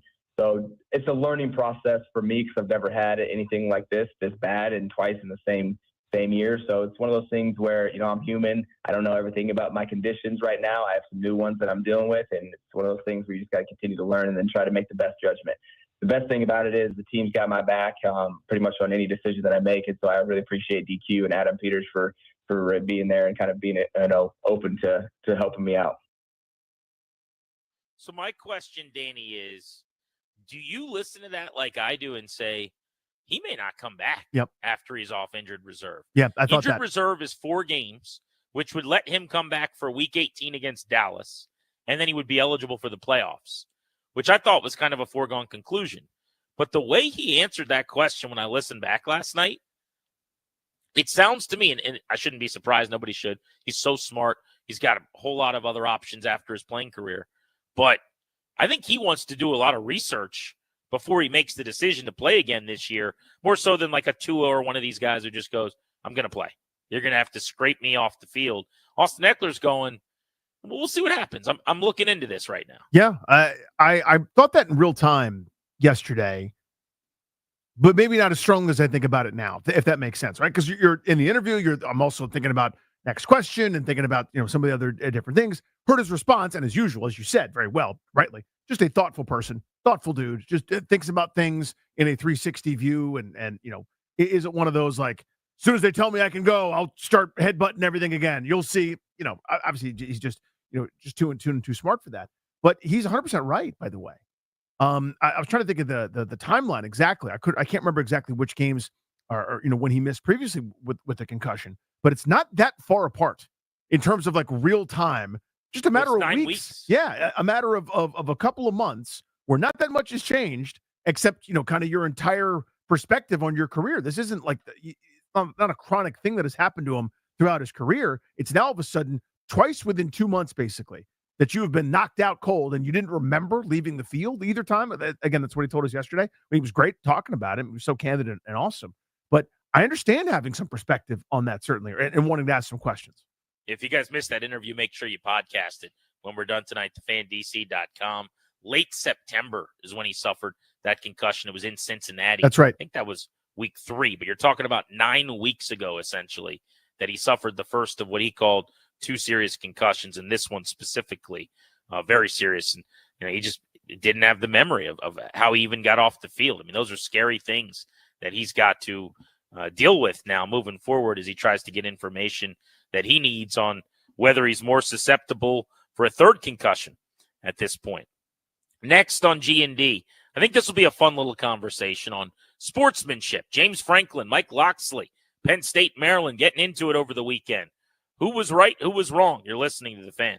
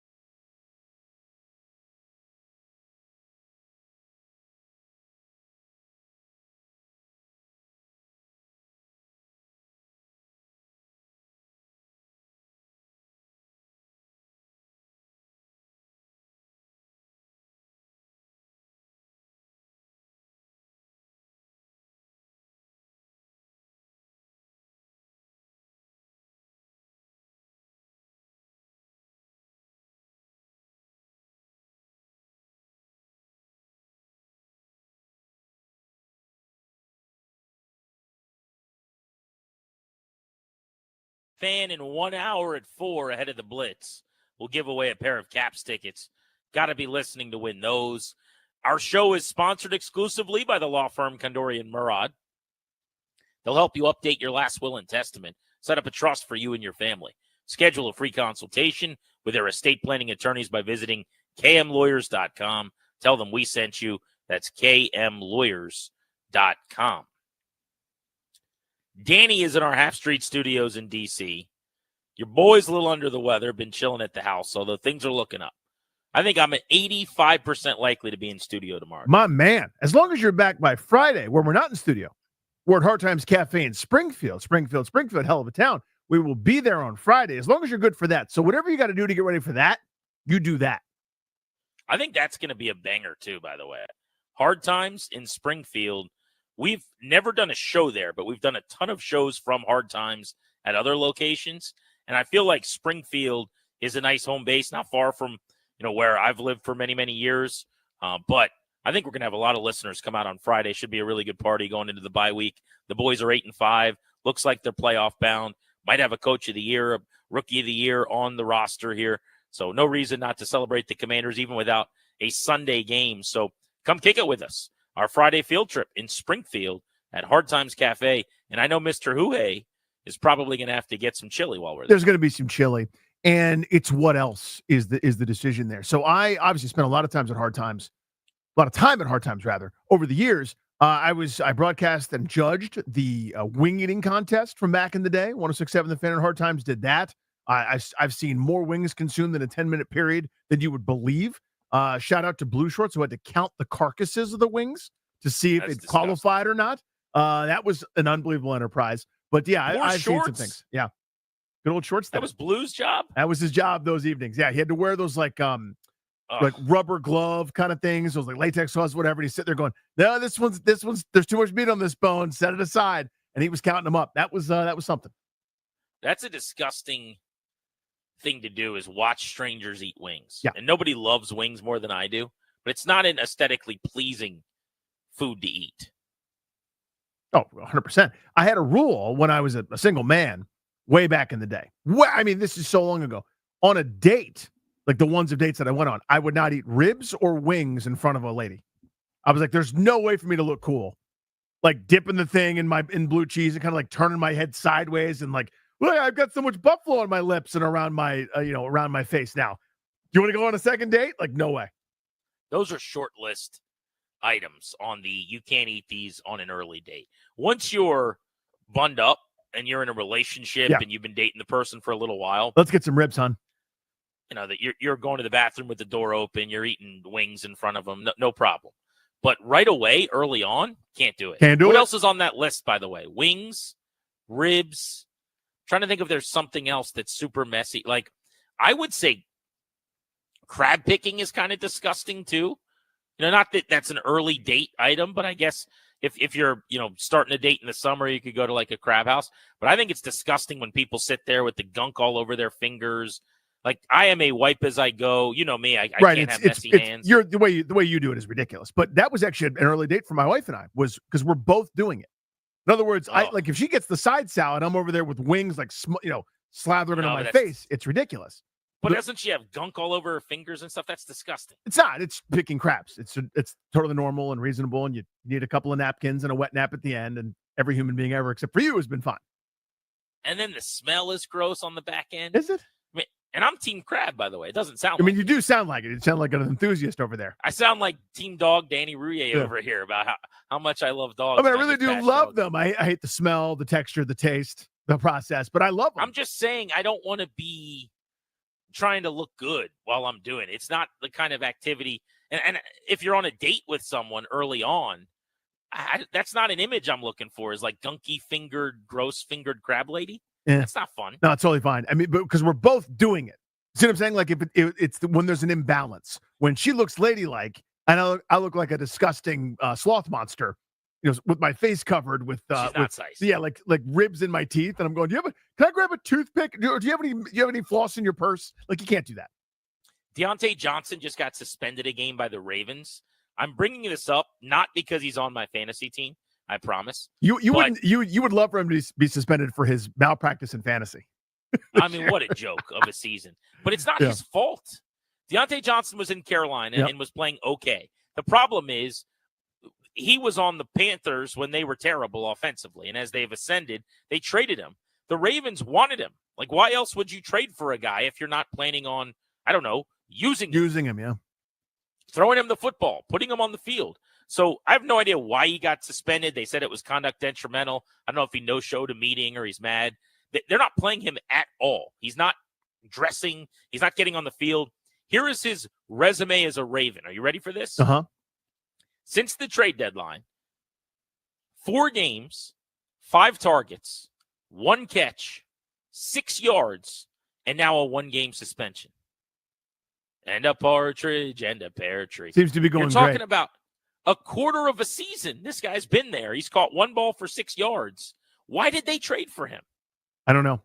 I think it's, there's probably some buyer's remorse in there at this point. If they can undo it and unring that bell, they probably would at this stage. I mean, this was a dude that I promise you, he played well in his career. Like, it doesn't seem like it now. It seems, like beyond an afterthought, but this was a guy that could, not a true wide receiver 1, but could be a helpful football player in PPR formats, certainly in fantasy, but for teams as well, a volume guy who's going to get you 7, 8, 10 a pop, move the chains a little bit, the occasional wiggle, like a productive quality receiver in the NFL. He's not CeeDee Lamb. He's not Jamar Chase. Very few people are.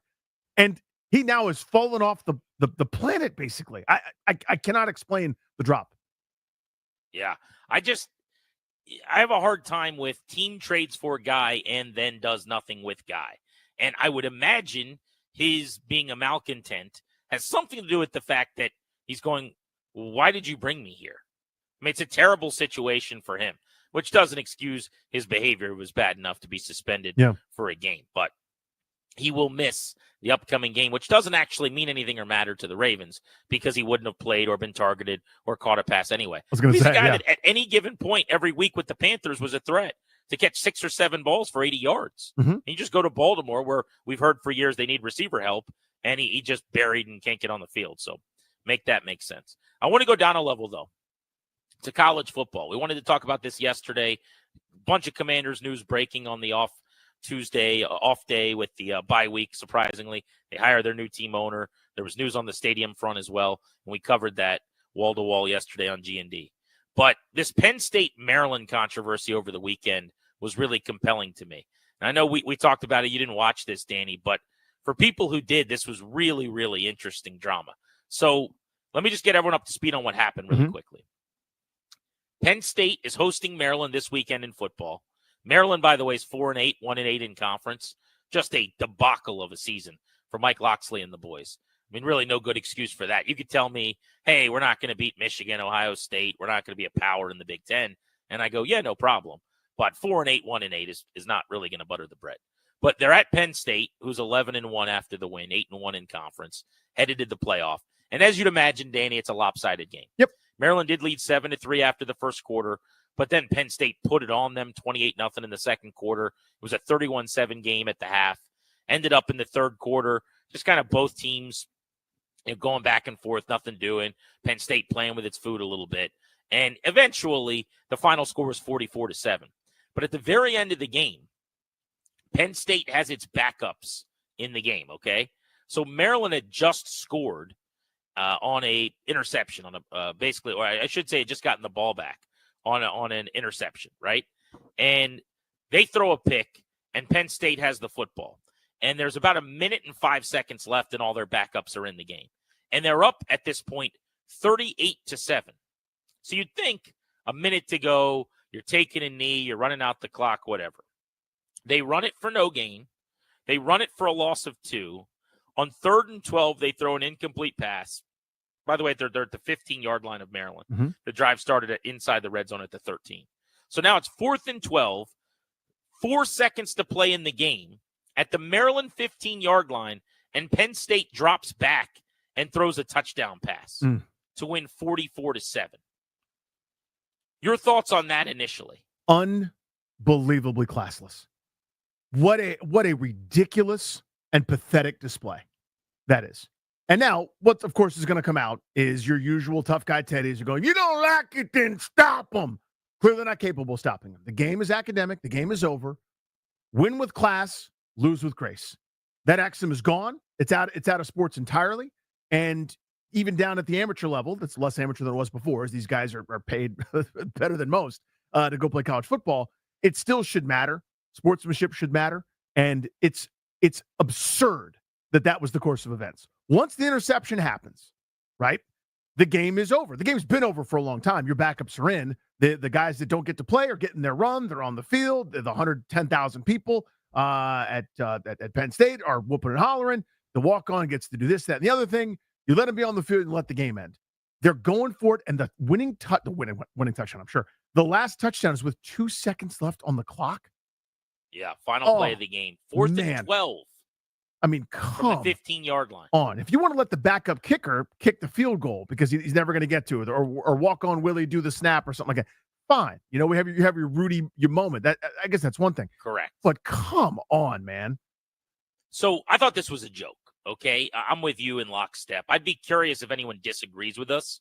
By the way, at 800-636-1067, or if you agree with us, you could chime in as well, 800-636-1067. But I just thought this was a bad decision by James Franklin. I thought it was classless is a good word, but completely unnecessary and just not in any way what college football should be about in that moment. But this was Mike Locksley after the game, because Locksley right away, as you'd imagine, again, this was the last play of the game. So this happens, and then the teams walk out onto the field to shake hands. Locksley essentially in the handshake with Franklin goes right up to him and is furious. I mean, you could tell he is choice words in his face, not having it, very, very angry, and letting him know about it, which I did not have any problem with. Locksley was asked after that exchange in his press conference what he said to James Franklin. What was the exchange with James in midfield there? I was asked about his family, Christmas cards, address, all those things. It was bull. That's what it was. I respect the game. I got a lot of respect for James, his program. I think it was bull. So he went on to answer the question, even though he initially played the humor card. Yeah, he was joking at first. Didn't get a lot of guffaws in the room because they're waiting for the actual answer, but that was actually pretty fun. Right. That was a good line. Yeah. I liked it. But he eventually said, like, this is pretty ridiculous, right? It's nonsense. So this was James Franklin, and he's actually had some support with what he had to say. Of course he has. Based on his suggestion that college football has changed, that the landscape is not what it once was, that winning 38-7 isn't as good as winning 44-7. But let's hear James Franklin's reasoning and logic on why he felt like not only was it okay to throw up 38-7 with no time left on the clock on the 4th and 12 final play of the game for a touchdown, but why he actually insisted that his team do it. Yeah, I get it, right? At the end of the game, we throw a touchdown. I get it. But a couple things I will say. My job is to put the 3s and 4s in the game. But when the 3s and 4s get to go in the game, they get to play football. Those guys deserve to play football. Your 1s are in the game. You were trying to score. We're trying to score. On top of that, you're playing cover 0. If you don't want, play cover 2. So I'm good with it. And on top of that, there's also a change in college football. We are trying to play as long as we can, make the playoffs, and be seeded as high as possible. And scoring as many points and a point differential matters. All that matters. And if you don't get that, it's really not my problem. So, W, 1-0. I'm good with it. Anybody that's not, that's their problem. Good tough guy talk there. You're a hypocrite, James Franklin. I hope you hear this. If you're trying to score as many points as possible, your job isn't to put the 3s and 4s in the game. You hypocrite. You try to score as many points as possible the whole time, but you didn't. You contradicted yourself. But no one will notice that because, if you don't like it, stop them. You're playing cover 0. They're trying to stop you because you didn't take a knee, because you didn't just hand it off. The only definition of what football is throwing passes. That's otherwise it doesn't count. It's not actual football. Every one of those kids, rightfully so, was in the game. You hand it off until it's completely 100% over, and you take a knee with a little bit of dignity in class. If you're pretending that your job is to score as many points as possible, unfortunately, I think you're right that it goes into this algorithm and the evaluations of this nonsensical here's what you committee. cannot convince me of, Danny, that 38-7 versus 44-7 makes any difference really in the committee's eyes. You walloped Maryland one way or the other. You were the bully. They were the little kid who had no chance. 38-7, 44-7. I mean, and I don't know this. Maybe this is the case. Is there an actual statistical algorithm that has to do with point margin, Danny? I don't think so. Otherwise, why would we be arguing about Alabama as a 3-loss team versus Miami as a 2-loss team? If there's just a data sheet that prints out the answer, then there's no argument. This is about the committee using its head. Yeah, the eye test and stuff. Yeah. Exactly. So does it really 38-7 or 44-7 on a final throw from a backup to a backup? That makes any difference? I don't believe that. Right. And again, it's just a way to cover your butt. You felt like doing it. So and pretend that it's something other than rubbing it in and running the score up on somebody because of this like higher purpose. Again, if you believe that, if you subscribe to it, I disagree, by the way. I think, again, you win with class. You should be teaching people that at all walks of life. I will do it with my 6 and 7-year-olds that I'm coaching in indoor soccer this weekend. If we're fortunate enough to win, we'll do it with class. We're not going to do a dance in somebody's face if they give up a goal. You win with class and you lose with grace. You're supposed to do that. That's what human beings do. It's how we treat each other. Because tomorrow, you're going to get your ass kicked by somebody. And I can't wait for it to happen, by the way. I cannot wait for them to lose. And I hope their backups are slinging it with 2 seconds left to go. And you've got to just pretend that it's fine. If you believe that you have to run up the score no matter what at all costs to qualify for the postseason or do whatever, then you don't put in your backups. You did that because you knew it was the right thing to do. You couldn't go all the way and be the actual adult in the room and lead by example and do what you're supposed to do for an opponent that's clearly downtrodden, that's clearly beaten, that's clearly has no chance against you. You've demonstrated that for 59 minutes or 58 minutes and 48 seconds. They can't compete with you. You're way better than they are. So you just take your win. You've destroyed them. They're already defeated. They're the most defeated they could be. You've outscored them. What is it? 38-0 since the first quarter? You're woodshedding this team. And now it's incumbent upon you to let your backups play football. They're on the football field. They're playing. Let them hand it off. Let them have their moment. Let them go to the frat party that night and do a keg stand because Bo, whatever his dumb last name is, got on the football field. What a jackass this dude is. He also has a history of moments like this, not necessarily final second touchdowns, but calling timeouts at the end of games. Oh, yeah. Now, what I find so annoying generally about Penn State, and I happen to root for that program when they play Michigan and Ohio State because I like the idea of somebody new getting in, but it does always seem like they punch down on the teams like Maryland that they can. And then when they play the big dogs, they're not able to win those games. And there's just something annoying about that to me. Like when you can rub it in on Maryland or on Indiana over the years or Purdue or whoever, they have no problem doing that. But then when it's time to go beat Michigan or Ohio State or the real powers in the conference, now it's Oregon, which makes no sense. Like they're squarely in the middle of those two tiers. And it seems like they are just such a tough guy when they get to go up against the teams less than them. And Franklin has kind of long come off that way where they have no problem calling the late timeout and subbing in starters late in games and doing some of those things to prove a point. A lot was made about, too, his history here at Maryland and the fact that he was passed over for the job, and maybe that's part of it, that he's angry about that. I don't really care how we got here. I just thought it was a really bad look for him. And I thought his answer afterwards, while it'll go over really well in his locker room, like the players will love it, and maybe that's all he cares the Penn about. State fans are eating it up like catnip, I'm sure. I'm sure they are. But for everybody else, and maybe he just doesn't care because it's a familial thing. And sometimes that's what a coach is supposed to do. Like, let me bring my guys together. They'll rally around me. I'll be the bad guy. But I thought he looked like a goofball, suggesting that he doesn't care if someone doesn't like it. Like you said, it's just a tough guy routine.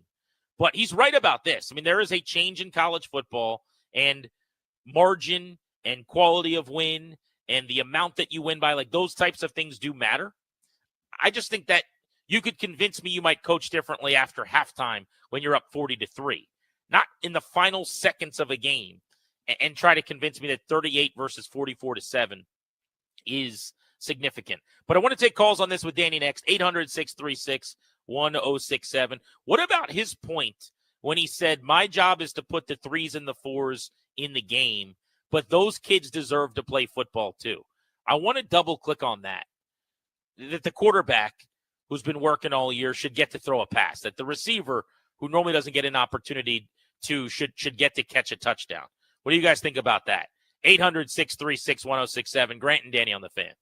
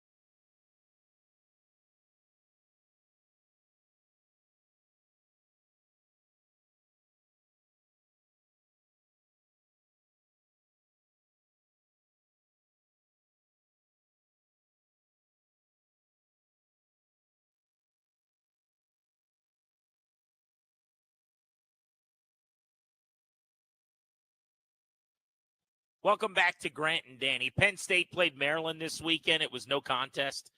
The Nittany Lions blew the Terps out of the water, beat them 44-7.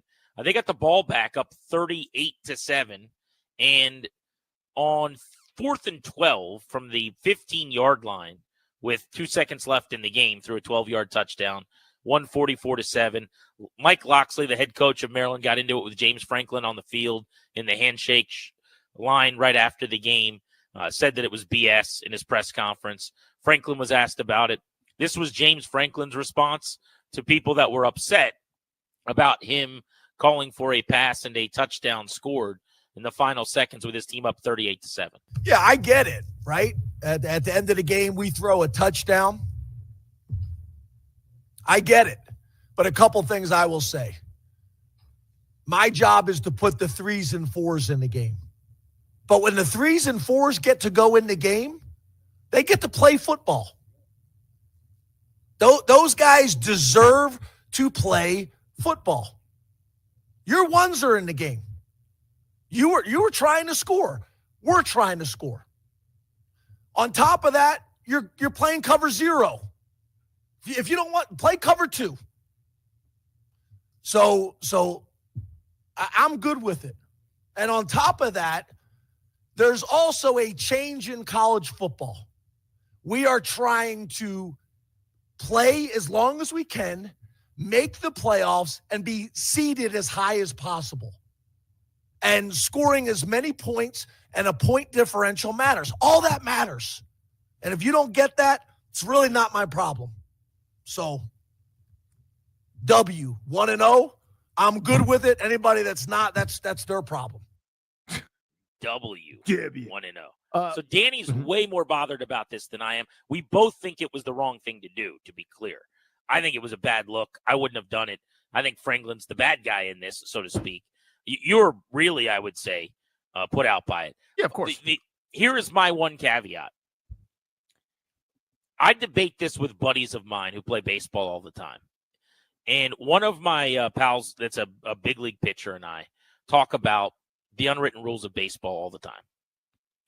And he references regularly that the team getting their butt whooped kind of dictates what you're allowed to do the rest of the game. Meaning, when I'm beating you 10-1 in a baseball game, I'm no longer going to keep a guy at first base, let's say, to keep you on at first because the rules dictate nobody's running or whatever. If you're still stealing bases and moving guys, laying down bunts and doing all this stuff, then that's the cue to me that we're allowed to continue to play baseball, right? So you have an obligation as well as the loser, as the team getting worked, to, I don't want to say call off the dogs because it's the opposite, but to kind of wave the white towel a little bit.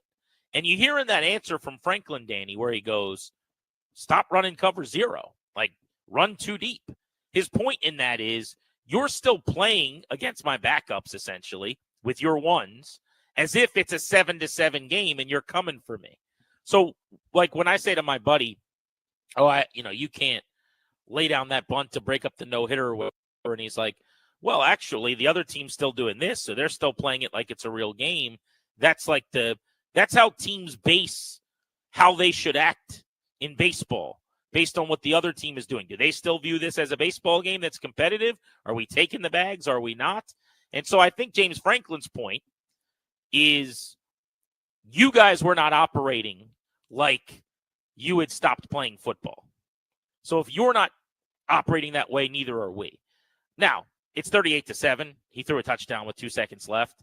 I'm not going to endorse that. That's a bad bit, and it's a bad look, and I'm out on that. But I do think there's something to what he's saying, and I wonder as a baseball guy if you can speak to that. Yeah, so I don't. There's zero to what he's saying. Again, he's a complete hypocrite. He's a giant fraud, and the entire premise is ridiculous. So I understand your point about baseball, but again, if you're up by 10 runs in the 9th inning, I don't care what the other team's doing. They can't match you when it's like a gnat to an elephant, right? When the other team has demonstrated through 59 minutes and change, there's nothing they can do about what you're doing. They cannot stop you. You don't rub it in on people. That is full stop, period, end of story at all times, never changes. as long as this earth keeps spinning and we're not taken out like the dinosaurs by a space rock of death, please win with class. I don't care what they're doing. That should never enter into it. And I get that. I totally am with you. But yay or nay, as a baseball person, you understand my point, which is just right. And the that answer is the nay. loser dictates as much as the winner when we call off the dogs. So that's completely out of bounds to me. So that's a no. So that's a nay. So in other words, if I'm up to a ton and another guy tries hard, doesn't give me the green light to steal and to lay down a drag bunt, pushing, you don't try to ramp up your stats at the expense of somebody, right? You just don't do that. It's classless. You don't rub it in on people. I don't care what they're doing. It should never change what you do. They can't stop you that day. So you revel in your win. I agree that it is classless for sure. Let's go to Ian in Vienna on Grant and Danny here on the Fan to get the calls started. Ian, what do you make of the exchange between Penn State and Maryland, which hasn't won in a long time now? Yeah, so let me agree and disagree with you. I agree with you on James Franklin. And as a Big Ten alum, I totally agree with the narrative that he punches down. He does all these moves against the Northwesterns, Indianas, and the lesser schools, and does not show up against Penn State, Ohio State, and Michigan. I agree with you that his messaging, Danny, was totally inconsistent. You're either trying to win the game 100-0, leave the ones in, play it up, don't be inconsistent. Where I'll disagree with you is Power 4 sports, if you will, is as close to professional sports as we have. I have no issue, and this is a philosophical difference about winning and losing with class. Danny, our kids might intersect this weekend playing sports. There's a big difference between our 8-year-old or 9-year-old boys playing sports and Division I guys on scholarship. And I have no issue if they are running it up infinitely, not because of the algorithms that are being run, just because I think it's more disrespectful to stop trying. Because if you're up, say, 50-0 at halftime, is the entire second half you're just going to need the clock? Like, at some point, and obviously I'm exaggerating, but at some point, like, you just play. And you know, when the Patriots were dominant against Gibbs back in the day and they asked Gibbs, hey, did you have an issue with Brady doing this? He's like, no, they're trying to play the game. There's no issue. And that's how I feel here. Franklin's a dodo, but they're trying to win and score as many points as they can. So that's my verdict. Thanks, Ian. So to the Gibbs point, he's too classy to actually say, yeah, it's BS. Because he was on the other side of that. When his former top assistant, Joe Bugle, coached in Arizona, he had a backup quarterback throw a pass. Bugle took issue with it and came and got after him, and he regretted that for the rest of his coaching career. So he's too classy to call someone out at a press conference, but I guarantee you he was bothered by that. So, like, where does it stop? These guys are good college players. Well, this is 5A high school in Texas, so let people run up the score. When you say at a certain point, just play football, here's what you do. You put your backups in, you hand it off until there's no possible time where the other team can get the ball back, and then you take a knee. It's super simple. The line for me is between the NFL and college, which is why you and I disagreed on the Lions a few weeks ago, if you remember, Ben Johnson and Dan Campbell, and you're like, oh, they're running up the score, which I don't think is a thing in the NFL, and I certainly don't think that they're doing that, embarrassing people. But college to me is different. I will say those waters are being muddied, though, because now there's so much money involved with the NIL and these quarterbacks that are transferring or getting millions and millions of dollars. What's really the difference? I mean, there's going to be starting quarterbacks in the league making less money than starting quarterbacks in the SEC soon. Eli's in D.C. What's up, Eli? How are you? What's going on, fellas? For me, this was kind of a tough one. I think it's like perspective versus like perception. I think if this was Washington versus Dallas, we'd have been like, yeah, give them another score. So I think, I'm not suggesting that of you. If you say, hey, man, if you were the coach of the Commanders and you were like, hey, man, we're just going to run it, we're getting out of here. But for me, it's like times have changed. It's like back in the day when people used to line up against each other with muskets. And it's like, well, you can't fire until my guys are ready to go again. It's like, nah, man, we live in a land of more. It's like everyone wants more touchdowns. Obviously, it's going to suck after. This is college. Like he said, a lot of those cats aren't going to get that opportunity. They're just not. This is it for them. This is their Super Bowl. This is their moment for some of those backups. So you get an opportunity to see. For me, I'm going to evaluate my guys. We kicked your butt so good, I can look at my threes against your ones. that's more information for me than not. So yeah, True, it and I may appreciate look the bad. call. Thanks, the only thing I'd say to that is it's a great phone call. Thank you. We're up against it, so I'm going to keep it moving. But the only thing I would say to that is forever the getting the guy in the game meant you got him in the game and he handed it off. You got him into the game and the quarterback got the play and he took a couple of snaps and then high-fived his buddies after. Like there's a difference between that and throwing a ball into the end zone for a touchdown when you're already up 38-7. Don's in Ashburn on Grant and Danny. What's up, Don? How are you? Don. Hey, what's up, guys? I could argue both sides of it all day long, really, but I think Franklin's message at the end was a little, it was kind of all over the place. But, you put the guys into play. Maryland's situational awareness needs to understand that their 3s and 4s are in, and they might go ahead and take that shot because of the rivalry, recruiting. They want to get those points, whatever. But the other thing I wanted to say was in the first game of the year, UConn, Maryland was up 43-7, and with a little over a minute left, Maryland scored a touchdown to go up 50-7. And so Loxley, he's done something similar. There's not a big difference between a minute and something and the 2 seconds. It's a score that doesn't need to be had to prove a point. Well, they were running the ball, whoever. though. They had run the ball on like 6 straight Was plays. it 4th and 12 with 2 seconds left when they scored it? I think he's gone. No, they were running the ball. It was not 4th down, and there wasn't 2 seconds left. But look, if his point is you were up 43-7, I guess what should they do? Just punt on 1st down? I mean, you kind of have to run the ball, and at that point, UConn wasn't able to tackle them. Yeah, so I actually wasn't aware of that for the start of the year. So what I would tell Mike Loxley is you should probably take a knee right there. Again, when you're up 43-7, you've already done the backups are in, you're running the football, you're doing the right thing, but now let's not punch it in to make it 50-7. Let's take a knee and shake hands with some dignity. But I mean, it's 2nd down. Are they supposed to kneel? Well, I'm going back and looking at it now. It looks like a buck 2nd 17 and goal left. on the 9. Oh, so if there's enough time, like how the play clock works, if you can do something if you can take a knee and have the clock run out, then you do that. But if there wasn't enough time left, then yeah, you run running plays. I see, because you're saying there was a minute 17 to Yeah. go. Yeah, they absolutely probably could have and should have taken a knee. And Sports Karma will get you. 800-636-1067. You want to hop in on Grant and Danny. We'll also try to squeeze in a double play before the top of the hour. We got those Caps tickets for you right at 4 o'clock today on The Fan.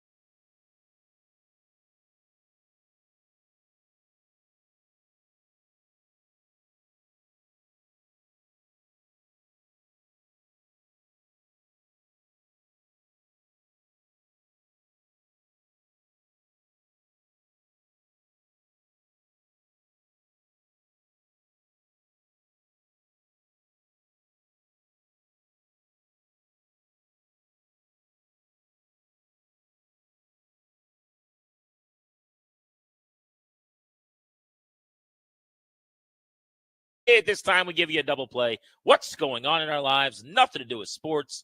Let's get to it. Our double play is driven by our local Washington area Honda dealer. Stop in for a great deal on the rugged and capable Honda Pilot. Contact your local Washington area Honda dealers today. GP had my weekly hoops game last night. One game out of the three, the middle game, I was outstanding. Knocked down 4 threes and hit a layup when somebody came out and challenged a shot and went right by him and scored and helped the team win. The other 2 games, I was dreadful. I don't know what's going on. The inconsistency is what's so frustrating. I was feeling it. I was 4 for 4 from three-point range in that second game. And then the third game, I couldn't make a shot. That includes a couple bunnies, a couple layups, a couple pull-ups. Open looks from 3 would rattle around and not go down. I don't know what's going on, man, but I haven't posted my stats yet at Funny Danny. I will do that later on today. I have to count up all the different shots. But game 2 was outstanding. The others were pretty dreadful. And to add insult to injury, the guy that I was guarding, Scott, in game 3, Scott got hot. So now all of a sudden, my plus minus goes in the toilet. I was doing great, right? Like my team was plus, like we were winning or we're doing well enough. And then in game number 3, I can't guard him. I can't stop anybody, and I can't buy a bucket. I think I was a minus 11 or whatever, just position straight up battle. So a little bit of a disaster. The mixed bag is frustrating. I was in a pissed off mood when I got home last night. I'm sorry, man. Yeah, it's not your fault. I'm sorry. I apologize to you that it didn't go better. We need to get a sponsor for Danny's hoops updates, right? Like a weekly Grant and Danny. Here's how Danny balled last night kind of deal. Who would be a good the sponsor? pick update, right? Like maybe the Wizards will sponsor because it's like high level basketball, you know? I was gonna say the Washington Wizards could sponsor that. That would make a lot of sense. Be like, let's crowbar our way into the show beyond just the Beltway Blitz at 2-80, I think is what they're on pace for. Yeah, a couple jokes about tanking, an O for November type shtick. Cooper Flag shtick. Time for your boys. Double play. Danny, American Airlines is trying a new method to embarrass anyone who tries to board before their group number with a loud alarm. Yes. This is via Barstool Sports. I've always wondered about this. So, like, if you're group 4 and you go up during group 3, my guess is you just get on and nothing really happens. Is that your understanding as well? No, it depends. It depends. I mean, this is very much like a Paulson style move. Whether you would do this or not, I'm not casting any aspersions here. But when the rest of us are going, wait, we better follow the rules. You're going, we're all going to the same place. Let me just go if I want to go. You know what I mean? No, I do wait for I'm assigned a group. I'm going to go with. Right. And again, I wasn't accusing of anything, but I think this is a Paulson style move where just admit this is meaningless. We're all going on the plane. Let me just get on the plane, pipe down. And I just sort of pass on through. I think half the time someone will look at it and go, whatever, dude. Next person. I got to, I want to go to Panera. The other half will go, it's not your group, man. Step to the side. But what I'm asking is, does anything, so now this loud alarm is going to change the game, but would anything have identified you as not in the correct group prior to that? Other than the quick examination? Yeah. Yeah, because I don't think they're really looking at the group, honestly. They don't care at the gate. They're trying to make sure you're getting on the right. Like they scan your ticket and it's green and it says go if you're on the correct plane in the correct gate. I don't think anybody really cares if you're in the right group. The group is just for coordination, for organization, to try to wrangle cats, basically to herd cattle. And because, they want the people that pay early on, like, if you're platinum, come on up. If you're diamond, that's really what it elite, is. If you're diamond plus, it's the company point of that's emphasis to reward the behavior that they want, right? They want you to be incentivized to join the American Airlines Club, to get Group 1, to get the platinum status, to get the preferred, blah, blah, blah, blah, blah, blah, blah, blah. That's what they like. It's the same way that a football team, frankly, should try to go, hey, you're a season ticket holder? You get this special thing other than the regular peon that just went to use the Game Time app to grab something. Like, no. We want you to feel preferred and special. That's what they're doing. So there's an emphasis there. So some of the folks down there actually are looking at the deal and going, no, you're Group D. You're not Group A. Stand to the side, idiot.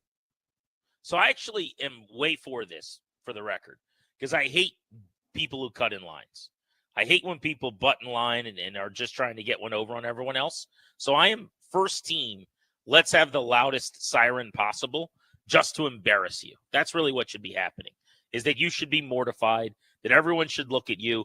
I wish they'd come up and ring the shame bell right in your face, Oh, yeah. that everyone got to like throw eggs and carrots and apples at you or something. The only thing they should also do is if you keep creeping up, like if you're not in the right group, but you're standing in the way of the people who are in the right group, like maybe we could tase those people or something like that. First of all, I like that you ramped it up to 11 just to see if I was paying attention. I like that. I was focused on you. Here's what I would do. Actually, but that's fine. No, I mean, seriously, I was into it. Here's what I would do, and I'm completely serious. Again, no one will ever go with my recommendations. No one will ever do the things that I would do. But here's what I would do. If you try to board in the wrong group, and I know, now this is the judgment call. This is the hard part. It's not just an innocent mistake. Like if you thought it was group 5 and it's actually group 4 and you're up there and you go, oh, I'm so sorry. If you try to creep, you get on last. Like you're standing to the side and you have to watch everybody go. And then I make several announcements. Attention, Grant Paulson, your flight is leaving in a couple minutes. This is the last boarding call. This is the last boarding call. Final boarding call for this flight to wherever. Then you can get on. And there's no cabin room. There's no, room for your bag. You probably have to do the gate check bit. I make you suffer if you try to cheat the system. That's what I would do. Yeah, I think we got to find a way to just send some lessons to the people that are trying to get one over on everybody else. Grant and Danny on the Fan. Next, we're giving away Caps tickets. As soon as we return, we got a pair of them. If you want those Caps tickets, you'd better be listening. And your Beltway Blitz coming up on the Fan.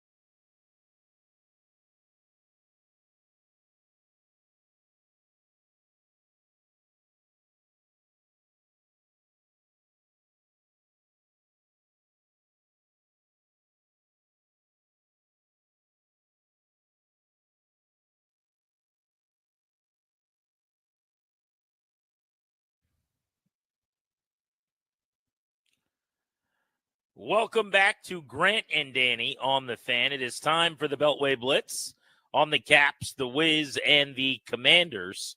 As promised, caller 10 at 800-636-1067. Dial now. Caller 10 is going to win 2 tickets to see the Capitals against the Buffalo Sabres coming up next Saturday, a little over a week from now, December 14th. Capital One Arena. For tickets and the complete cap schedule, go to thefandc.com/contest. I was at Capital One Arena last night. Great atmosphere for a game. Can't beat it. You'll enjoy yourself in the good seats. So congrats to whoever wins. Let's get to the Beltway Blitz. And speaking of that game against the Sharks that I was at last night, a loss in overtime, let's get to the bottom of why it happened. Mike Vogel joins us, WashingtonCaps.com. Vogues, they did a pretty good job, I thought, just throwing the Caps offensively off their game a little bit. Now, the shots were there, but there weren't a whole lot of really good scoring opportunities as the game went on. Yeah, I actually thought, Grant, that they played the Caps. I thought played pretty well in the first. They just couldn't get any pucks to drop. And then the goal at the end of the first comes on a turnover. So those late goals are always a little bit of a dagger, and I don't know that they ever sufficiently responded from that. The first 10 minutes of the second were really rough, and there was one shift there where I think it was the Dubois Wilson. I forget who it was. There were 5 guys on the ice for essentially 3 minutes in the San Jose end, and then they came back maybe 2 minutes after that and got the Dow goal. So now you got to reset. You're in the middle of the game. You got plenty of time left. It's 1-1. And for whatever reason, I thought they were kind of non-existent after that. There wasn't much that they generated. They didn't have a lot of possession. Credit to the Sharks. They started off 0-7-2, and they're 10-6-3 since then. To me, they look like a pretty spry, well-coached team. And you can see how they can feast on the transition game with all that speed and skill that they suddenly have. Folks, update everybody on the T1000, a.k.a. Alex Ovechkin, somehow skating. What the hell is going on? He's a freak of nature, Danny. I'm telling you, that we're in Florida.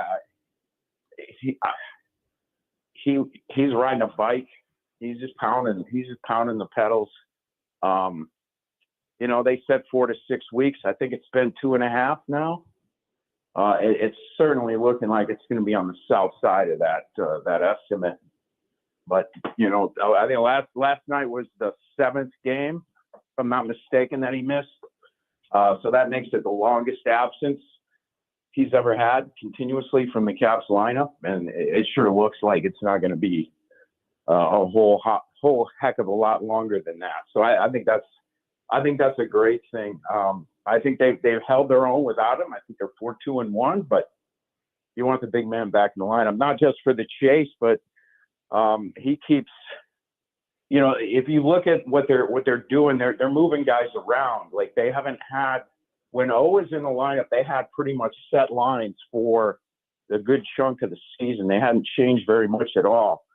But with him out, they're rearranging the furniture a little more frequently here in these last 7 games. And you look at it, they lead the league in even strength goals right now. But in the last 7 games since O's been out, they've only scored 11 at even strength, and that ranks 25th in the league over that period of time. So it's kind of wild to me that he steps out of the lineup for this long, and it winds up hurting their even strength scoring ability more than their power play prowess. Because I feel like he helped get that unit right before he got hurt, and then when he stepped away, guys were sort of feeling it. And credit to Jacob Chikrin too, because he's the guy who stepped in on that spot. And he had points. He had power play points in 4 straight games until last night. So he's done an excellent job of filling in while O's been out on the power play.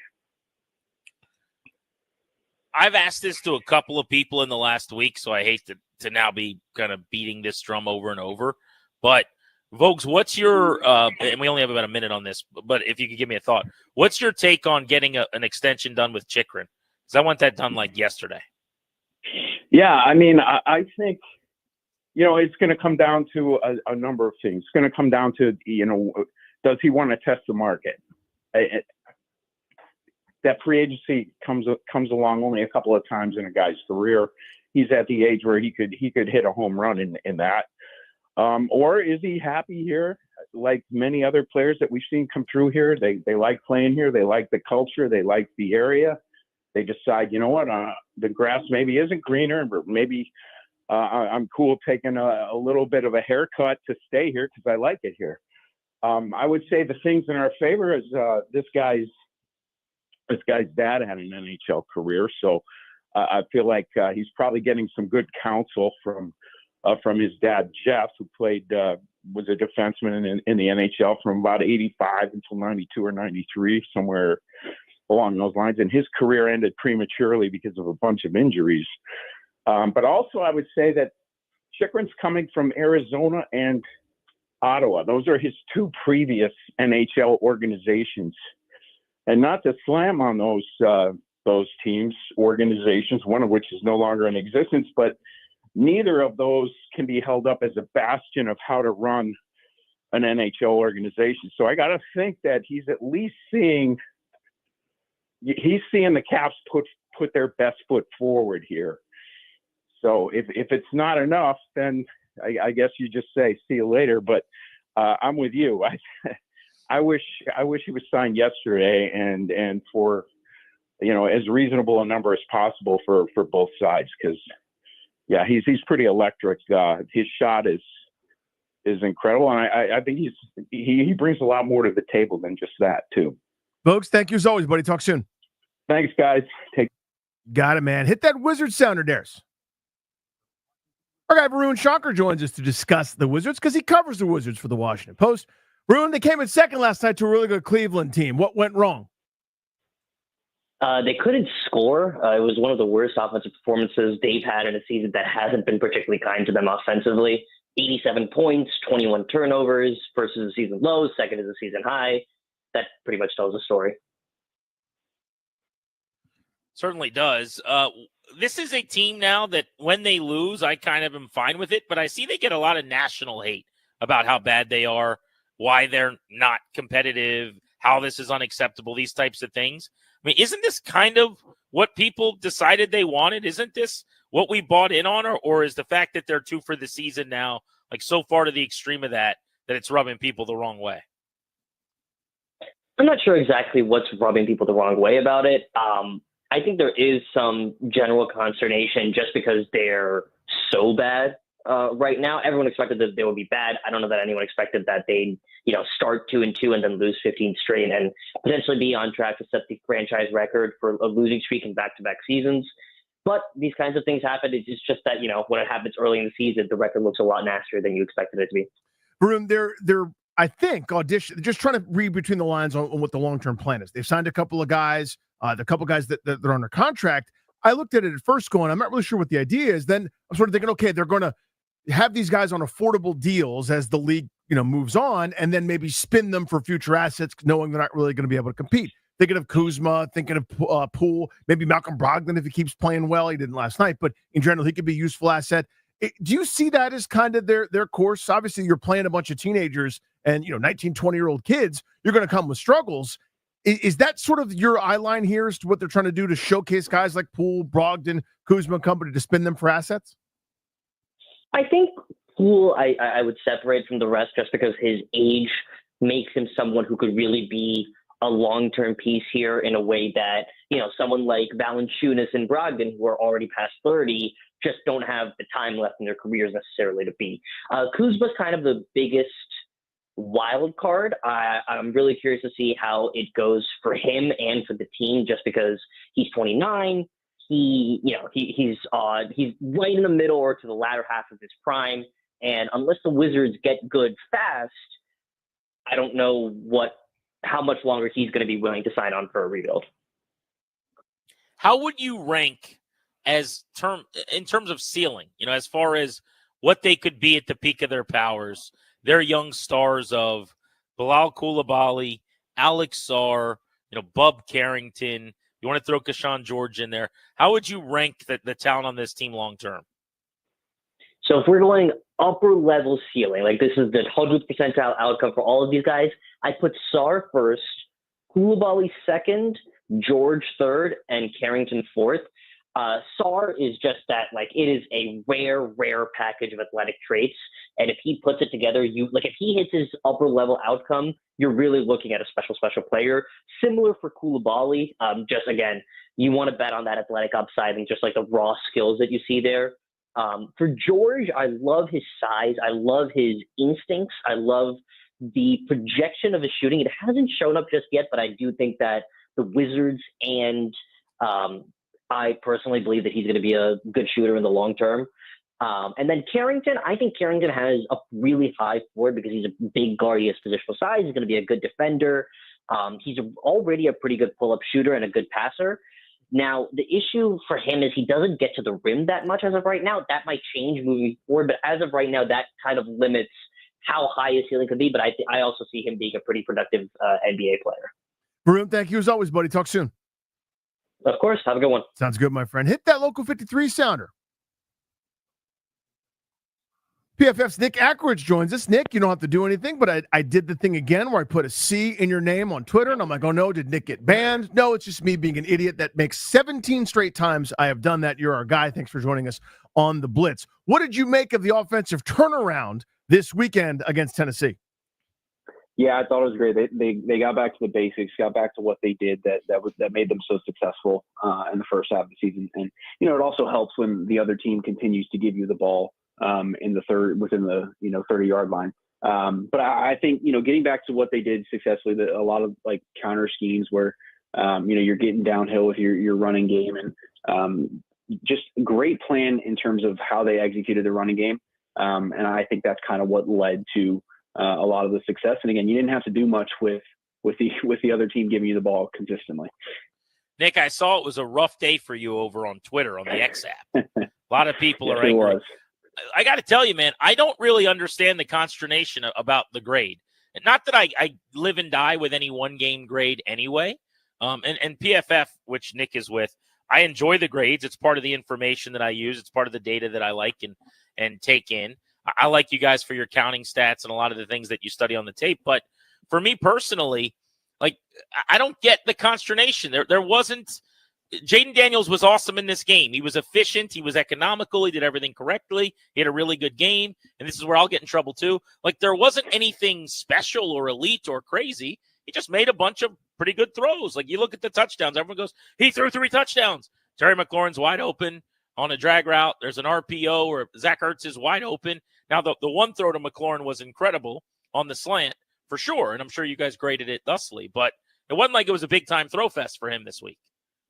Yeah, I mean, we've seen a lot better games from Jaden, and I also did not think that it was going to be something extremely controversial. I think the biggest key from that game is kind of what I said at the beginning, that Tennessee kept give them the ball in these situations where they didn't have to stretch the field too much. They could live with kind of the underneath throws, and they attacked that really well against the Titans defense. So yeah, I wasn't aware that this was going to be that big of a controversy. I think the big thing with these kind of PFF grades is whenever you kind of try to compare it to box score stats and your typical box score stats, it's just sometimes it's going to look off because an incompletion is an incompletion in the box score, and there's no context behind that. An incompletion could be a positive grade for us, or a completion could be a 0 grade or a negative grade, but in the box score, completion is, you think it's good. So basically what that grade came down to is Jaden completed 3 passes of over 10 yards, and 2 of them were inaccurate that cost his receivers some yards after the catch.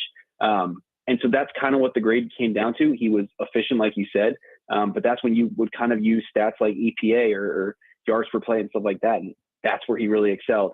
But yeah, I think the grade was quite a bit overblown. Well, Nick, I'm telling you, when you enter this world, be careful, because I had the audacity the other day to say Bo Nix played well. Right? Yeah. That's all I said. Bo Nix played well, and people pretty much wanted to, throw me off of a really tall building. So I'm just telling you, anything other than Jaden Daniels walks on water, and people are going to be upset with you. I want to go back to the offense in general, though. To me, this was Kingsbury finally acknowledging maybe I shouldn't just do the same thing, beat my head against the wall. I know a lot of the same concepts were probably the same, and your eyes could see it better maybe than I could, but I just know that Terry McLaurin was on the right side of the field. And that's my little elementary pea-sized brain. I could figure that out, and he got the football early, and the offense was good. Seems to me that he either listened to criticism or did some self-scouting, or something was different about Sunday. Yeah, I know. I think he was kind of trolling us a little bit with immediately putting Terry on the right side there. Troll and away. Giving the ball. And I think it's something that needed to happen. Even if it is a troll, I think you got to keep doing it. A lot of times with his offense, it's not about who is getting those targets, it's about where. And so a lot of times you see these screen passes to De'Ami Brown and these quick passes to Noah Brown and stuff like that. And instead where you can be using guys like Terry McLaurin who are better after the catching and better in those situations. So I think he got to that right away. And then you saw Terry have a big day instantly. I mean, 2 touchdowns, I think. And then it's what you wanted to see from someone like Terry McLaurin. He should never really go a full half without seeing a target. You have to manufacture him some touches. And it was great to see. Yeah, and hopefully we see a lot more of it. Nick, be well. Don't let Twitter get you down. That's just a good philosophy. Never does. Take care, Nick guys. Ackridge, Appreciate you, bud. PFF on Grant and Danny here on The Fan. Next, I want to get into, speaking of down and out, we got a linebacker being suspended 3 games for a hit on a quarterback. That does not happen very often in the NFL, even in today's era. Azeez Al-Shaair. And in a statement released, the league went hard enough to basically call him unsportsmanlike and dirty. I mean, I haven't seen anything like this. That's next on Grant and Danny.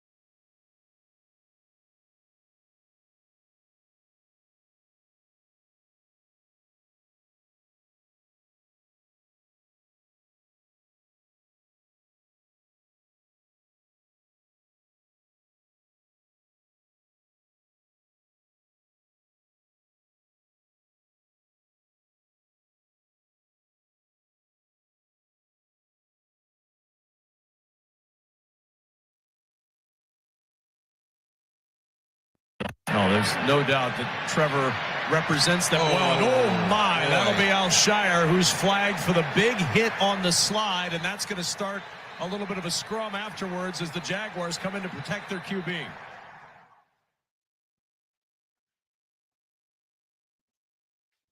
That hit, which got Azeez Al-Shaair not only ejected but now suspended for 3 games, led to the two teams coming together, as you'd imagine, and throwing fists and all kinds of fighting and ejections.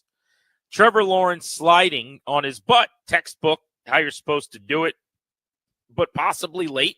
That's part of the conversation now, is that maybe he waited too long, slid right at the feet of Al-Shaair as he came in.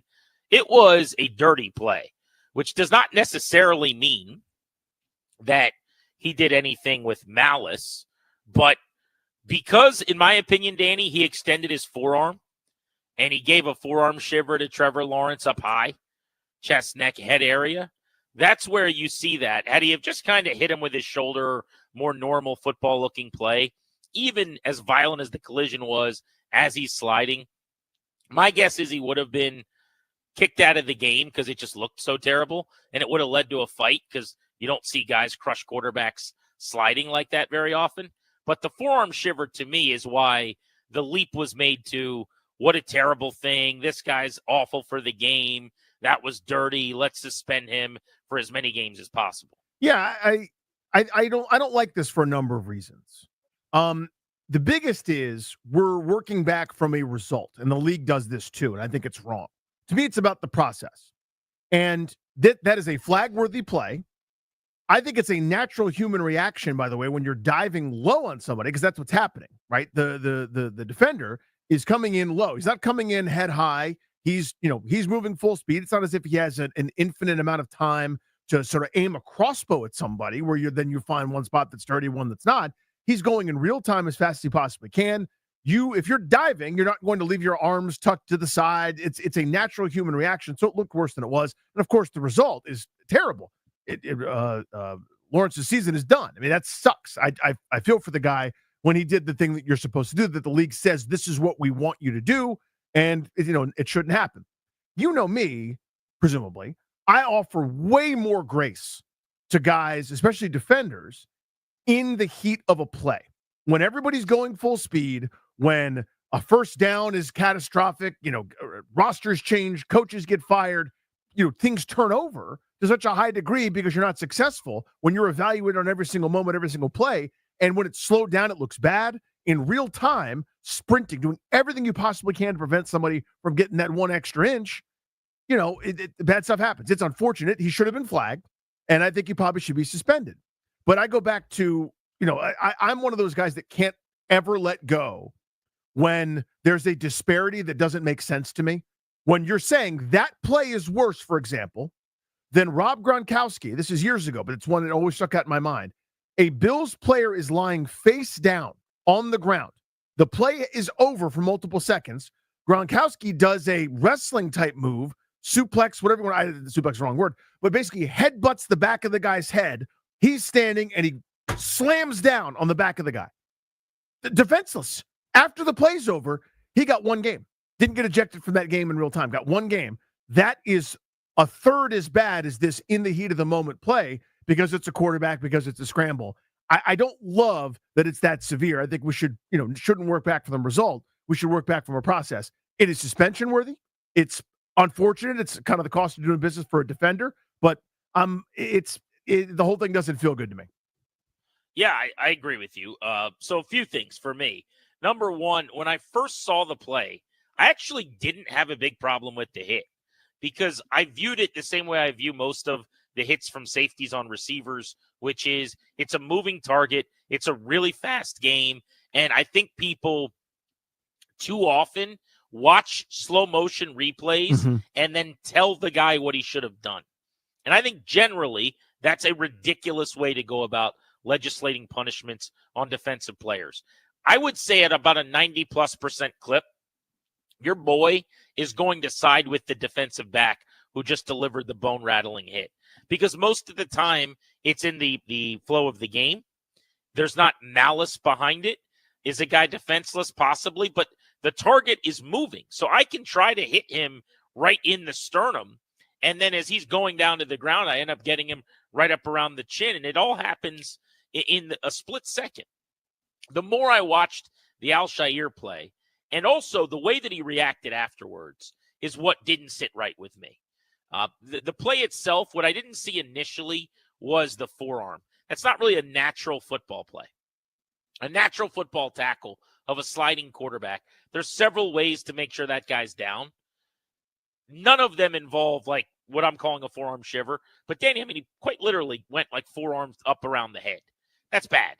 And so that's where I'm okay with the ejection and I'm okay with a suspension. I think 3 games is outrageous, if we're being honest, for a guy playing football too violently. That's 17% of the season.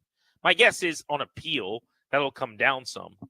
But a 3-game suspension for that hit, I think, is excessive. So I'll just start with that. But afterwards, the way he acted, where I know you're getting jumped and everyone's mad at you, and it's easier said than done for me on my couch, but you made a mistake. You raise your hand and you go, whoops, he slid late. It was bang, bang. I made a bad business decision, bad judgment. You know, at the last second, I'm protecting myself with my arm, whatever he's going to say. But you just kind of throw your hands up and go, whoopsie. If you get ejected, it's like a targeted, a guy that just got ejected for targeting in college. You know what they do? They walk to the sideline. They kind of shake their head. They're upset. Their teammate gets in their ear hole, tells them it's okay, and then they walk to the locker room. Instead, he's trying to fight everybody on the Jaguars. You know, he's making it, I think, a much, at that point, worse look. The optics get worse than needed to happen. So I think all of that would go into probably my feeling that he just handled the situation really badly. I think that's very well said. There's an irony to me, though, by the way, that the guy handing out the discipline is John Runyon. I know this has nothing to do with anything, but it just I hate that guy forever. It has everything to do with everything. Well, I suppose. I mean, even guys that used to be dirty players, which he was, can make objective evaluations. Maybe he's great at this. I have no idea. But that was the dirtiest player. People may not remember him, so yeah. let's at least tell them who he is. Longtime Eagles guard who, after the play, speared LeVar Arrington and didn't get called and had an awful neck beard, and I hate his guts. He was voted. It wasn't even a neck beard. It was a neck hair on the the neck back hair, of his yeah. neck. Disgusting. He was voted, by the way, as the second dirtiest player in the league, I think in like 2006. And he now works for the NFL leveling punishments for the guys that do things like Al-Shaair just did. But did you see his letter to Azeez Al-Shaair? I did, yeah. I couldn't believe this. And it's not, I mean, it's Runyon's letter, but it's from the NFL. I thought it was absurd. I thought it was absolutely a joke that he wrote this letter the way that he did for a guy who, let's say you think it was a dirty hit. Okay, fine. Still, to embarrass a player and to talk about him the way that he did is insane. And the fact that it's John Runyon, to your point, who was actually a dirty player and everybody knew it back then, I mean, makes it just, the hypocrisy is palpable. But I'm going to read the statement really quickly. During your game against the Jaguars on December 1st, with 4:20 remaining in the second quarter, you were involved in a play that the league considers unacceptable and a serious violation of the playing rules. So far, I'm fine with that. Video shows you striking the head neck area of the Jaguars quarterback Trevor Lawrence after he clearly goes down in a feet first slide. Well, yeah, in real time, on the field, when he slides at your feet as you're running toward him, it's a lot easier said than done to not do anything about it. By the way, guys like Patrick Mahomes are faking slides all the time now. Like, what about that? Mm-hmm. What about the quarterbacks that start to go into the slide and then keep going and pick up the first down? There are videos that have been circulating this week of guys that get to the sideline so the defender lets up and then they tiptoe down the sideline for a bunch of yards. Like, they shouldn't be allowed to do that either because you're putting the onus on the defensive player, but there's no onus on the offensive player. Continuing this statement here. After the illegal hit, you proceeded to engage in a brawl, which you escalated when you pulled an opponent down to the ground by his face mask. After the referee announced that you were disqualified for the hit, your unsportsmanlike acts, you removed your helmet and re-engaged with your opponent while walking down and across the field, which started another confrontation near the end zone. Which, again, as I said, I thought that was all a bad look. But then he goes on to say this. Your lack of sportsmanship and respect for the game of football and all those who play, coach, and enjoy watching it is troubling and does not reflect the core values of the NFL. I'm sorry, what? What did he do again? Your lack of sportsmanship and respect for the game of football. You've got to be kidding me with this statement. Your continued disregard for NFL playing rules puts the health and safety of both you and your opponents in jeopardy and will not be tolerated. This is a guy, to my knowledge, that has never been suspended before. But I thought it was awesome that Nick Caserio, the GM of the Texans, came out and took his players back to an extent after this statement. Because this statement, in my opinion, made Al-Shaair more of a victim. Like, at the time of the suspension, I thought, oh, that's a little aggressive, but he screwed up. He's got to deal with it. Then I read this statement, and I'm like, who is John Runyon to write this? Who is the league think they are to tell me that this guy is disrespecting the sport by hitting a quarterback who slid at his feet while he's running toward him? This was Caserio, the GM of the Texans. And I probably speak for a lot of teams, not only the Houston Texans, but I think that's all teams ask for is consistency from the league. And I'd say in this situation, I mean, quite frankly, there's no consistency at all relative to the level of discipline that's been handed down. So when you go back, let's look at this season. Okay, we had multiple situations, multiple examples. All right, two really good players, I would say. Branch ejected against Green Bay, right? Plays the next week against us. Okay, Derwin ejected, all right, got suspended for one game. And Derwin's a great player, and Derwin's had some other situations that have come up. And I'd say even going back here, a player that we know well organizationally here, Kareem Jackson. Kareem's a good player. Was ejected, fined, ejected, fined, ejected, and then suspended after 3 games. So we're going to say Azeez Al-Shaair, who nobody embodies our program more than Azeez, what he's about, what he's been through. You all know his story. There's not a more selfless individual, more about the team who's earned the respects that represents everything that we want this program to be about. I mean, this morning he was at a United Way event. So we're talking about some of the commentary that has been made about his character, about the person that he is, about what his intentions are from people that, quite frankly, don't know anything about Azeez Al-Shaair, okay?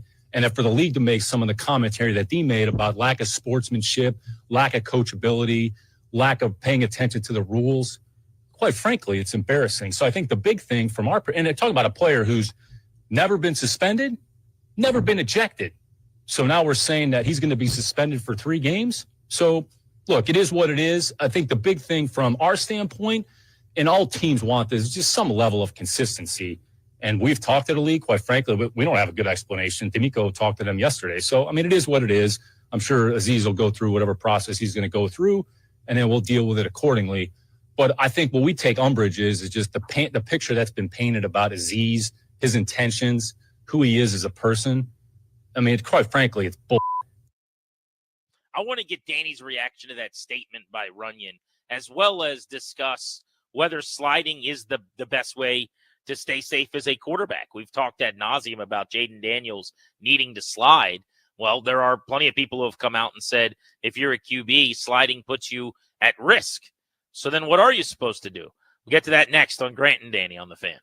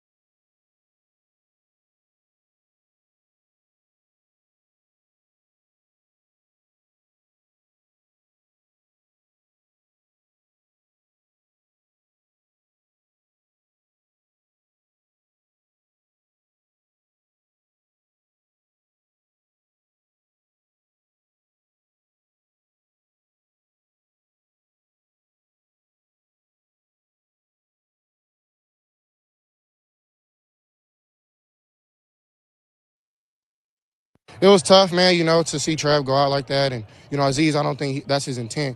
But, it sucks to see a player ever go down.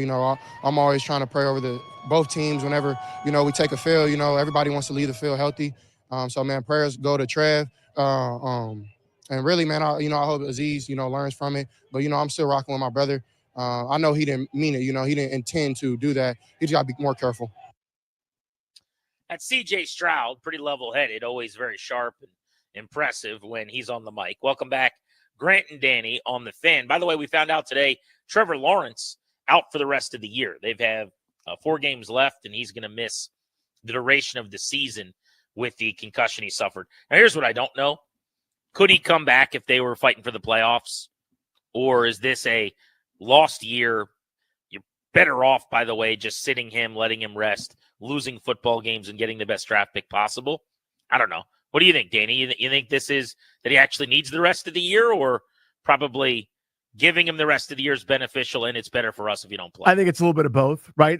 You couldn't fake this. Obviously he's out for some time, and if he's out for some time and you're looking at your watch going, he maybe could push it back, as you said, for our 17th game in week 18 or 19 or whatever the hell they're doing now.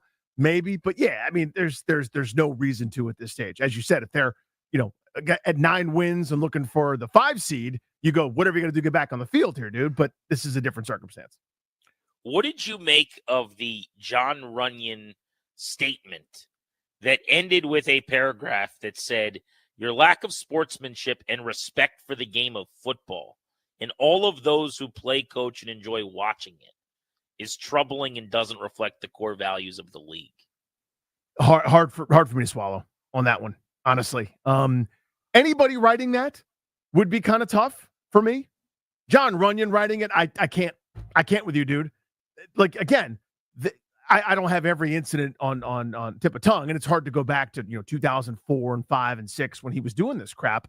But you don't just get dirtiest player by everybody being wrong about you. You know what I mean? After the whistle shenanigans. I mean, I remember a play against Sean Merriman years ago with the Chargers that stood out to me for some reason, where well after the whistle, long ago, there's an interception 30 yards away. He finds Merriman, who'd been kicking his butt the whole game, and knocks him onto the ground, holds him and wrestles him, and then gets up what? Wasn't me. For you to be writing that stuff from your incredibly high horse is just tough for me to deal with, man. Again, you could write and say, hey, we didn't like this. The league doesn't approve of it. But when you start going far more personal there into sound personal. The values, and by the way, when I read going, that, wait, what? When I read that, I said, oh man, I bet you Alshier's been suspended a couple times. Let me look this up. How many times has this guy been ejected? He's never been ejected. He's never been suspended. And he's talking to him like he's a 7-time perp. Something's not adding up here. Mm-hmm. I mean, it did almost sound personal, though. I agree with you. There's another angle to this story, though, which is the latest layer to this onion is a discussion now on quarterbacks sliding. D'Amico Ryans blamed, at least in part, Trevor Lawrence for what happened. He basically said he slid too late and he's got to keep his head down lower and protect himself. And he basically, I'm paraphrasing now, but by sliding the way he did, kind of lollygagging, keeping his head up, he made himself a target, which I don't quite agree with. But Rex Ryan actually had a really interesting take on this, which we can play, on the fact that he never wanted his quarterbacks to slide. This is what Rex had to say about quarterbacks sliding, and it's that baseball slide we're talking about, feet first on your butt, that makes you susceptible to some of these big hits. Yeah, you got to learn how to protect yourself, and I'm going to tell you right now, obviously it was a dirty hit. I am so sick and tired of seeing people teach, hey, slide. When you're running out here, you slide. The hell you do, not when you're going full speed down the field and a defender's coming full speed at you. You don't slide. I can see this happens over and over and over again. All you have to do is watch every Saturday college football. 2 to 3 of these happen every single week. Mm-hmm. I'm sick and tired of it. You are not protecting your quarterback when you teach him how to slide when it's not in the open field. Open field, of course, that's great. Absolutely not here. If you want to get a concussion, you slide like this when contact's coming. What should they be taught to do? They should be taught to dive at the ankles of the defender or run the football and keep your head out of it. Trust me, I would take the ankles of the defender. Run right there, dive at his ankles. Immediately, the guy's going to go to protect himself. He's not worried about tackling you. Look, the kid, absolutely, it was awful. All right. And yes, he's going to be suspended and things. But also, this happens all the time when a guy's just trying to make a tackle.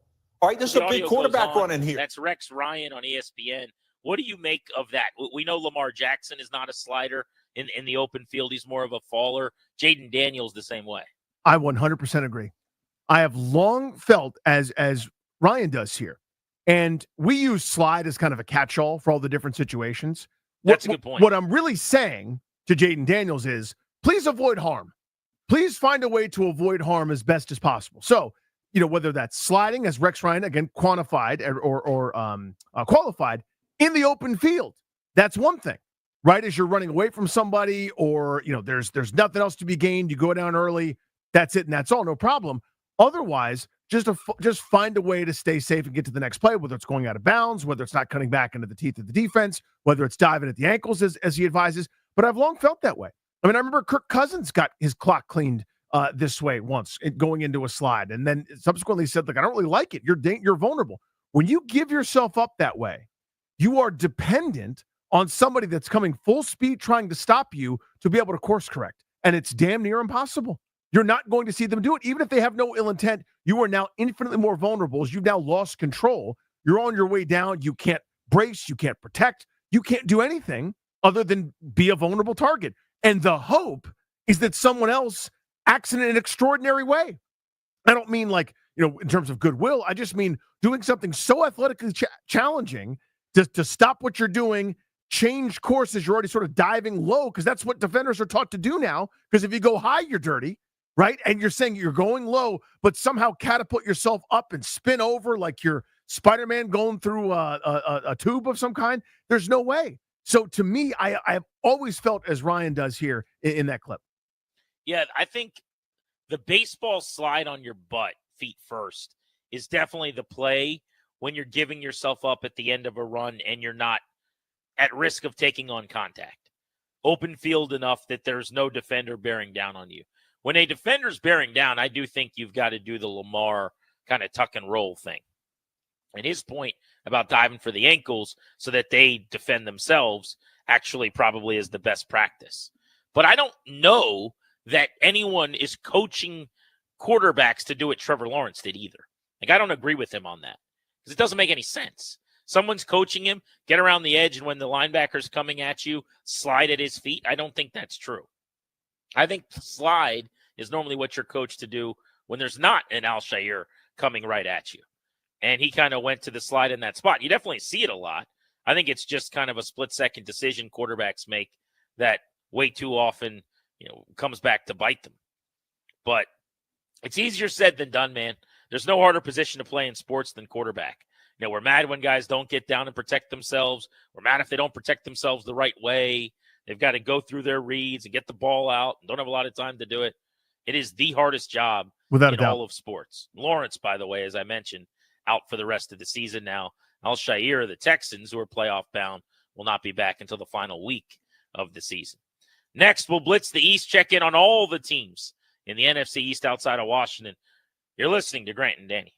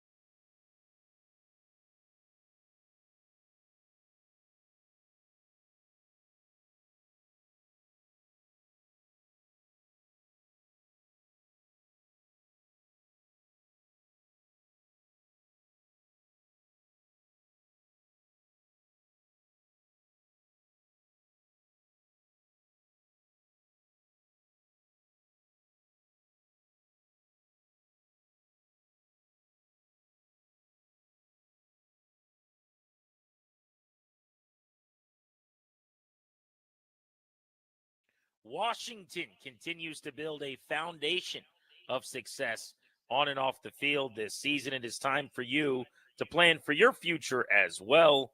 Our friends, the law firm Kandori and Murad, will help. They're going to update your last will and testament, set up a revocable trust for you and your family. Schedule a free consultation with their estate planning attorneys today, kmlawyers.com. Be sure to tell them we sent you. That's kmlawyers.com. If they know you came via the show, they'll give you a nice discount. It is time to blitz the East. Let's check in on the other teams in the division.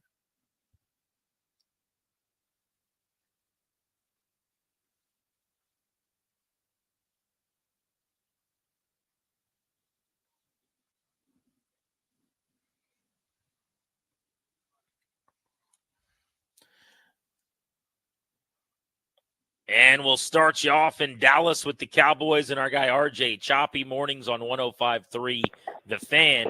RJ, back-to-back wins starting with Washington in the division where the Cowboys are actually 3-1. What has to happen for McCarthy to keep his job? Is that on the table at all?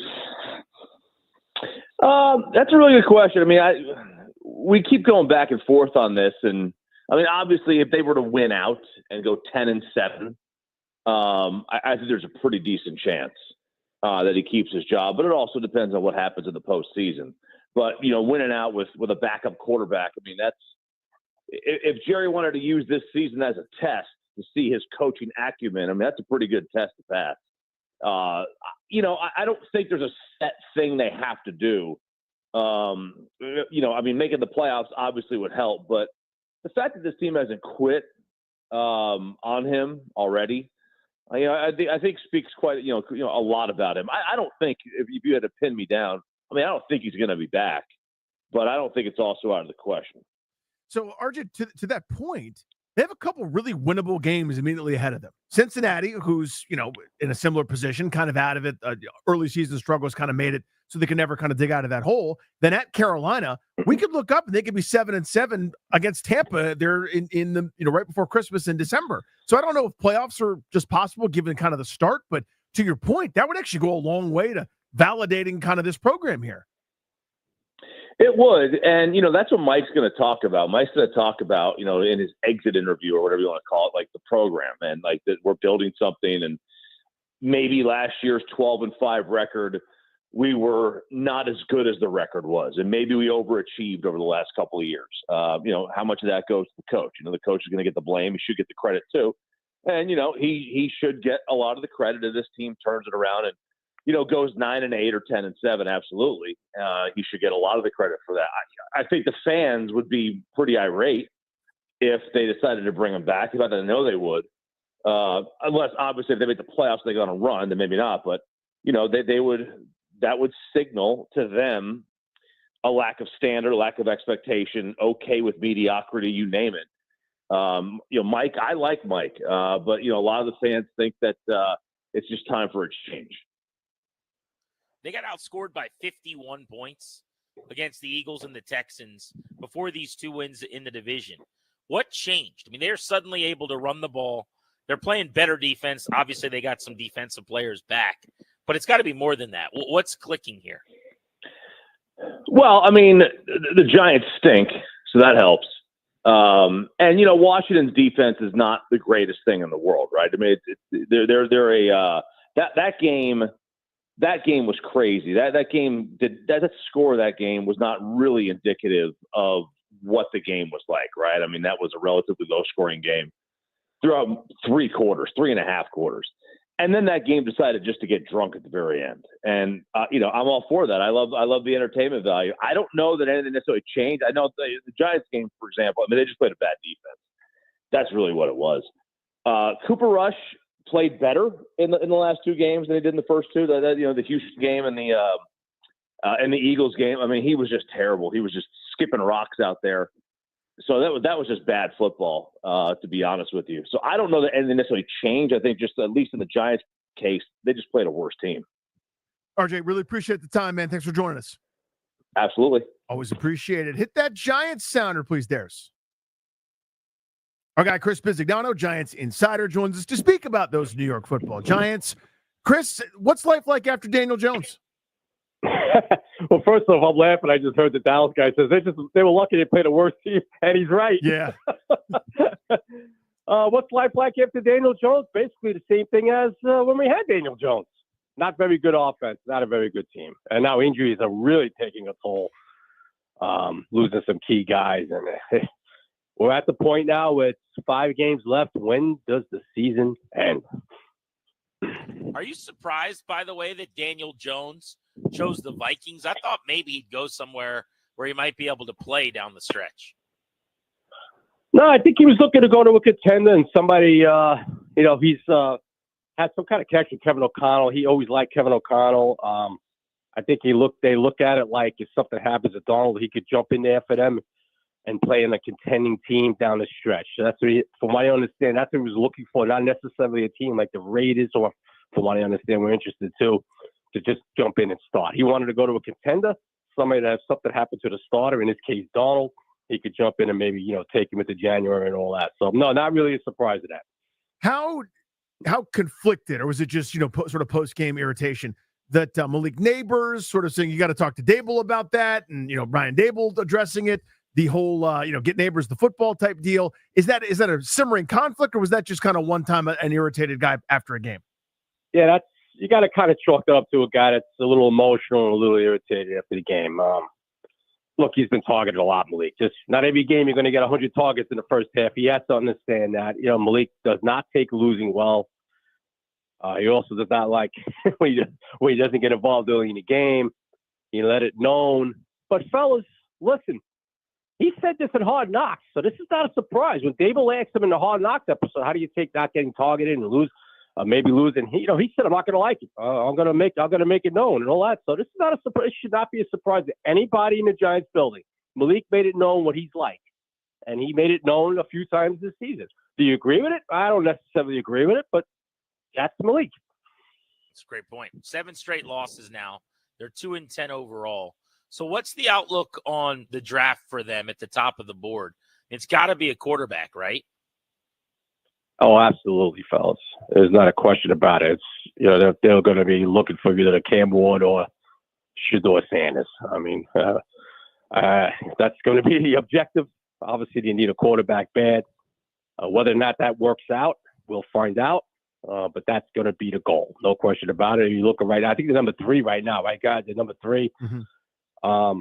So we'll see what happens, where they finish and all that. But that is the goal. Joe Shane's been scouting Cam Ward pretty hard last 2 weeks. He went down, he visited Shedeur with Dion in Colorado out of practice. So I don't think it's, I'm not inventing the wheel here, guys. Everybody kind of knows the Giants are shooting quarterback, shooting for the stars. So we'll see. And I understand that John Mara came out and basically endorsed him, but that doesn't mean anything. Just to clarify, you're pretty confident that Shane and Dable are both going to be back and picking that quarterback? Like, how sure are you about that? Look, I'm leaning towards that's what Mara wants to do. Am I going to tell you guys, hey, guys, I'm real confident they're coming back? No, I'm not going to tell you that because things could change. This team has not looked good. Okay? You're going to be playing in front of half-empty building now for the last 3 home games. So do I believe that John Mara wants Shane and Dable to kind of get their guy and go from there? Yes, I do. So I'm going to lean that Mara and Tisch want to bring them back. I do. Am I very confident in that, guys? No, I'm not very confident in that. Chris, always awesome with us, buddy. Appreciate the info and the time, man. Thank you. Hey, all right. Talk to you guys soon. Be good. Sounds good, my friend. Hit that Eagle sounder, please. Ed Kratz joins us, Eagles Insider for Sports Illustrated, to break down the first-place Philadelphia Eagles. Ed, how realistic is it that this team ends up with the 1 seed, not just in the NFC East, but in the NFC? Yeah, well, you look at the team schedules coming down the stretch here. I think the Lions have a more difficult schedule. The Eagles still have to play the Steelers. They're home against the Steelers, and then they're home against the Cowboys. That's the thing. They're home in 4 of these next 5 games.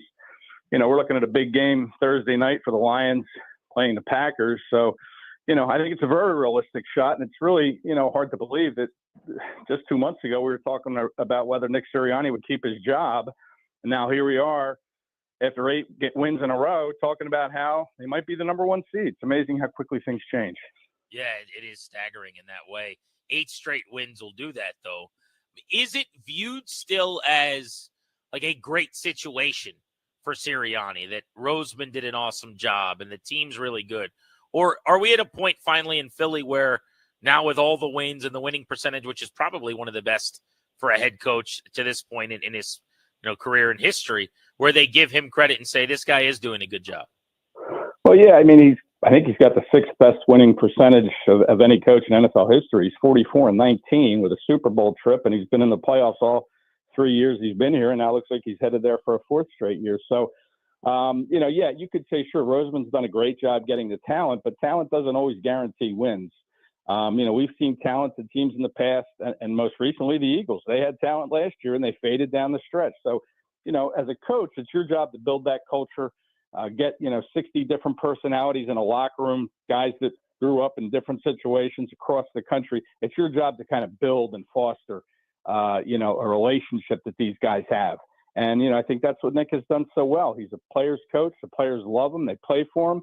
And we saw that when everybody thought Nick should be fired after 2-2 and that bad start they had. The players played for him. They doubled down on him. They talked to me in the locker room about how, they want to play for him and they want to win for him. So, he's done a good job of building a culture in that locker room, and that goes a long way.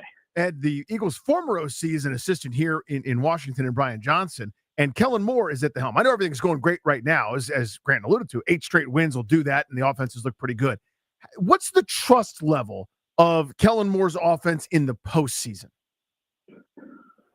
Yeah, well, the trust level, and I know that, there was some dysfunction there, obviously, last year with, Brian here, and he wanted to implement certain things, and Nick really wanted to keep a tight rein on what he wanted to do. And I think that's another credit to Nick, is he realized he had to change, and he brought Kellen Moore in here and said, listen, you run your offense. This is what we did, and these are some things we did well. We can incorporate them, but this is going to be your offense. So the trust level has been there from the start. I don't see why it would change when you head to the postseason.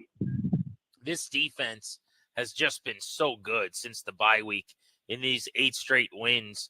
Number 1 in the NFL in a lot of categories. This past week, holding the Ravens sub 20 points in a victory. What did you make of the performance against Baltimore? And now as they ramp up for Carolina, who's been playing better, just give us a state of the union on that defense. Yeah, it's funny. Me and a colleague of mine, we go back and forth as to who the team MVP is. He says Saquon Barkley. It's hard to argue with that, obviously, but I think it's Vic Fangio because what he has been able to do, come in, he's an old school coach, and he got a lot of young guys to buy in. This is the 3rd youngest defense in the NFL. He's doing with rookies and Quinion Mitchell, Cooper DeJean, 2nd-year player Jalen Carter, who I think is the best defensive lineman in the NFL right now. And he's brought it all together, and he's got the ability, because of his 40-plus years in coaching, to kind of change things up midstream. If something's not working, he's just not going to keep doing it. He's going to change. He knows his personnel. It took him a little while to get going. He came in, obviously in the off season, they 4 games, they're 2-2, but he's gotten to know his personnel. He's gotten to know their strengths and weaknesses. And the state of this defense, to me, it's number 1 in the NFL, right? In total yards, they're, top 5 in the rushing and the passing defense. And a lot of that credit, I think, goes to Fangio because it's a young defense and he's molded it together very quickly. How's Devontae Smith's health, and is it a concern? He was at practice today. Still waiting on the injury report to see how much he actually did. He may have been limited. I know he was close last week. He missed his 2nd game with a hamstring injury. And the Eagles take their time with these hammy injuries. They don't rush guys back. A.J. Brown missed 3 games at the start of the season during that 2-2 rocky start. So they take their time, but I think he'll play. I think he's probably tracking toward playing, I should say. They have a few days here. So I think he'll probably play, but I can't say that for sure. Good info. Ed, thank you. We appreciate you. Yep, my pleasure. Thanks. Thanks, Ed. Ed Kratz, Eagles Insider for SI, joining us on Grant and Danny. So the schedule in the NFC East this weekend with the Commanders on a bye week, one of 6 teams with a bye. Ravens, Texans, Patriots, Broncos, Colts, Commanders, all idle in Week 14. You've got the Saints at the Giants, 4-8 New Orleans, 2-10 New York. By the way, looking for their first home win of the season still. The season, not the month, not the half of a season, the season. 0-6 at the Meadowlands. That's a 1 o'clock kick. There is a 1 o'clock start time in Philly as well for the Panthers, 3-9, and the Eagles, 10-2. Carolina looks much better, though. They do. And I will say Dave Canales has Bryce Young playing legitimate NFL football at quarterback, which is a massive, massive upgrade to what he was doing a year ago. So you got to give Canales full credit for that. And then rounding out the division, Danny, Bengals Cowboys on Monday Night Football. Not a great Monday night game because it's 4-8 Cincinnati and 5-7 Dallas, but I do think that could be an entertaining game at least, and I'll always enjoy watching Joe Burrow sling the pill. Yeah, Cincinnati cannot stop anything. They are you would have the same results if you just said we're not going to put any personnel on defense the way that they play, right? And just sort of let the other team go get the ball. They're like Grinnell College, the way that they run up and down the floor just shooting threes, except for football. So Dallas might actually have some offensive output in this one. So I actually think it'll be entertaining. If you hate defense, then tune on in. 13 games in for the Commanders. Bye week looms. Let's do a Jaden Daniels bye week eval next on G&D.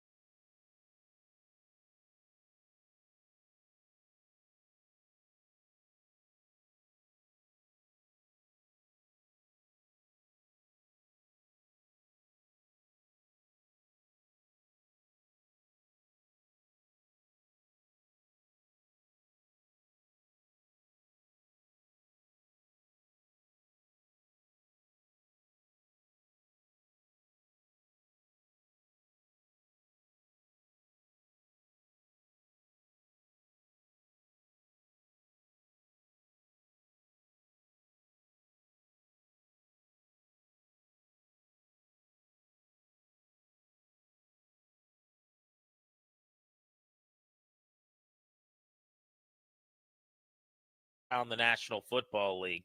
Welcome back, Grant and Danny on the Fan. 13 games in the books, 8-5 Washington. Should be playoff bound. Bye week straight ahead. Nice chance for us to take some inventory on what we've seen. Let's get a little eval going of Jaden Daniels at the bye week. Strengths and weaknesses, things that we've really liked, things that he's going to have to work on.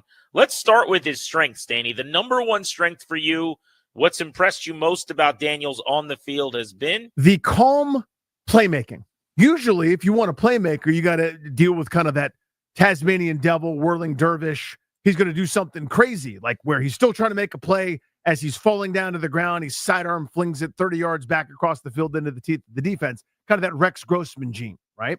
It's that heady, calm, explosive playmaking where he's turning sacks into less bad sacks. There was one this past week. He's turning should-be tackles for a loss or a sack into a casual 4 or 5 yard gain without panicking, still scanning the field, looking for stuff. It's the thing. It's that gene, that special thing that the elite guys have at the very height of their powers in their primes that he's got as a rookie. To me, it's that I made up my own term for it. I have no idea if this is the right way to describe it or not, but I call it heady playmaking, where it's not playmaking at all costs. It's playmaking when appropriate. And that maturity, I think, is incredible. I'm going to go with accuracy. I think for the most part, it's never going to be this way 100% of the time, right?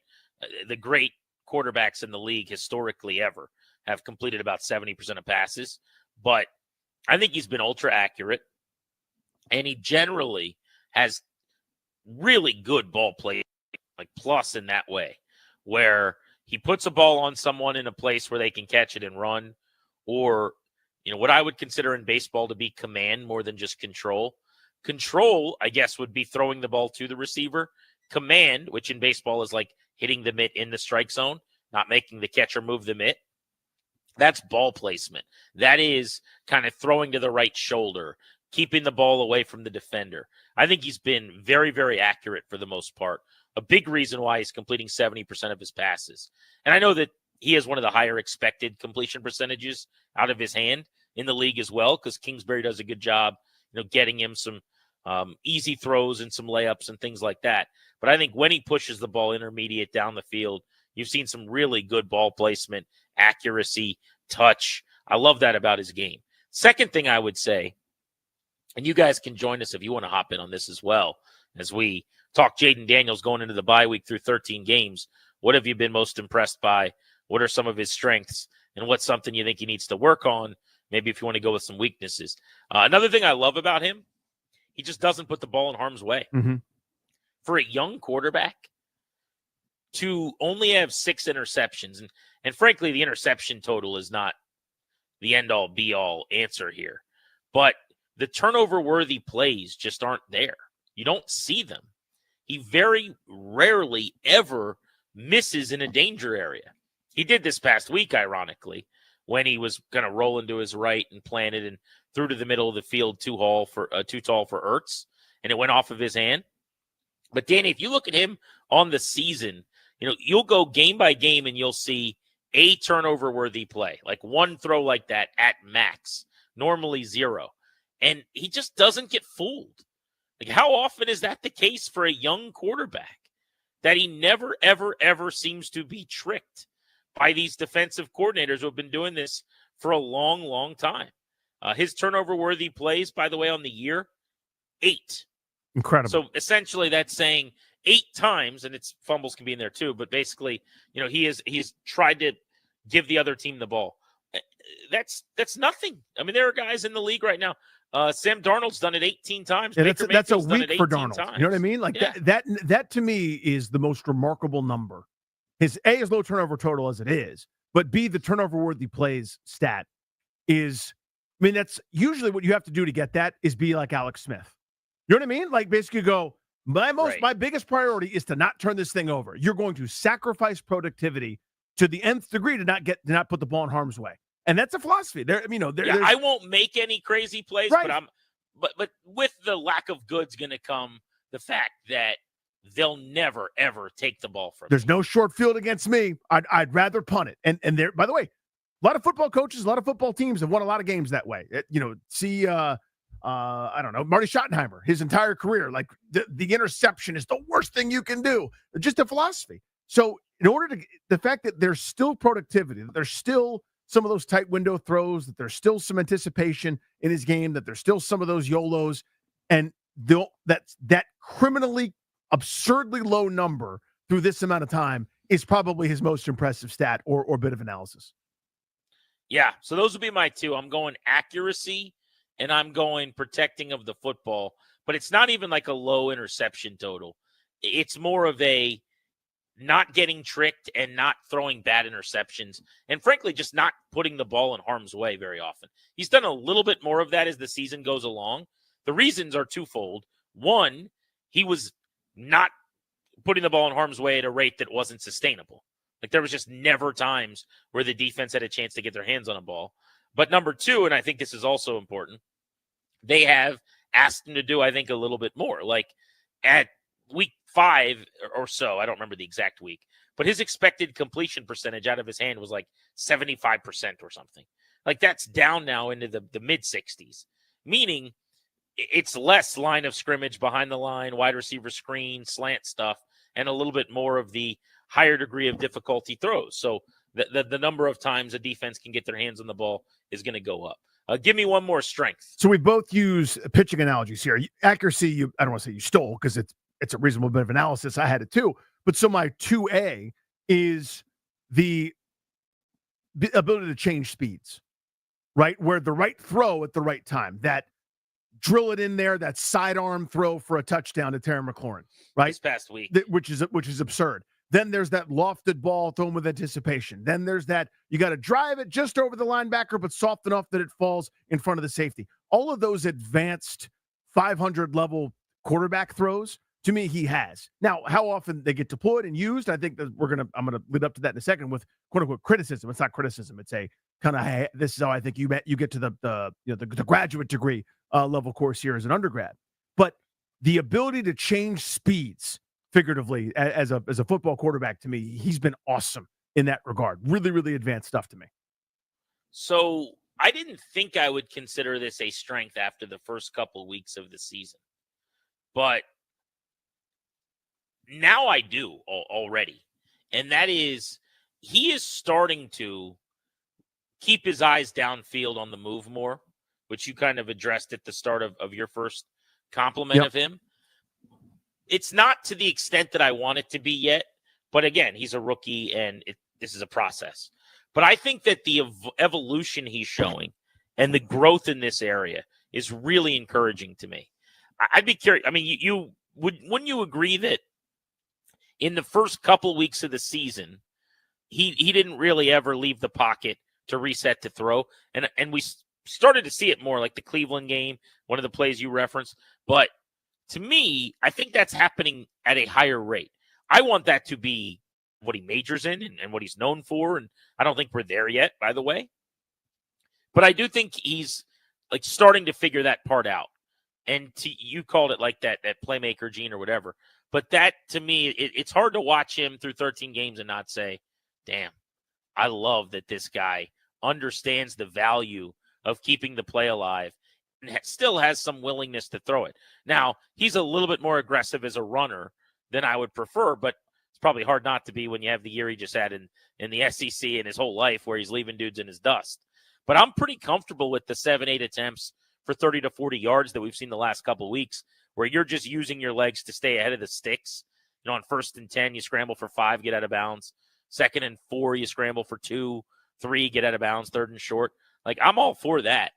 But I would even turn up the faders more. But I think just the comparison of where we started to where we are, like that growth I really like as a play extending passer. Yeah, I feel like I'm now just hyper-focused and using baseball analogies for some reason. I'm wearing a Nats pullover, so whatever. Maybe that's what's on my brain. But to me, it reminds me of the hardest thing to do is to hit the ball hard, right? Talking about baseball. That's the hardest thing to do. The next level is to hit it hard in certain kinds of ways. Right? You don't want to hit as many hard ground balls. You like to hit hard line drives and then some fly balls so that your doubles become homers and your singles become doubles, etc. The hard thing is to escape negative plays. The hard thing is to escape danger. He already has that. You see what I'm saying? Like, You'd love to teach, I don't know, pick your plotting Drew Bledsoe type quarterback. Like, you could never teach him that. That guy's never escaping from dramatics and problems behind the line of scrimmage, period, end of story. He can do that. The next level to turn those doubles into homers, to your point, is that elite next level kind of decision making where, yeah, you could scramble for 7. You could also hit a guy for 57, just based on those eyes downfield type things. And we're growing in that regard. Some of those singles have turned the doubles into homers, etc. It's going to get more consistent there. But I'm with you. I think it's a good one. He's Danny. I'm Grant. You're listening to The Fan. Let's open up the phones on this. 800-636-1067 is the number. What would you say is Jaden Daniels' best strength? And if you have a couple of them, we'd love to hear those. We'll get to perceived weaknesses next and things that he can work on. Reason we're doing this today, if you're curious, is just a nice chance to take a deep breath. Bye week coming up. Take some inventory. Give out a report card, if you will. It's a bye week eval on Daniels. 800-636-1067. You're listening to G&D on The Fan.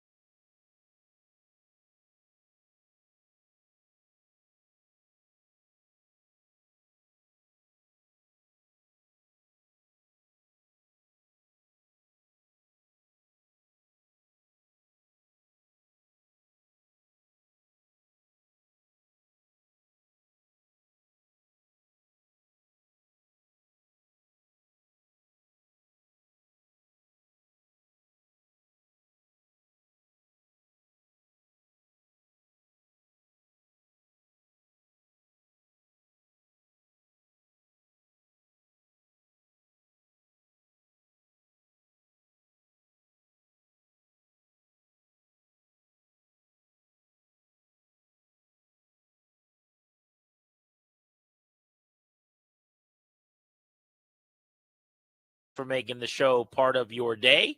Means a lot. Your next chance to win Caps tickets with us exclusively this week will be tomorrow at 4 o'clock. We'll have tickets to see the Caps against the Sabres next Saturday night.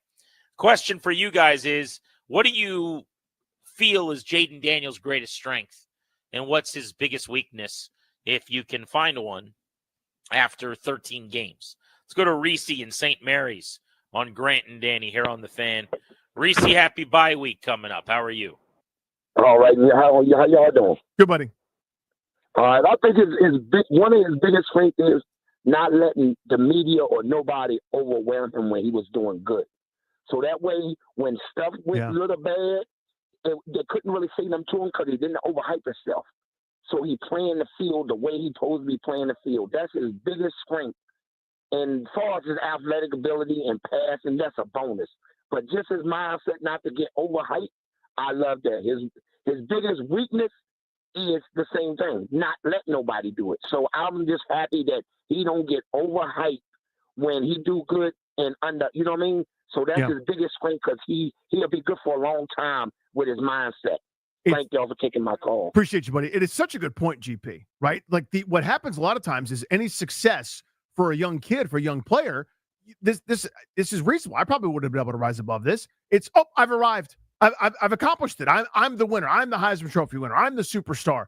Now everything is catered to me. By all accounts, it's still, before the sun comes up, he's already there, with the clicker in hand, breaking down film and doing all the things that got him to this place, right? I mean, that is essential where, hey, it's going great. You're the leader for Rookie of the Year. Cool. I got work to do. You know what I mean? Like that mentality, I think, is an enormous asset for him. Yeah, there's so many things that if we're going to get into beyond just the playing field too, off the field stuff for him that I love. I mean, frankly, he's batting pretty much 1,000 since the start of the year in those things. But everything I've heard from every person around him is just so good and exactly what you would want. You kind of design him in a laboratory in terms of the prep, the work habits, and the type of guy he's been in the building. All right, we went through a bevy of strengths. Do you have any weaknesses or areas where you wish he would do things differently? Yeah, so I don't think this is a weakness by any stretch of the imagination, okay? But this is a fader, I think, that could be turned up a little bit more. And with it comes risk. With it comes maybe more potential turnovers, which I don't know if people are going to be happy with. But I think throwing with a bit more anticipation, the one of the highlight plays of the season is a throw in Cincinnati before Terry McLaurin is open. He is not open at the time of Jaden Daniels letting the football go. McLaurin is on the bad side of the defender, a.k.a. not having beaten him yet, and has to go past him, run past him, then tiptoe, make an incredible catch, etc. I'd like a little bit more of that. Now, when you throw the anticipation, you throw it early, guys can guess. Guys can, maybe the football's more at risk at certain times. But I'd love a hair more of that as he kind of gets older. You choose your spots. You don't just live that way. It's not Taylor Heineke, YOLO, Terry's down there somewhere. But there are going to be some times, going to be some spots, specifically in a game like Philadelphia, for example, when McLaurin has 0 catches, 0 targets, 0 impact at all. He's one-on-one with a really good player. Let's see. Let me give Terry a chance to win, see if we can get going a little bit. I'd like a little bit more of that as we grow and progress. So it's funny because I think both of our wants that we haven't really seen or areas where we want more are not necessarily like things that he can't do or hasn't his fault entirely, right? But for me, I want a little bit more just traditional pocket passing, like 3 and 5 steps. I want under center, drop back game type stuff. I love quick game out of the gun. Just that's fine too. But I'd like to see them maybe it'll be next year. You put more and more in his play as he goes. But I'd like to see a little bit more of them being able to hit some in breakers and some things in that 15 to 20 range. It feels like a lot of their offense is horizontal raid, short stuff, or the occasional deep shot. And I think that the really good passing teams in the league, the really good offenses in the league, you think about like Detroit with Jared Goff throwing some of that stuff in the middle of the field to Williams or Amon-Ra St. Brown. It's a lot of drop back, play action, 5 and 7 steps, hitting those dig routes over top of linebackers at 17. That's the elite passing games. That stuff doesn't really go away as the year goes on. That kind of offense is portable and works. And is sustainable beyond just, this week we're going to get the ball out quick to avoid pass rush, or we're hoping somebody makes a play. So I'd like to see them incorporate more of that. The other thing, if we're talking weaknesses, is going to be, the size does still worry me a little bit. And we've seen essentially about a third of, or I don't know, half of, whatever you'd consider, like a handful of weeks of 13 derail by the rib. Whatever was going on with the rib, where he lost the explosiveness and he wasn't quite the same and he lived in the pocket and things kind of got out of whack there. And that's just going to be a consistent concern. It's nothing he can really do anything about at this point, but he's going to get crunched from time to time in this league. Yeah. And when you are as slender as him, I think you're going to have some rib and some sternum and, there's some collarbone and some stuff that just is out of whack from time to time. And hopefully it doesn't rear its head very often. Let's go to Mark in Arlington on Grant and Danny. What's up, Mark? How are you? Mark? You will get nothing, and you will like it. Tough break, Mark. Vinny in Seat Pleasant. You're on Grant and Danny. What's up? What's going on, Granddad? How you guys doing today, man? Good, pal. How are you? Good, buddy. All right. I'm gonna say I feel like his biggest weakness to me will be his hand passes under pressure. I think the one that Ertz over the middle last week, and even the one to B-Rob underneath when Overshawn took it from him. I think he was just a little antsy. He was just trying to get the ball off. And I understand, you got to get the ball. I know you got to get the ball out. But sometimes, taking a sack may help you live to see another day, or either just throwing the ball out of bounds. So I just feel like, his biggest weakness from me is just the errant passes, when he gets under pressure. That's about it. I love Jaden. Jaden's my man. A lot of people say I look like Jaden, but regardless of the fact, I really think, that just getting that under control will help a lot. Thanks, guys. Appreciate it, dude. Yeah, I would ride that. I would just, if someone said, "Are you Jaden Daniels?" I would just say yes and see what happens. I have a couple of numbers for you here, Grant and Danny on the Fan, on Jaden Daniels under pressure. You want these, Danny? Please do. When kept clean this year, which is on 67% of his dropbacks, no pressure, he completes 77%, 12 touchdowns, 3 picks, 2,200 yards, 8 yards per attempt. He has 8 big-time throws and 2 turnover-worthy plays. Under pressure, about a third of his dropbacks, 33%. He completes 44%. Wow, that is actually surprisingly low. 44% when pressured, 575 yards, 7.1 per attempt, 3 touchdowns, 3 picks, and equal big-time throws and turnover-worthy plays, 6 apiece. This is via PFF. So that guy's on to something. I mean, and this is not abnormal to him or a rookie or every quarterback. Numbers. Yeah. Every single QB's numbers are going to be a lot better when kept clean than pressured. But he's right. I mean, he goes from completing 77% to 44%. That's surprising, even by the standards of being under pressure. So, yeah, that's an area where you can continue to get more comfortable and have a little feel in the pocket and be able to operate with people around you and at your feet. And I think that's an area where it's okay to say you can keep growing. Like he's not a finished product. He's only going to continue, hopefully, to get better and better. Let's answer some burning NFL questions next on Grant and Danny here on The Fan.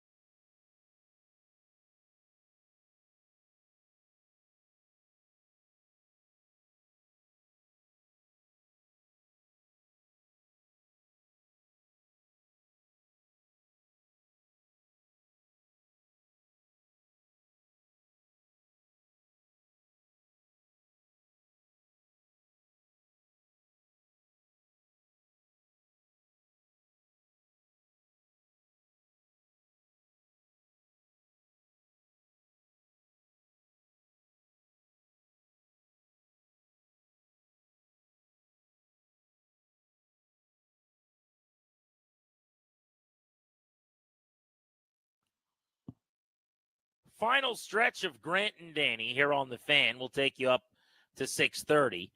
Darius will give us some burning NFL questions in just a few minutes. Remember that the show is brought to you today and every day by the law firm Kandori and Murad. They'll help you update your last will and testament, set up a revocable trust for you and your family as well if needed. Schedule a free consultation with their estate planning attorneys today by visiting kmlawyers.com. Be sure to tell them we sent you to get a discount. That's kmlawyers.com. We are done at 6:30. Danny, I know because you played basketball last night, you don't have any hoops this evening. Does that mean we've got late night pickleball, or is this a rare night at the house? No, it's just too damn cold for most pickleball. There aren't a lot of great indoor facility options that you can just casually stop in and do, although, DTL in Fairfax is one. But, again, there just aren't too many options. And my oldest has a math test to get ready for tomorrow, and I am the resident math guy at our house. So we're doing some division. Pretty big deal. Long division? Yeah. Remainders and everything. Oh, that's tough. The first time you look at a division problem, I don't mean like 9 divided by 3 on your calculator, on your phone or whatever. I'm talking about you look at one, and it's been 40 years or whatever since you've done it. It is intimidating at first, right? Where you're using phrases that you used like 30 years ago. Like, how many times does 7 go into 90? And your kids are going to go, what? What are you talking about? It's like, pretend 90 is a house. How many 7s can fit in the house? And so many fights ensue. I can't do long division right now. I can just tell you that comfortably. Gear up, bro. I'm out of practice. It's been too long. I wouldn't know what to do. I mean, I can divide things in my head for sure. That I can do. Because the things that in other words, like you memorized the times tables. We all did, right? Like you know intuitively right now what 9 times 9 is. So if you see 81 divided by 9, you go, oh, I just reversed it. It's fine. It's not. But when they start throwing the big numbers at you, and it's I can't do that. A double digit, whatever the top one is, the numerator, and then you got a denominator. Oh my God, take me away. So I've got a hot take that I think you'll hate. Oh, go on. But this is relevant, I'd say, to that, which is some of this kind of stuff.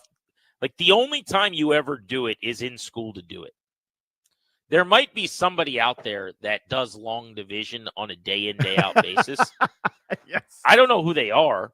I mean, maybe I couldn't even begin to guess. Yeah, like the shipping and logistics coordinator that's got to put like X number of boxes in the truck or on the ship, on the container. Each one can hold 94. So how many do you do? But even still, I mean, that's a quick calculator situation. Mm-hmm. I've got 72 bins. I've got 856 boxes. How do we want to do this? Like, whatever it is. I mean, there is no situation in my mind where you need to do long division by hand in the world.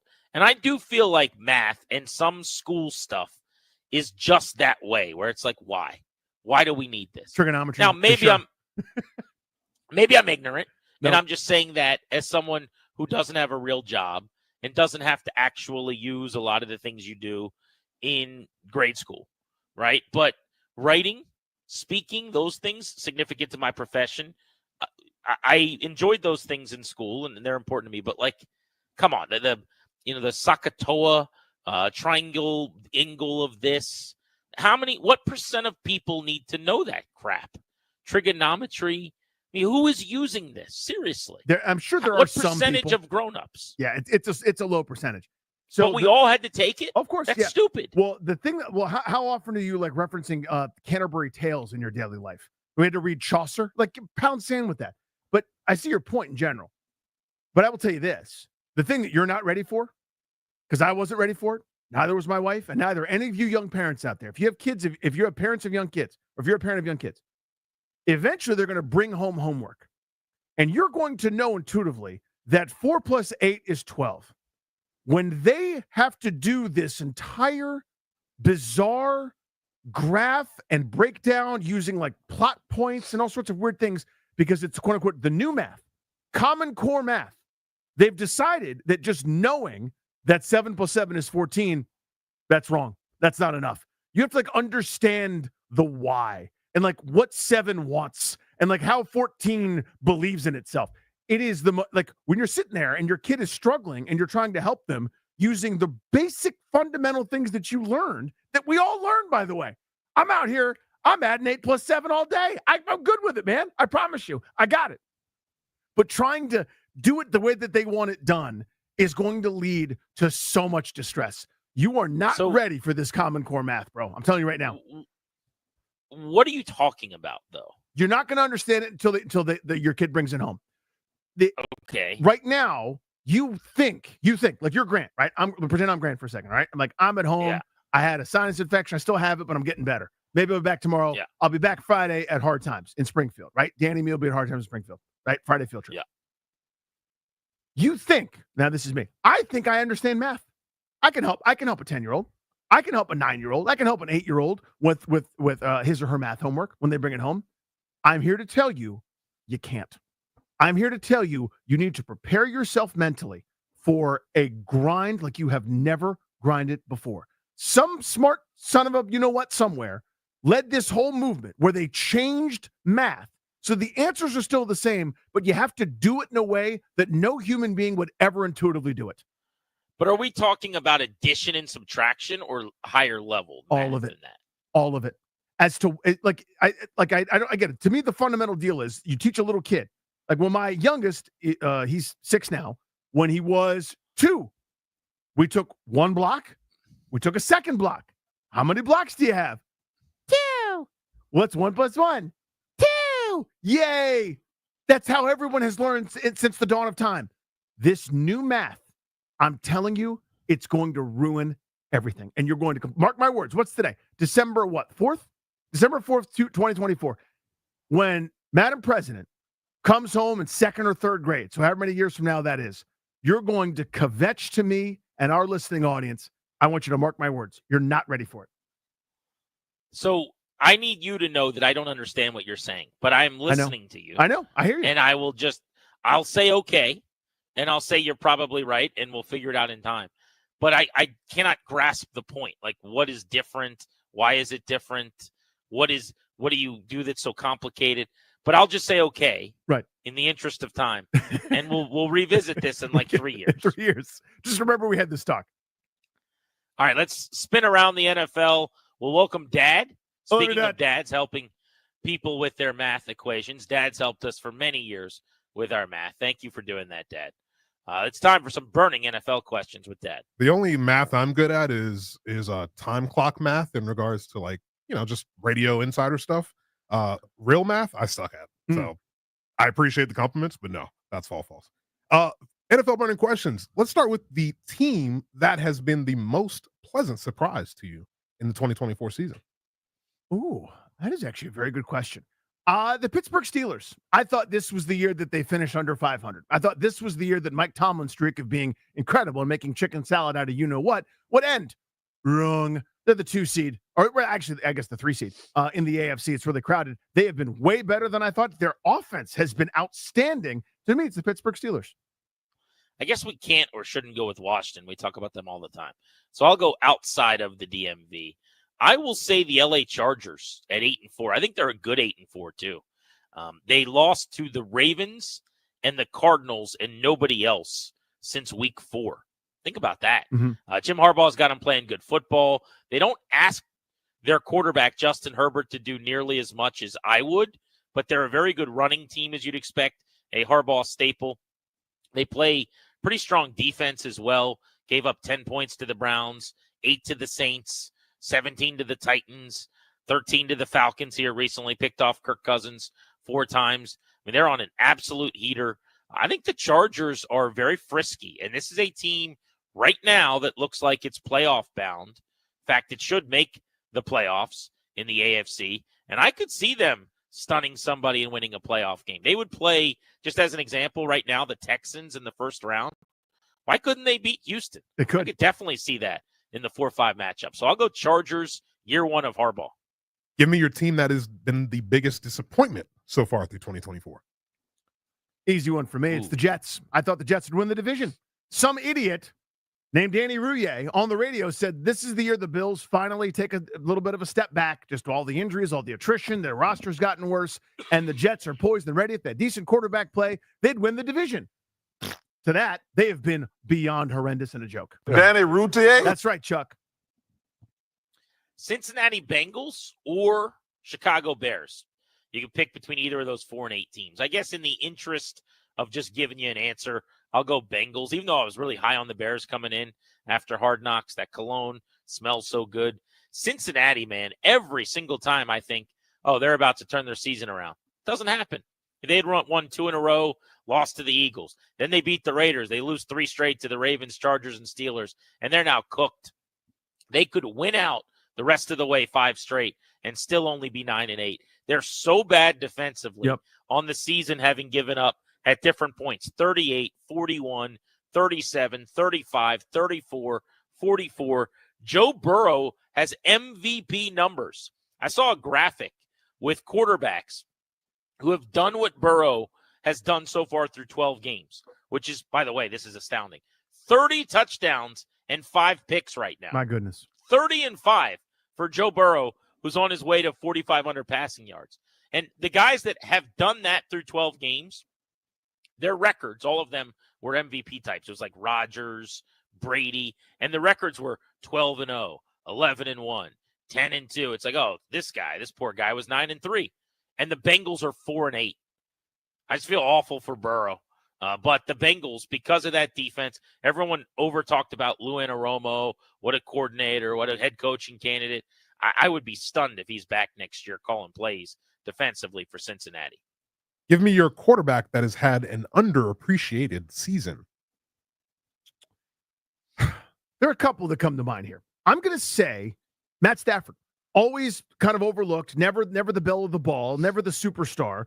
Well, because he's playing at a time where some of the best to ever play have played. And now he's one of the elder statesmen. Our attention, rightfully so, is focused on Lamar Jackson, Joe Burrow, Pat Mahomes, Josh Allen and company. But whisper quiet, Stafford, when healthy and right, has put together a pretty good campaign. I know 17 touchdowns and 7 picks doesn't, set the world on fire, but it's better than a lot of guys. And he's got this Rams offense when they've got a couple healthy players, whether it's Pookie Nukes and Cooper Kupp, whether they're 1 or 2 is available, they're pretty difficult to defend. And Stafford is always underappreciated in my mind.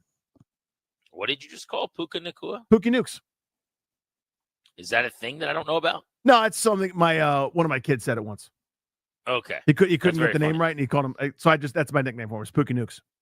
Well, I love that. I'm going to start doing that. That's pretty good. So I got so many to choose from. I'm thinking Tua, who has come back and helped the Dolphins turn their season around. I'm thinking, by the way, you realize Lamar Jackson's got 29 tutties and 3 picks this year? Second in the league in pass yards? Yeah. Yeah. He's an MVP candidate, right? Him and Josh Allen are the top 2 guys there. I'll go with Baker Mayfield. That's a good answer. Yeah, Mayfield lost Evans and Godwin and still played pretty good ball in those couple of weeks. I will say this past week, Baker Mayfield had a really bad game against the Panthers, so timing's not great. But for the season, 25 touchdowns, 11 picks. I didn't think he'd repeat last year. He's going to throw for over 4,000 yards again with 30 touchdowns this season. And that's with Dave Canales, who was his whisperer, who I kind of thought got him right last season in Carolina. This is the second coordinator, 2 straight years, new offenses, new play callers, and he has kind of found a home and proven that last year was not in a fluke, that was not an anomaly. So Baker Mayfield's been very solid this season. He is currently, I think, 6th, Burrow, Jackson, Smith, Stroud, Cousins, Mayfield in terms of passing yards. So I'll go Baker. Quarterback who's been the biggest disappointment so far this season. I mean, Aaron Rodgers is probably a little bit too easy. I'll say Brock Purdy. This has not been a good campaign for Brock Purdy. Now, there are reasons for that. Christian McCaffrey's played about 17, 18 seconds. You had injuries to Brandon Ayuk, and the line has been unhealthy at times. But this was one of those, he's going to get himself 50, 60 million bucks just because it's the latest in the line to get paid. And he's had a very pedestrian, even mediocre at times season. Again, not all his fault. It's a dependent position, a lot swirling around him. But I would say for somebody that was kind of poised to take that next leap in terms of being one of the highest paid guys ever to play, not great timing. I don't think Mahomes has had a great season at all. I mean, 19 touchdowns, 11 picks, 2,900 passing yards. Geno Smith comes to mind. I love Geno at the end of games. I love Geno because he is like a shooter who could be 0 for 11 from the floor, and he's going to take the game winner and hit it at the end of the game. Mm-hmm. But he's basically got the same number of picks as touchdowns. He's got 13 tutties and 12 interceptions on like 440 attempts this year, about 7.4 yards per attempt, 3,200 yards, slings it a bunch. Yeah, and with that offense, Remember, it should be so much better with Metcalf and Smith and Jigba and Kenneth Walker out of the backfield. Like, they should be good. That's kind of my thought. You know, Mhm. I could look at some of the numbers. I don't have him in front of me on their O-line, but he's been sacked 40 times. I have to imagine there's some holding the ball going on there too. But, yeah, I mean, 2 years ago, 30 touchdowns and 11 picks in Seattle and kind of took his career back and looked like a long-term starter. This year, he's played much more like a bridge-type player, in my opinion.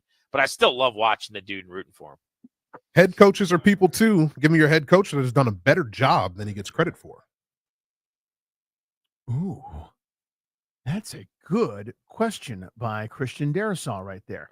I'll say Nick Sirianni, honestly. I mean, with everything swirling around, right? Everybody wanted him gone. He's chirping at fans, looks like a giant buffoon on stilts.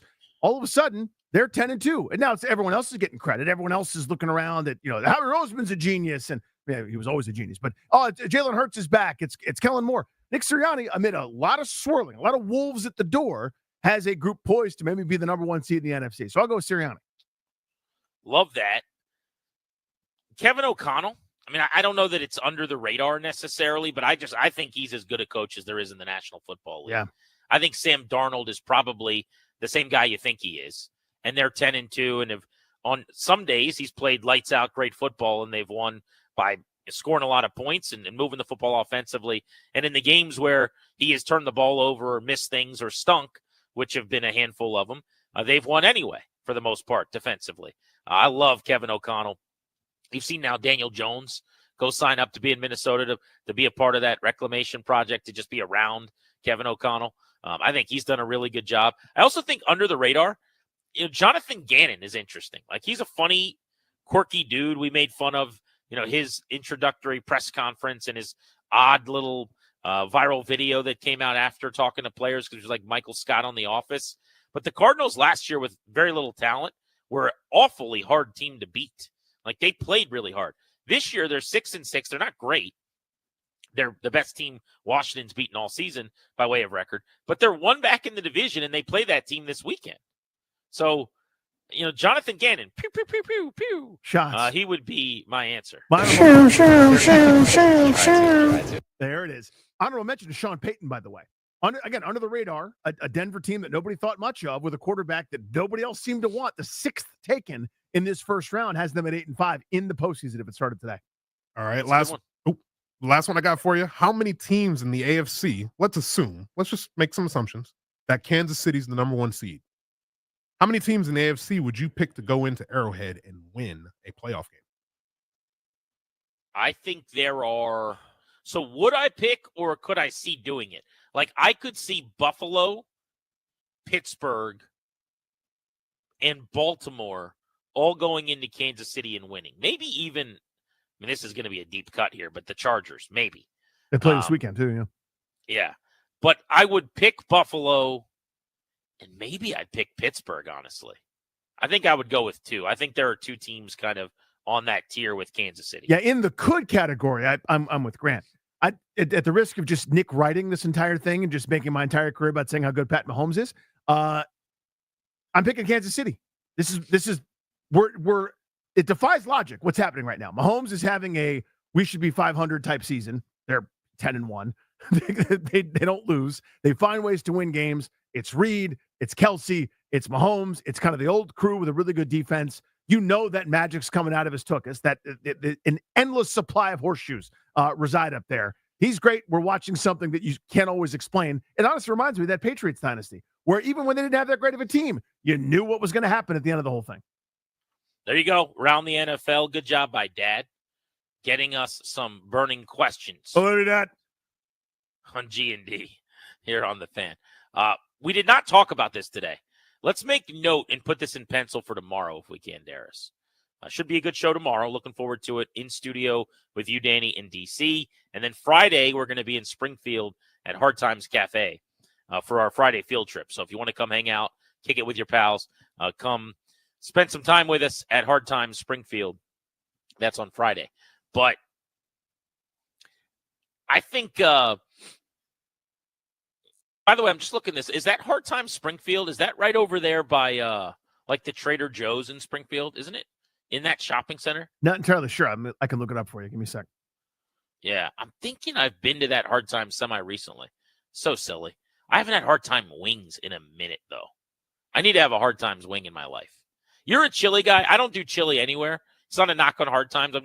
I'm not going to fill up on chili, but wings will be consumed for me. Well, sure. Right. I mean, yeah, they're going to do some Hard Times wings. It's there by the Pollo Campero in Springfield, around the corner from Trader Joe's. Yep, you're 100% right.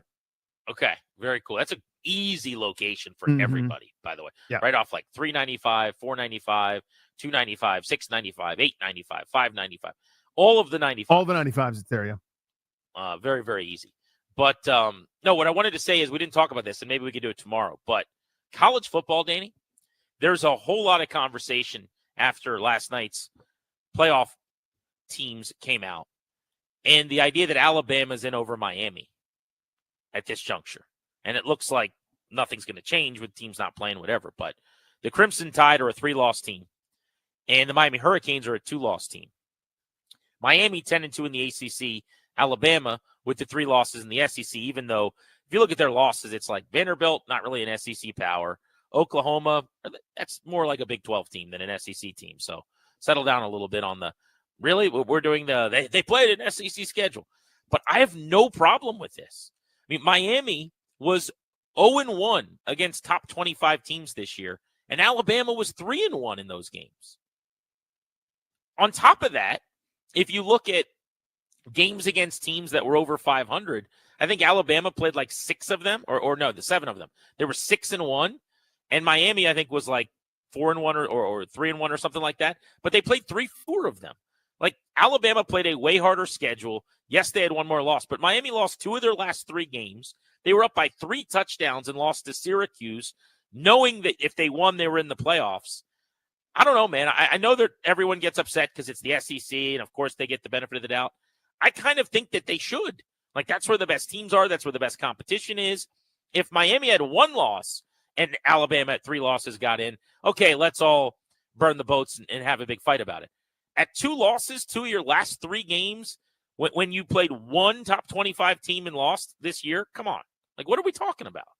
So I smell what you're cooking there. And that specific debate, I think, is a good one. But my general feeling about this, and this is the first time we're doing it with enough teams to actually hopefully have the debate where it should, which is what the NCAA basketball tournament does. Like, who's 65, 66, 67, and 68 versus who's 3-4, right? Like, that's the mistake college football has made for so many years. I'd rather have the debate be about where you're talking 12 and 13 than, you know, a 1 and 2, and then just sort of, you know, let's somebody goes to the Rose Bowl and we'll vote on it afterwards. So it's an instant improvement. But I mean, to me, college football lost me entirely with last year. They basically staged a prize fight, right? They kept out a team with a better resume because someone was hurt. It was going to be a worse game. And it just meant that nobody should have played any games, and we could just do a popularity contest. And for viewing pleasure, that's a better fight. That's the better matchup. The same way that if Kansas City gets upset in the postseason and we go, we're just going to put them back in the AFC title game because them against Buffalo would be great theater. You don't do that in sports, but that's what college football did. So it's, the arguments are always sort of talking out of both. I'm not saying you, but when the committee does it, when they give their statements, it's always out of both sides of their mouth and their ears a little bit too. Like, none of it ever makes any sense to me. It's always so hypocritical and a moving target. It's just sort of what we're feeling that day as to what we're supposed to consider. And it's hard to take seriously. Which I get, but Florida State a year ago, which we don't need to re-legislate. Like, I had no problem with that. I understand that you did. That's fine. But this is different to me. There's basically 2 teams battling for the final spot, and you compare the 2, and the idea is 2 losses in the ACC or 3 losses in the SEC. Everyone just boils it down to that. But what I'm saying is one of the teams played a lot more difficult schedule. And while that doesn't mean they lost they actually beat the harder teams more often than not and lost to the teams that they shouldn't have lost to Vanderbilt. They shouldn't have lost to Oklahoma. They had bad losses and good wins. But I just think that if the committee's point, and I think they made this case last night from what I was watching, was, yeah, man, Alabama's constantly playing top 25 teams and teams over 500, and Miami isn't. I can't lose sleep over that. I'm sorry. Like, they didn't play anybody. Like, if you went undefeated, you got in. If you lost one game, you got in. By losing a 21-point lead for the second time in 3 weeks, dropping a game when you knew you probably didn't have the margin for error, and you lose the game, I can't cry for you. I just don't have a whole lot of empathy there. Yeah, there's less room to slip up when you're in an inferior conference. And I think that's the way it is, right? And you just got to know that going in. Like, you can scream about it after the fact as loud as you want to and hold your breath and stomp your feet. But we all know the score. It is what it is. I mean, they can lie and say it's not. It just is. You got to do more than the SEC teams to get in, period. And I don't mind that. I hear it. I mean, it's again, what frustrates me so much is at the end of the day, most of these teams that aren't in the SEC or Big Ten shouldn't even bother. And that's what's so frustrating to me. But I think your point on this specific case is right. I actually tend to subscribe to it. It'd be a stronger argument for me, though. Just again, I happen to agree with you. But if Alabama had lost to some of those elite teams, then you don't have that, that Vanderbilt or Oklahoma on that resume. Like if they're only lost, or they lost 3 games, but they were all to, I don't know, teams like if they lost to South Carolina, who's really good, and lost to Georgia, and lost to Texas and Oregon. I mean, you know what I mean? Like if it had been some of the elite teams and they've been really close in those games, okay, they're more deserving maybe than a team at the top of a much smaller hill. Yeah, and I know you can't do it this way, but if Alabama played Miami this weekend, who wins that game? Alabama rolls. That's not supposed to be the exercise, but that is one area where you and I have disagreed, where last year with Florida State, my point is, if you put them in, they get beat by 40. That's fun for who exactly? And I know that that's not the way that Florida State wanted it to go, but the playoffs were a lot better with them not having been in. So I can't get too upset about them not having been a factor. All right, we can get more into that tomorrow. Linnell's got overtime coming up on the Fan. Enjoy that live and local into the evening. For Darius and Ryan behind the scenes, and Danny, I'm Grant saying so long. We're back at it at 2 o'clock tomorrow. A chance for you to win Caps tickets at 4 o'clock on the Fan. Thank you for coming.